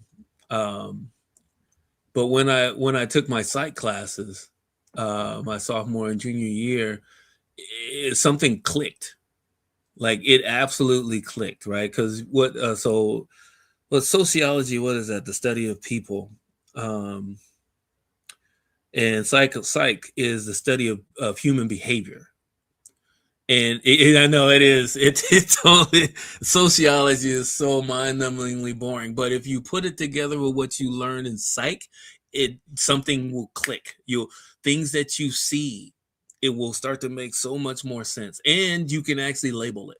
There's a label that they put on certain things that you see as far as behavior with the people, where you are, that all that stuff is intermixes. But if you're Tessa and you already have the personality of like everybody gravitates to you, or you make people gravitate to a team or a situation that you may not have found yourself in. That's what Tessa does. Now you have the power of the knowledge of being a psych graduate. And on top of that, when I'm looking at a list, I couldn't find all the majors, but I found a lot of people that were on the honor roll. Joyce Edwards, Raven, Chloe, Tessa, Maddy, Adele, Tack, all on the honor rolls. On top of that too, Alicia Gray. She was a broadcast journalist major, and good old Harrigan. She was criminology and criminal justice. Just a reminder, there's only one player out of all of the years that Dawn has coached in college that has not graduated yet. And based off of what Dawn said, she is still working on her every single time she gets a chance to talk to that person. I don't know who it is. She didn't disclose it. So, and honestly, it doesn't even matter who it is. It just goes to show you that you're walking into not just a standard. You're walking into a family. You're walking into a family. You're walking into something that will stick with you for the rest of your life, but you will also make an imprint on people. Here's one thing. Let me skip over to something else real quick that's similar to this, what we're talking about, but it has been such a stupid narrative the last few years. I am getting in my algorithm a lot of people, some videos and a lot of comments on people that were so against Raven Johnson. Like they didn't know who she was. All they saw was little snippets, and they just made their decision on who she was. They made these snarky comments and all this stuff about it. For one, I actually responded to a few of them just saying, we've been trying to tell you who Raven was for the last 4 seasons. You guys just didn't want to hear it, right? It's just one of those things that's happening with the Indiana Fever right now that people didn't think was going to happen, is that Raven Johnson is bringing that team together. AB said it. Clark said it. I think Cunningham said it in one of the after practice pressers. Like, she is getting everybody. She did a TikTok with Timmons, right? And they're fighting for the same position. They're smiling and going on and competing. Raven Johnson has that personality too. Raven is so complicated. So can I say 2 things about Raven that I've seen her do in games, which absolutely baffles me at times. One was just recently in the scrimmage, the preseason game against the Liberty. She came in the game and she had the guard. I can't remember who it was. She was taller than Raven, right? She's about 6 feet, 6'1", whoever that was, 6'1", 6'2", bunch of tattoos on her. And I think Raven came in, and I thought 2 things when Raven came in. Raven came in, looked her up and down, looked away, and then looked her up and down again. And I'm like, what is she sizing her up, or is she looking at all the tattoos on her arm? Are you talking about when she guarded Stewie? Who are you talking about? I don't know. It wasn't Stewie. It was a blonde lady. There's a clip of it. She just walked. She's coming in. I think it's the first when she's checking in, and they switched her off. Raven ain't got time. It's up and down. I gotta. But yeah, it's just like she looked her up and down. I'm like, Now the second instance was this. There was a hard foul. I'm trying to remember what game this was. I wish I could remember what game it was. But there was somebody put a hard foul on one of our players. And I think it might have been, it was Latson. Somebody put a hard foul on Latson. And I can't remember who it was, but you can see in the background, so the camera panned to Raven's face. And Raven looked at that player that gave Latson the hard foul. And about 2 plays later, that player came in to try to do a layup, and Raven tried to take her head off. I was like, old school. Ooh, that's a tough foul. That's a tough foul. Raven old school. I owe you one. I didn't see where that came from. I had no idea where that came from. But until that clip came out, it came from that other player taking out Latson. She was like, yeah, she even, Raven. She look at you, no expression, no reaction, and then she kept it pushing. 2 plays later, she tried to take that lady's head off. I was like, oh, okay. Yeah, we ain't got time to be playing around. we ain't anybody playing with you. Hey, Raven Johnson is one of a kind. And I'm so glad that people are finally going to find that out without all this prejudgment on snippets that you see in these little clips and these little money chasers, I guess you can call them on YouTube. So yeah, I'm just happy. I'm happy for her, but that just tells me more about who she is, right? I want her to win. I want her to win. I want her future husband to win, which he's already done. He's a champion. Congratulations, Nick. World champion, Seattle Seahawks. Say it twice. I see big things for her. I'm just glad that some people are starting to shout down some of these stupid narratives, especially from their fan base, talking about, oh, she didn't give Caitlin Clark a high five, and then she turns around in the clip and just turns to the camera, the GOAT. Yeah, I mean that's what she does. She's bringing people together. You know that little viral, because it is viral. That video went viral, by the way. So many of the New Fever fans and all those anti or everybody else but South Carolina fans were so tickled and happy, and have some of them have done a 180. They've turned around. She's such a wonderful person. The things she said before, which was a nothing burger. I don't know when you can't talk about your lowest point in basketball and then be called all kind of names for it, which is absolutely ridiculous. That's like Michael Jordan getting cut from the high school team, and then all of a sudden everybody in your neighborhood is going to talk bad about you because you got cut and you wanted to talk about it. Right? It's just dumb. Some stuff just irritates me to no end, but that's one of them. I'm sorry. I've said too much. You're so funny. No, you got to be able to celebrate her. Especially like you said, you see so many for so long. You trying to tell people, hey, the jacket that you keep trying to put on this kid doesn't fit. Right. You're basing this on a narrative that you didn't even read, like you heard. Mm-hmm. And you couldn't have done any research on it because the facts don't stand up to what it is that you're trying to sell us on about this young lady. So you can't help but to celebrate it. But at the same time, I think what people sometimes I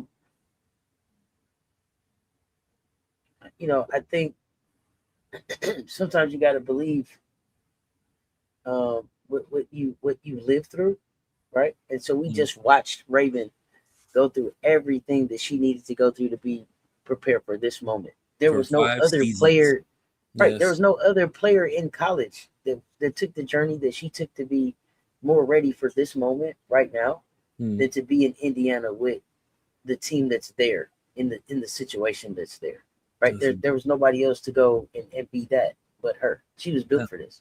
That's a great. So you got to, and so you can't forget that. You just watched it. To get back a motherfucker. Mm-hmm. She showed y'all. Yep. So, I just hope people keep that in mind and continue to celebrate her.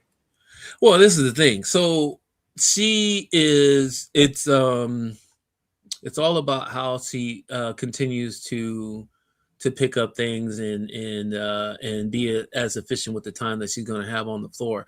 Here's the thing that another factor that people are not going to realize. The more she plays with AB, the more time she's going to get because they're going to connect. As long as Raven can get her the ball, AB is going to work. And if you can give AB the ball, you're going to have a job, period. It's just that simple part of it. I don't care how many middies you hit or layups or steals or blocks you get. If you can get AB the ball on a regular basis in scoring positions, you're going to have a job, period. So I'm not worried about Raven at all. She's in good hands. Stephanie White, I know people, are, on and off the boat with her. I respect her. I like her theme as a coach. I'm not saying all of her decisions are perfect, but I know she loves a Raven Johnson. I know she loves Raven Johnson, not just specifically the way that she talks about her in every other interview that she does.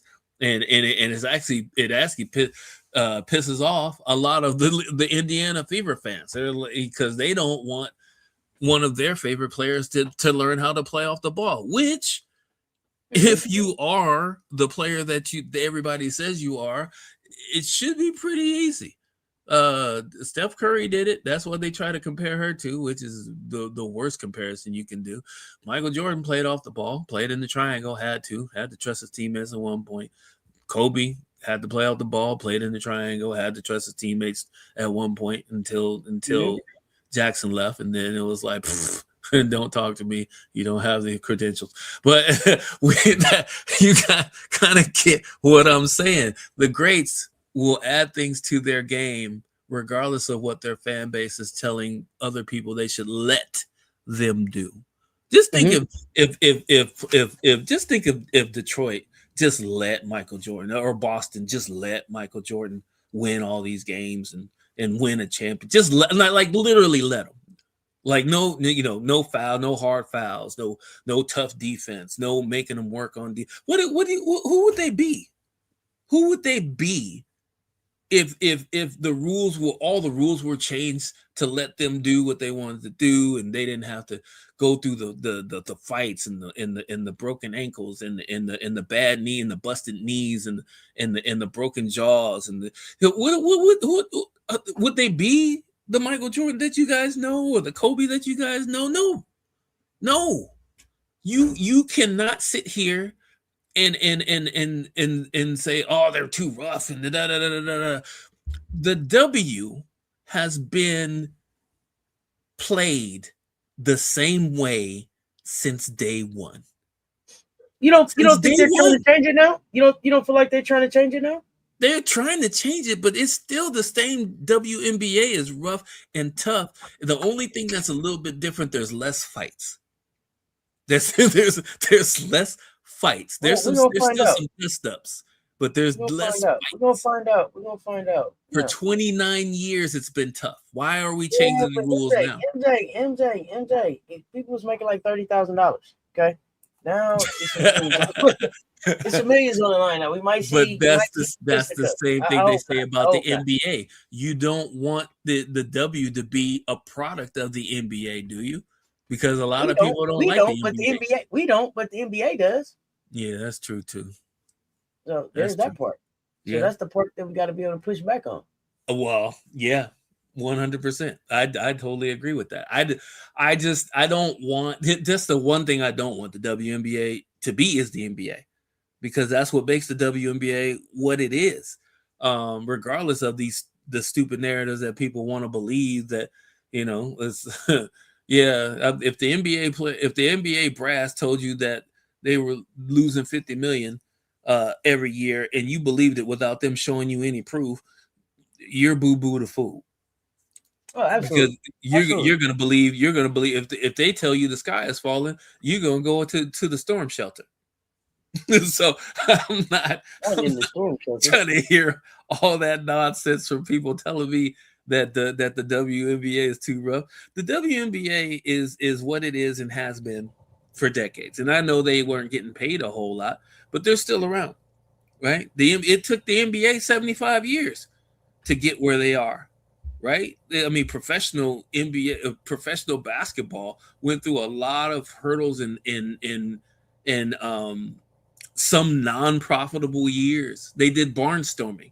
At one point, the Harlem Globetrotters were more popular than the NBA, right? So just think about that, right? The Harlem Globetrotters is essentially an exhibition team that could have been a team in the NBA back in the day. Like, those players weren't just doing tricks; they could play. Those cats could actually play ball. So I don't know. Yeah, I'm making too much sense. What are you looking forward to in this 30th season of the Dub? The expansion teams that are coming, and it's unfortunate that we don't get to see the Houston Comets this year, but I'm looking forward to that next year too. But the expansion and the bringing back of players we haven't seen in the WNBA, which I mentioned this about a week or two ago, whereas now, and it was kind of inevitable. We were talking about it all last season. Kennedy Carter's back in the WNBA. And not only is she back in the WNBA, she's in with the reigning world champion Las Vegas Aces. And one of the main reasons why she got a shot is because a coach that was fired by an organization who I do not trust put in a call to Las Vegas and said, hey, you need to take a look at Kennedy. She's still looking good. She's still looking good. And I know you guys can need some backup. I was like, huh. That coach had so much trustability and credibility in putting a word out for a player that's a proven a bucket, that it wasn't even a question bringing her into training camp. Wasn't even a question. It kind of helped that they signed the training camp deal so that they can get some relief on the cap for the team. But still, right? Those are the type of things that I'm talking about. I mean, yeah. But also, Kennedy looks unguardable. Right. Exactly. Kennedy looks unguardable. Yep.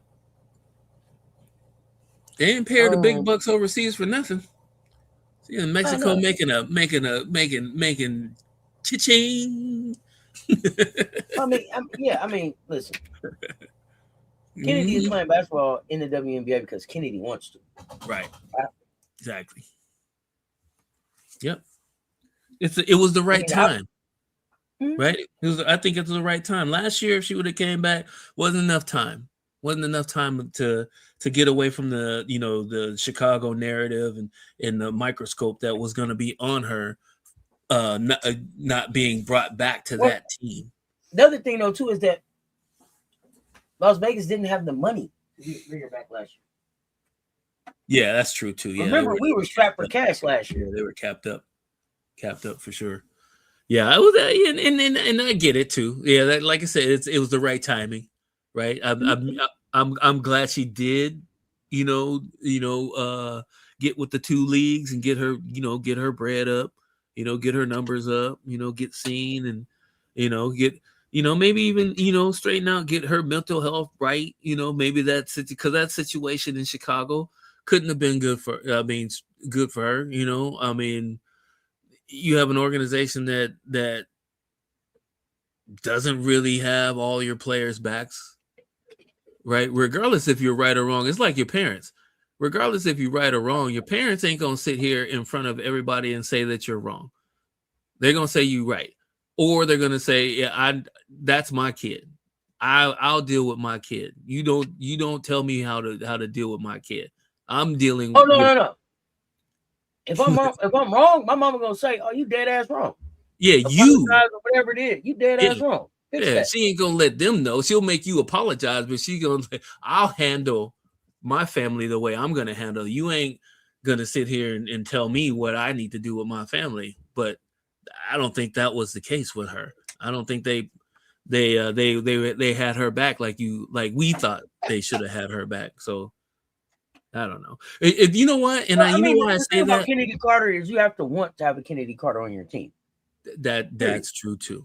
That's true too. They wanted the good things. They didn't want it to go through, whatever turbulence that might go. Here's one and I'm leading right into this. Is leading right into what I was gonna say. Do we know who leaked that it was Kennedy Carter that was kicking garbage cans in the back during the presser that everybody heard? But somebody told on her though. People said it was a fight too. I have no idea what it was. I don't know if it was a fight. It didn't sound like a fight. I don't care what it was. Yeah, exactly. I'm just the way that it got out. I mean, it should have been somebody kicked the car. But why did her name have to? Oh, Kennedy Carter. It's a locker room thing. Yeah. So, I don't even care what happened. Yeah. I mean, it did, but somebody told. Right? So, yeah. What's this UConn number 1? Oh, yeah, I know. Mike, that's great. I'm glad they are number 1. Here's the thing, Mike. And I've seen you in here before. You say a lot of stupid UConn number 1 what? Number 1 in the nation. And what? Preseason or whatever because of Sarah Strong. And it's to be expected. No, it's not. They got their ass whooped last year. See, here's the thing. Here's the thing. You don't get to come now. I listened to that whole UConn number 1, respected it, respected them as defending champs, right? Gave them all they do, right? You did, yep. They have not improved their team yet to a point where anybody to any real respectability over what other teams are putting together out here. Is Sarah Strong who she is? Sure, she is. Most polished player in college basketball. Is she gonna go on and have a great WNBA career? Yes, she is. But what you're not gonna do is after you came here and talk all that trash. Oh, we beat y'all 2 times in a row, right? Nonsense too. Right? Now, this year, like I said, when we see you again, we was gonna beat your ass. We beat y'all ass. You're not gonna still be here talking to me about being number 1. At best, you're number 3. Yep. Maybe. Who they getting there? They got Shade back. Shade's still there. Shade and Heckle. Is KK still there? Who they scared? KK's still there. Who they scared? Exactly. Yeah. Make it make sense. Just keystrokes. They should be an exemption. They should actually be an exemption and be able to be an independent so that they can make their own schedule. I just heard we were just talking. They may go back to the Pac-12. They may join the Pac-12. Who's in the Pac? Ain't nobody in the Pac-12. The Pac-12 is back this season coming up. Are they? Yes. Oh. Okay. It's a collection of teams from around the way or something. What is that? LL Cool J song? Something. It's a collection. For real. People from around the way. Who did they were still laying it all out. West Coast conference, weren't they? Like St. Mary's or somebody was supposed to be in the Pac-12. I don't know. They're bringing in these mid majors into the Pac. Geez, you know what? Reggie Bush is turning over in his grave. Pac-12. It's a 9-member lineup. It's gonna be Oregon State, Washington State, Boise State, Colorado State, Fresno State, San Diego State, Utah State, Texas State, and Gonzaga. There's a lot of states in there, huh? Mm-hmm. Damn. Yeah, from around the way. You know, I said around the way, man. Damn, there's a lot of states. I thought you was joking about that. There's a lot of states in there. I was not, man. This is the reimagined Pac-12 conference. Wow, it's man, you talk about Tennessee, Georgia. No, I mean, wow, man. First up, not Tennessee. Boys break up. Now this. Oh, this is not right. What in the world is going? Okay, never mind. I'm not even. Don't even get me started.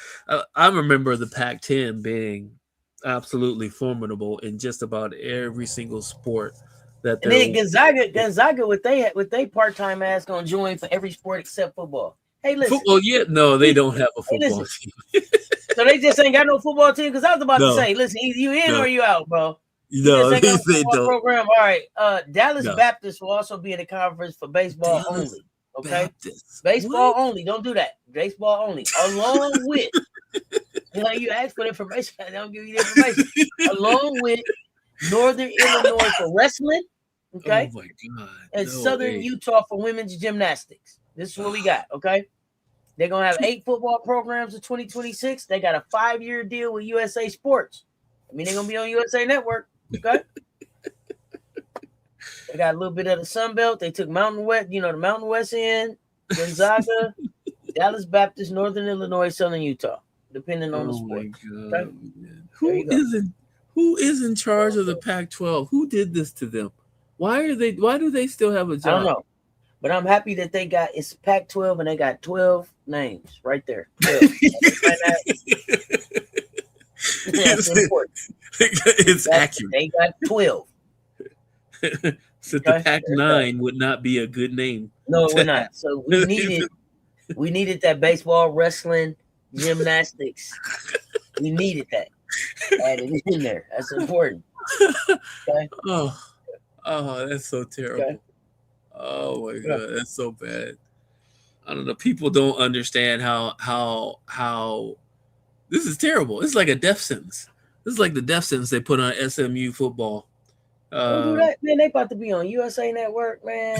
They probably gonna get a bowl game out of this on USA Network. Don't do Pac-12 like that. So, Cess, here's the thing.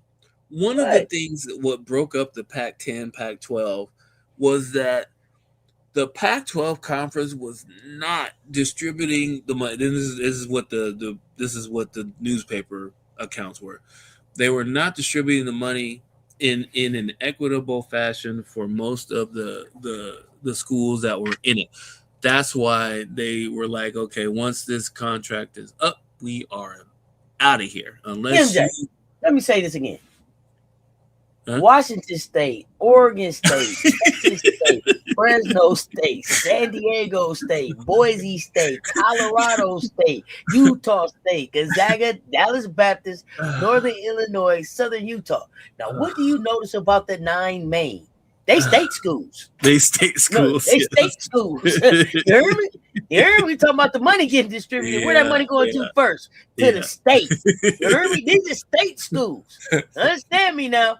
This ain't University of such and such. This ain't University of California. Yeah. This is Cal State such and such. You hear me? Yeah. This is San Diego State, not University of San Diego. Not that UC San Diego. San Diego State. It's the difference. State school. I know. And that's schools, the whole thing. State schools, state money, state revenue, all of that. You hear me? Listen at it now. We threw Dallas Baptist in there. Northern Illinois.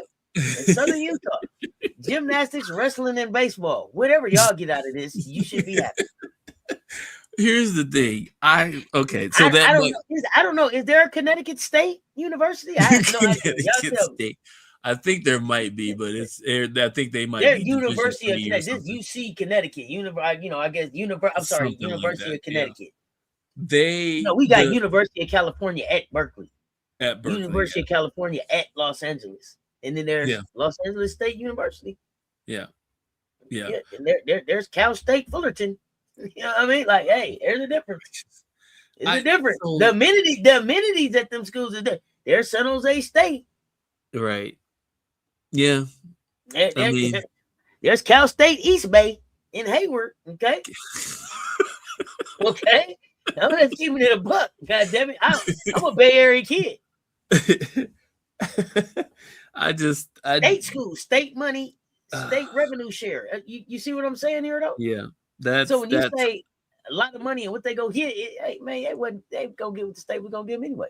Well, that's what they're keeping that alive for. The whole thing that makes it so bad is that the Pac-12 was supposed to be building towards competing with the SEC network and the Big 12 or the Big 10 network. That was the whole thing. Man, MJ, then reality hit. I'm just saying that was where it was heading until when was the last time you wanted to see a Boise State women's basketball game? Don't knock on them. Before Boise State and all that nonsense. I'm talking about before the actual major schools left. that's what I'm talking, like UCLA. Oh, you talking about? Okay, so you talking about Oregon, UCLA, right. The original, Stanford, Arizona State, Colorado, Utah. Right. Okay. Well, Colorado was the reason that they failed. Colorado. Yeah, even before the reason Colorado. That they failed because it was only 10. They were trying to have a Pac-12 with 10 schools. That shit wasn't gonna work. You never heard of these schools that I'm saying? Are those cupcakes? No, these is real schools. No, they're real schools. These is real schools. You said what happened? What I said? I mean, these are real schools, y'all. Wait, so who was the last big recruit for Cal State Fullerton, though? I mean, do we know? off the top of your head, do you really know? Here's the thing: the last person that I knew that went to Cal State Fullerton was somebody who went to my high school. Seriously, right? So, and I mean, I want to say that, man, 90 years ago, bro. I fucking told you. What? It's just. I want to say. Was Debbie Ayers coaching there? Man, that might have been coaching there, but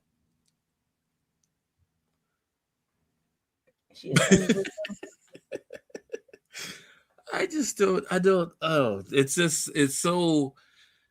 so irritating to see good traditions messed up by mismanagement. It's just really bad. It's really bad. I don't know.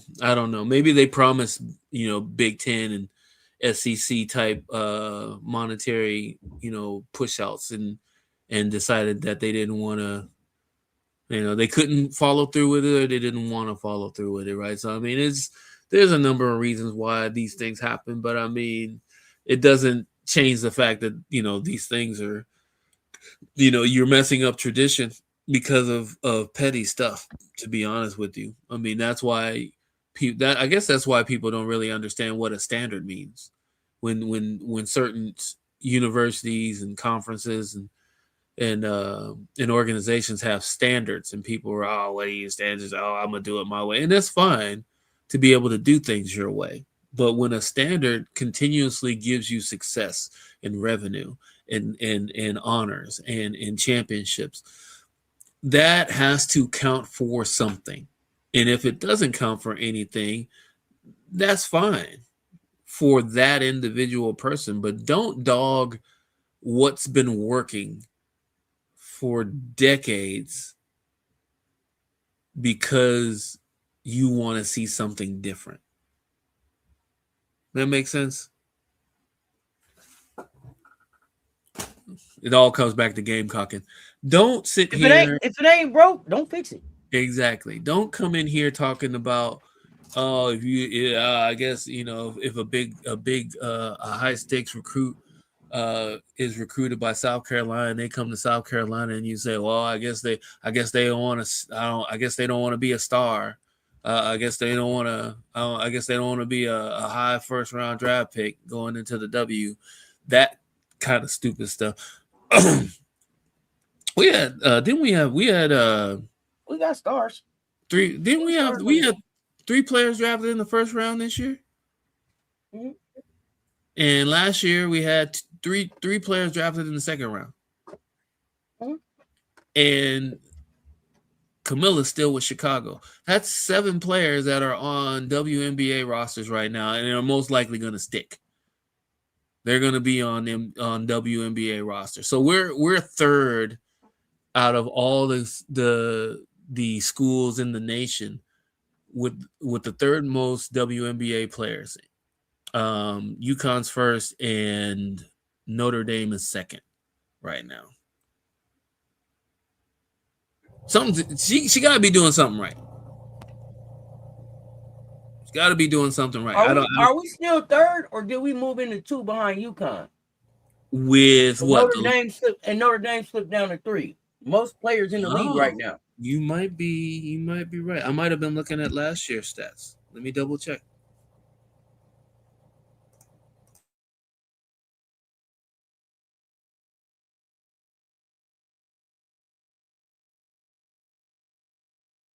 Are most colleges with state behind their name usually HBCUs? I would say no.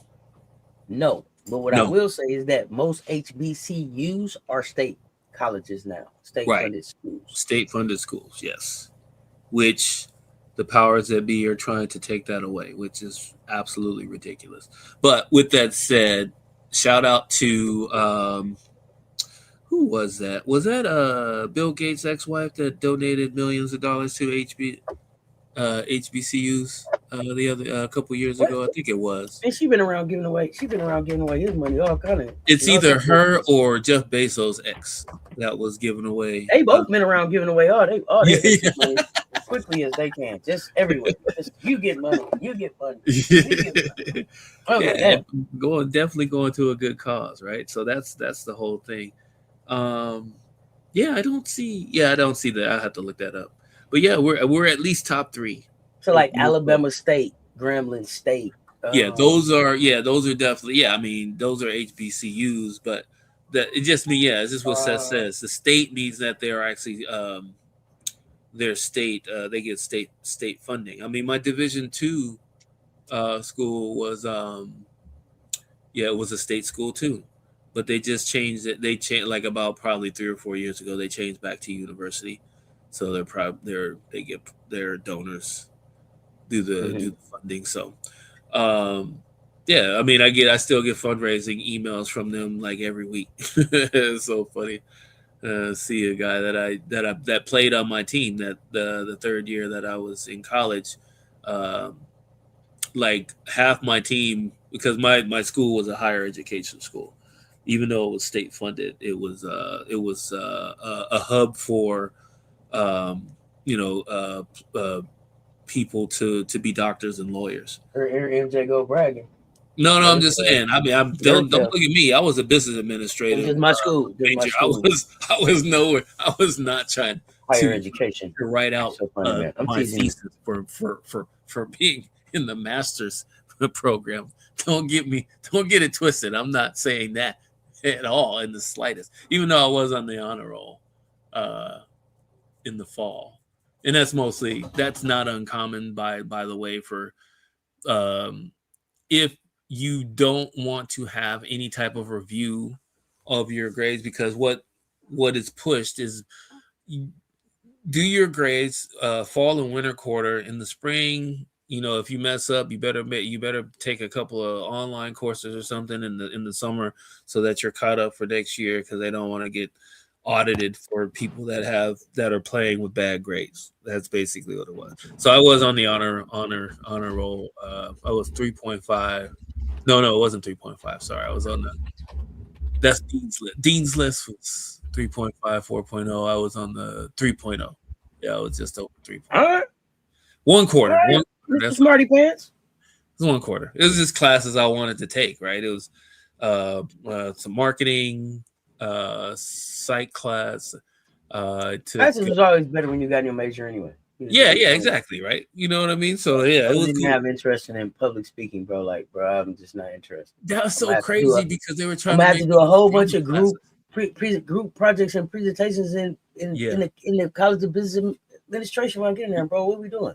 Yeah. Let's move on. Exactly. Yeah, critiquing me. I think I remember that. It's funny. I brought that. The public speaking class. I was in there. They gave me and I got public speaking. Some people you either got voice and diction or public speaking. Bro, public speaking. I'm doing public speaking, bro. It was a requirement. It was a freshman requirement. They put a minus on my B- because when I made my speeches to the class, I had a habit of leaning over on the podium, which I evidently is a no. Oh, you was too comfortable. You was just but that's the thing. It doesn't look professional when you're leaning on.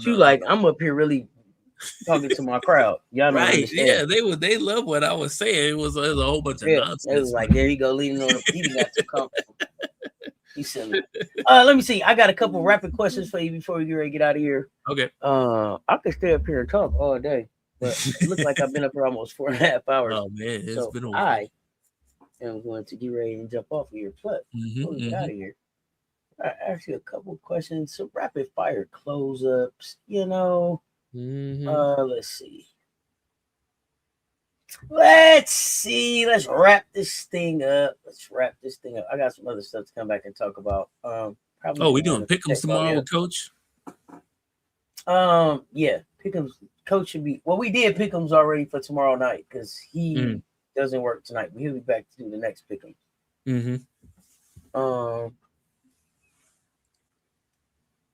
Let me see here.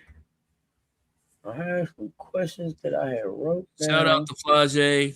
Flage looking like a pro already. So I don't know what people. Oh, look at you in your Seattle Storms. I don't know what people surprised about. I mean, that's basically what they brought her there for. So, all right, I got. Here we go. And y'all can answer in the chat too. Which newcomer had the biggest first year impact? Jordan Lee, Oliviyah Edwards, Jersey Robinson, Kaylee Wynn, Kelsey Andrews, somebody else. Big as in how?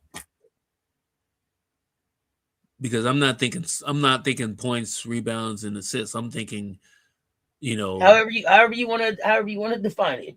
Yeah. I would say, yeah, it had to be Jordan Lee. It's kind of easy. That was kind of easy, just based off of what we talked about earlier tonight. Yeah, she's ready. That's the whole thing. She's going to be ready no matter what. What is South Carolina's best lineup? A projected starting five, a 4-guard look, big lineup with Joyce and Chloe. Defensive lineup with Ashlyn. Oh, these questions should have came guy in Jersey. So I would. Oh man, you talking about? We probably would have been on here longer if we would have had these questions earlier. So that's probably good. They're happening right now. Best lineup that I like. Just off the top of my head, without seeing them together.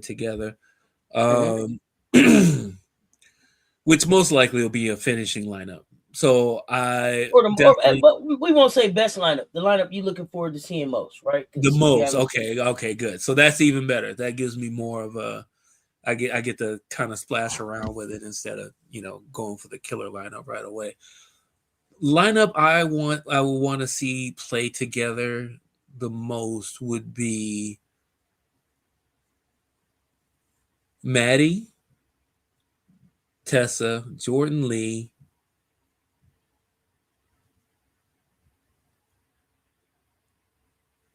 Ashlyn Watkins, and Allie Turnabees. So I left Joyce off. I left Chloe out, which, like I said, we're just playing around right now. But that's the squad that I want to see on the court. Talking about excited to see. Yeah. So just for like 3 minutes, 3 to 4 minutes maybe. I want to see how that the length, the athleticism. Like I left Gotti out too, right? Because I'm thinking Gotti, but Tessa. I want to see the light skins together. I want to see Tessa and Jordan Lee working together. I want to see how they play off each other. I don't know, man. I don't know. What you mean? What you mean? Clay got light skins down bad. I'm gonna something out. I'm gonna have to figure something out. I know it's not. You know what? It's not even supposed to make down bad right now. It's all about the mystery and the energy of it. Just to I got see. you. Yeah, I got you. Okay, I'll take that. Who's the biggest national threat? UConn, the Trojans, Duke, Michigan, UCLA, Texas, LSU, Iowa, somebody else?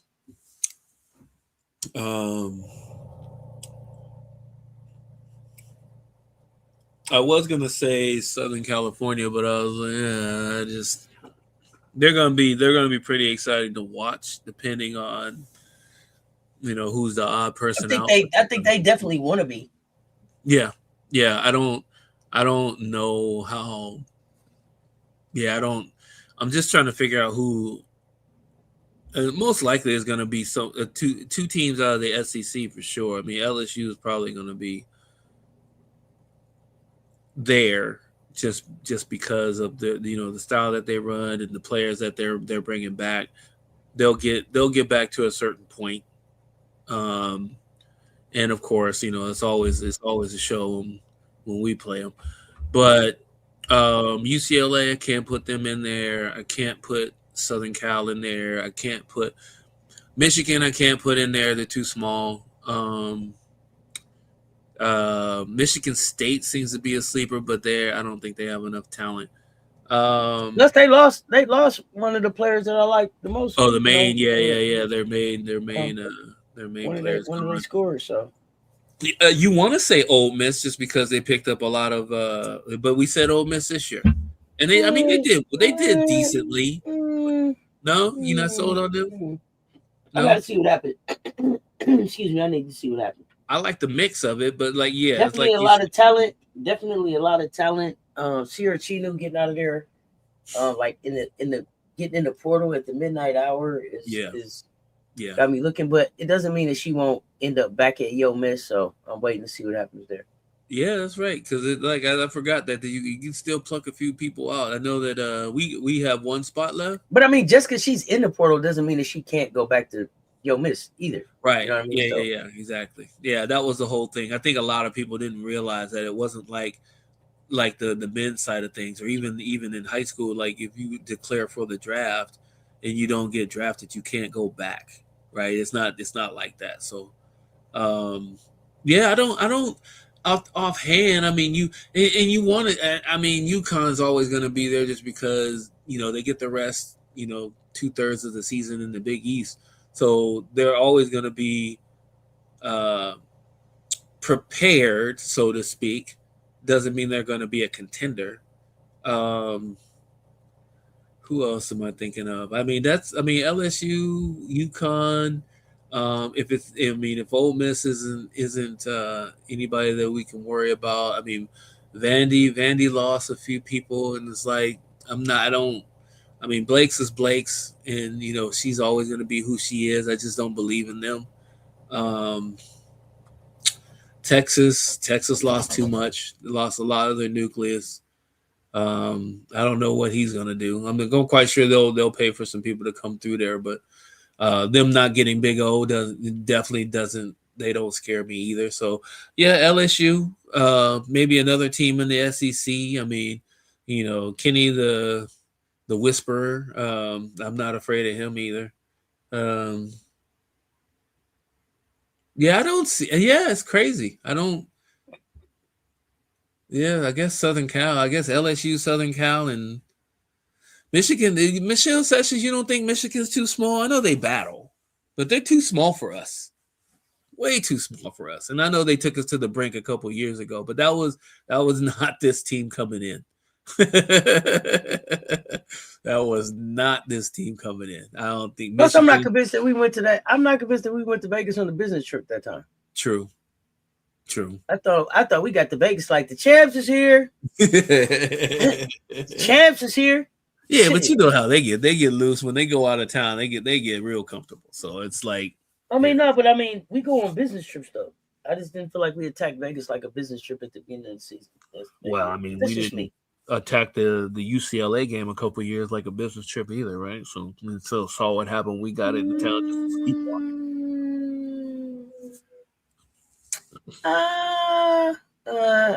Well, you can't even blame.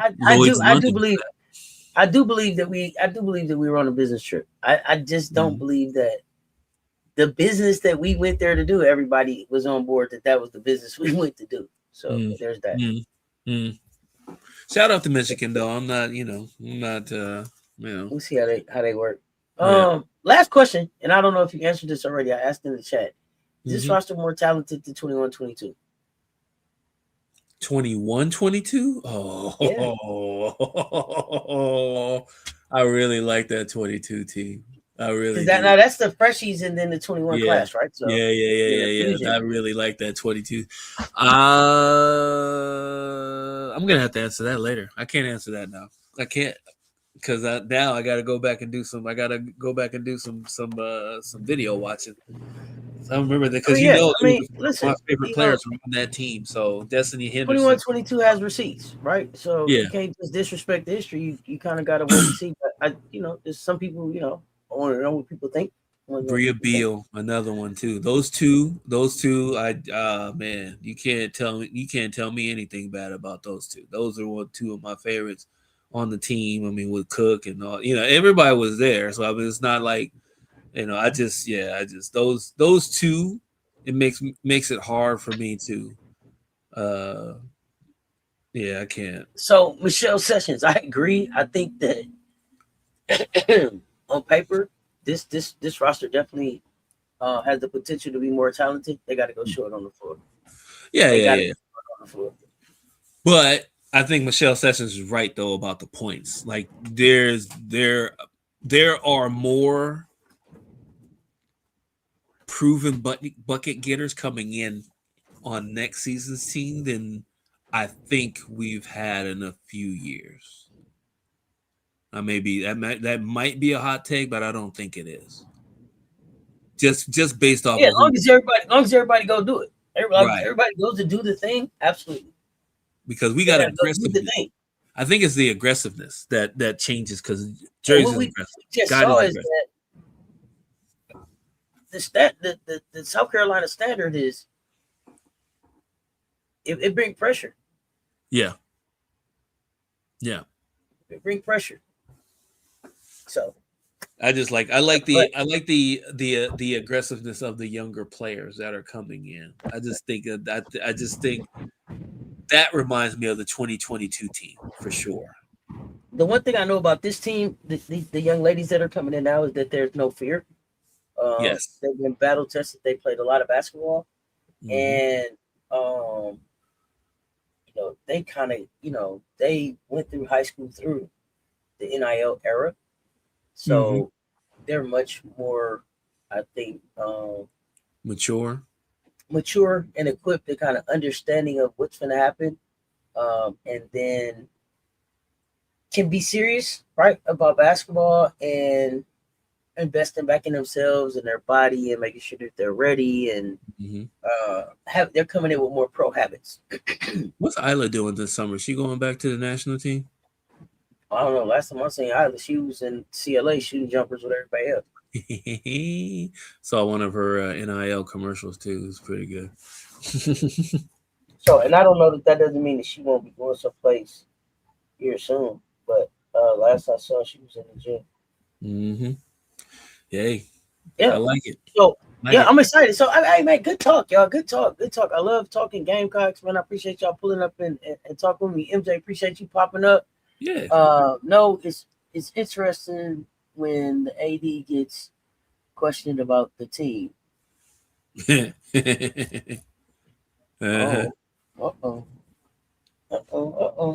Which team? Our team or who else's team? Because I heard some rumors about some of the other ADs that were being questioned about. Yeah, who you talking about? Because I was thinking about LSU. So who you talking about? I thought it was Texas. To be honest with you, I thought the AD was being questioned about players that were bringing in, and usually when that happens, that's about. The AD did get questioned about like who left, but then I thought the LSU AD had to answer some questions about. I was thinking about the LSU AD talking about the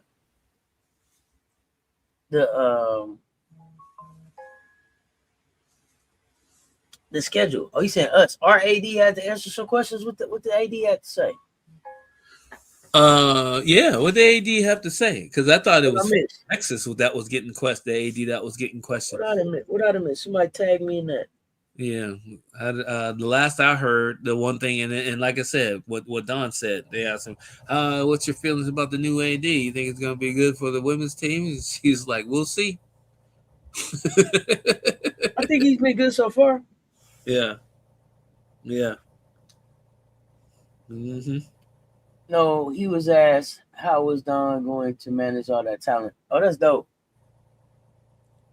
Good problem to have. It is, exactly. I love that. Okay, ready to check that out. Yep. Well, MJ, man, I appreciate you popping up. It's always fun talking hoops. Y'all, we're gonna get ready to get out of here. I'm back, I think, sometime tomorrow with something. I got some more Gamecock college kind of stuff to talk about. Maybe check while we up. We'll figure it out. But y'all hit the like, hit the share. They both right there. Thank you, Michelle. Hey man, run it up. It's your first time here, man. Hit that subscribe button, ring that notification bell. Don't miss the next drop, man. We talk real hoops with respect and receipts. Until next time, y'all stay tuned. Talk soon. That was MJ Lover 23. Mr. Lover, Big Daddy Long Dong himself says talk sports, man. Gamecock.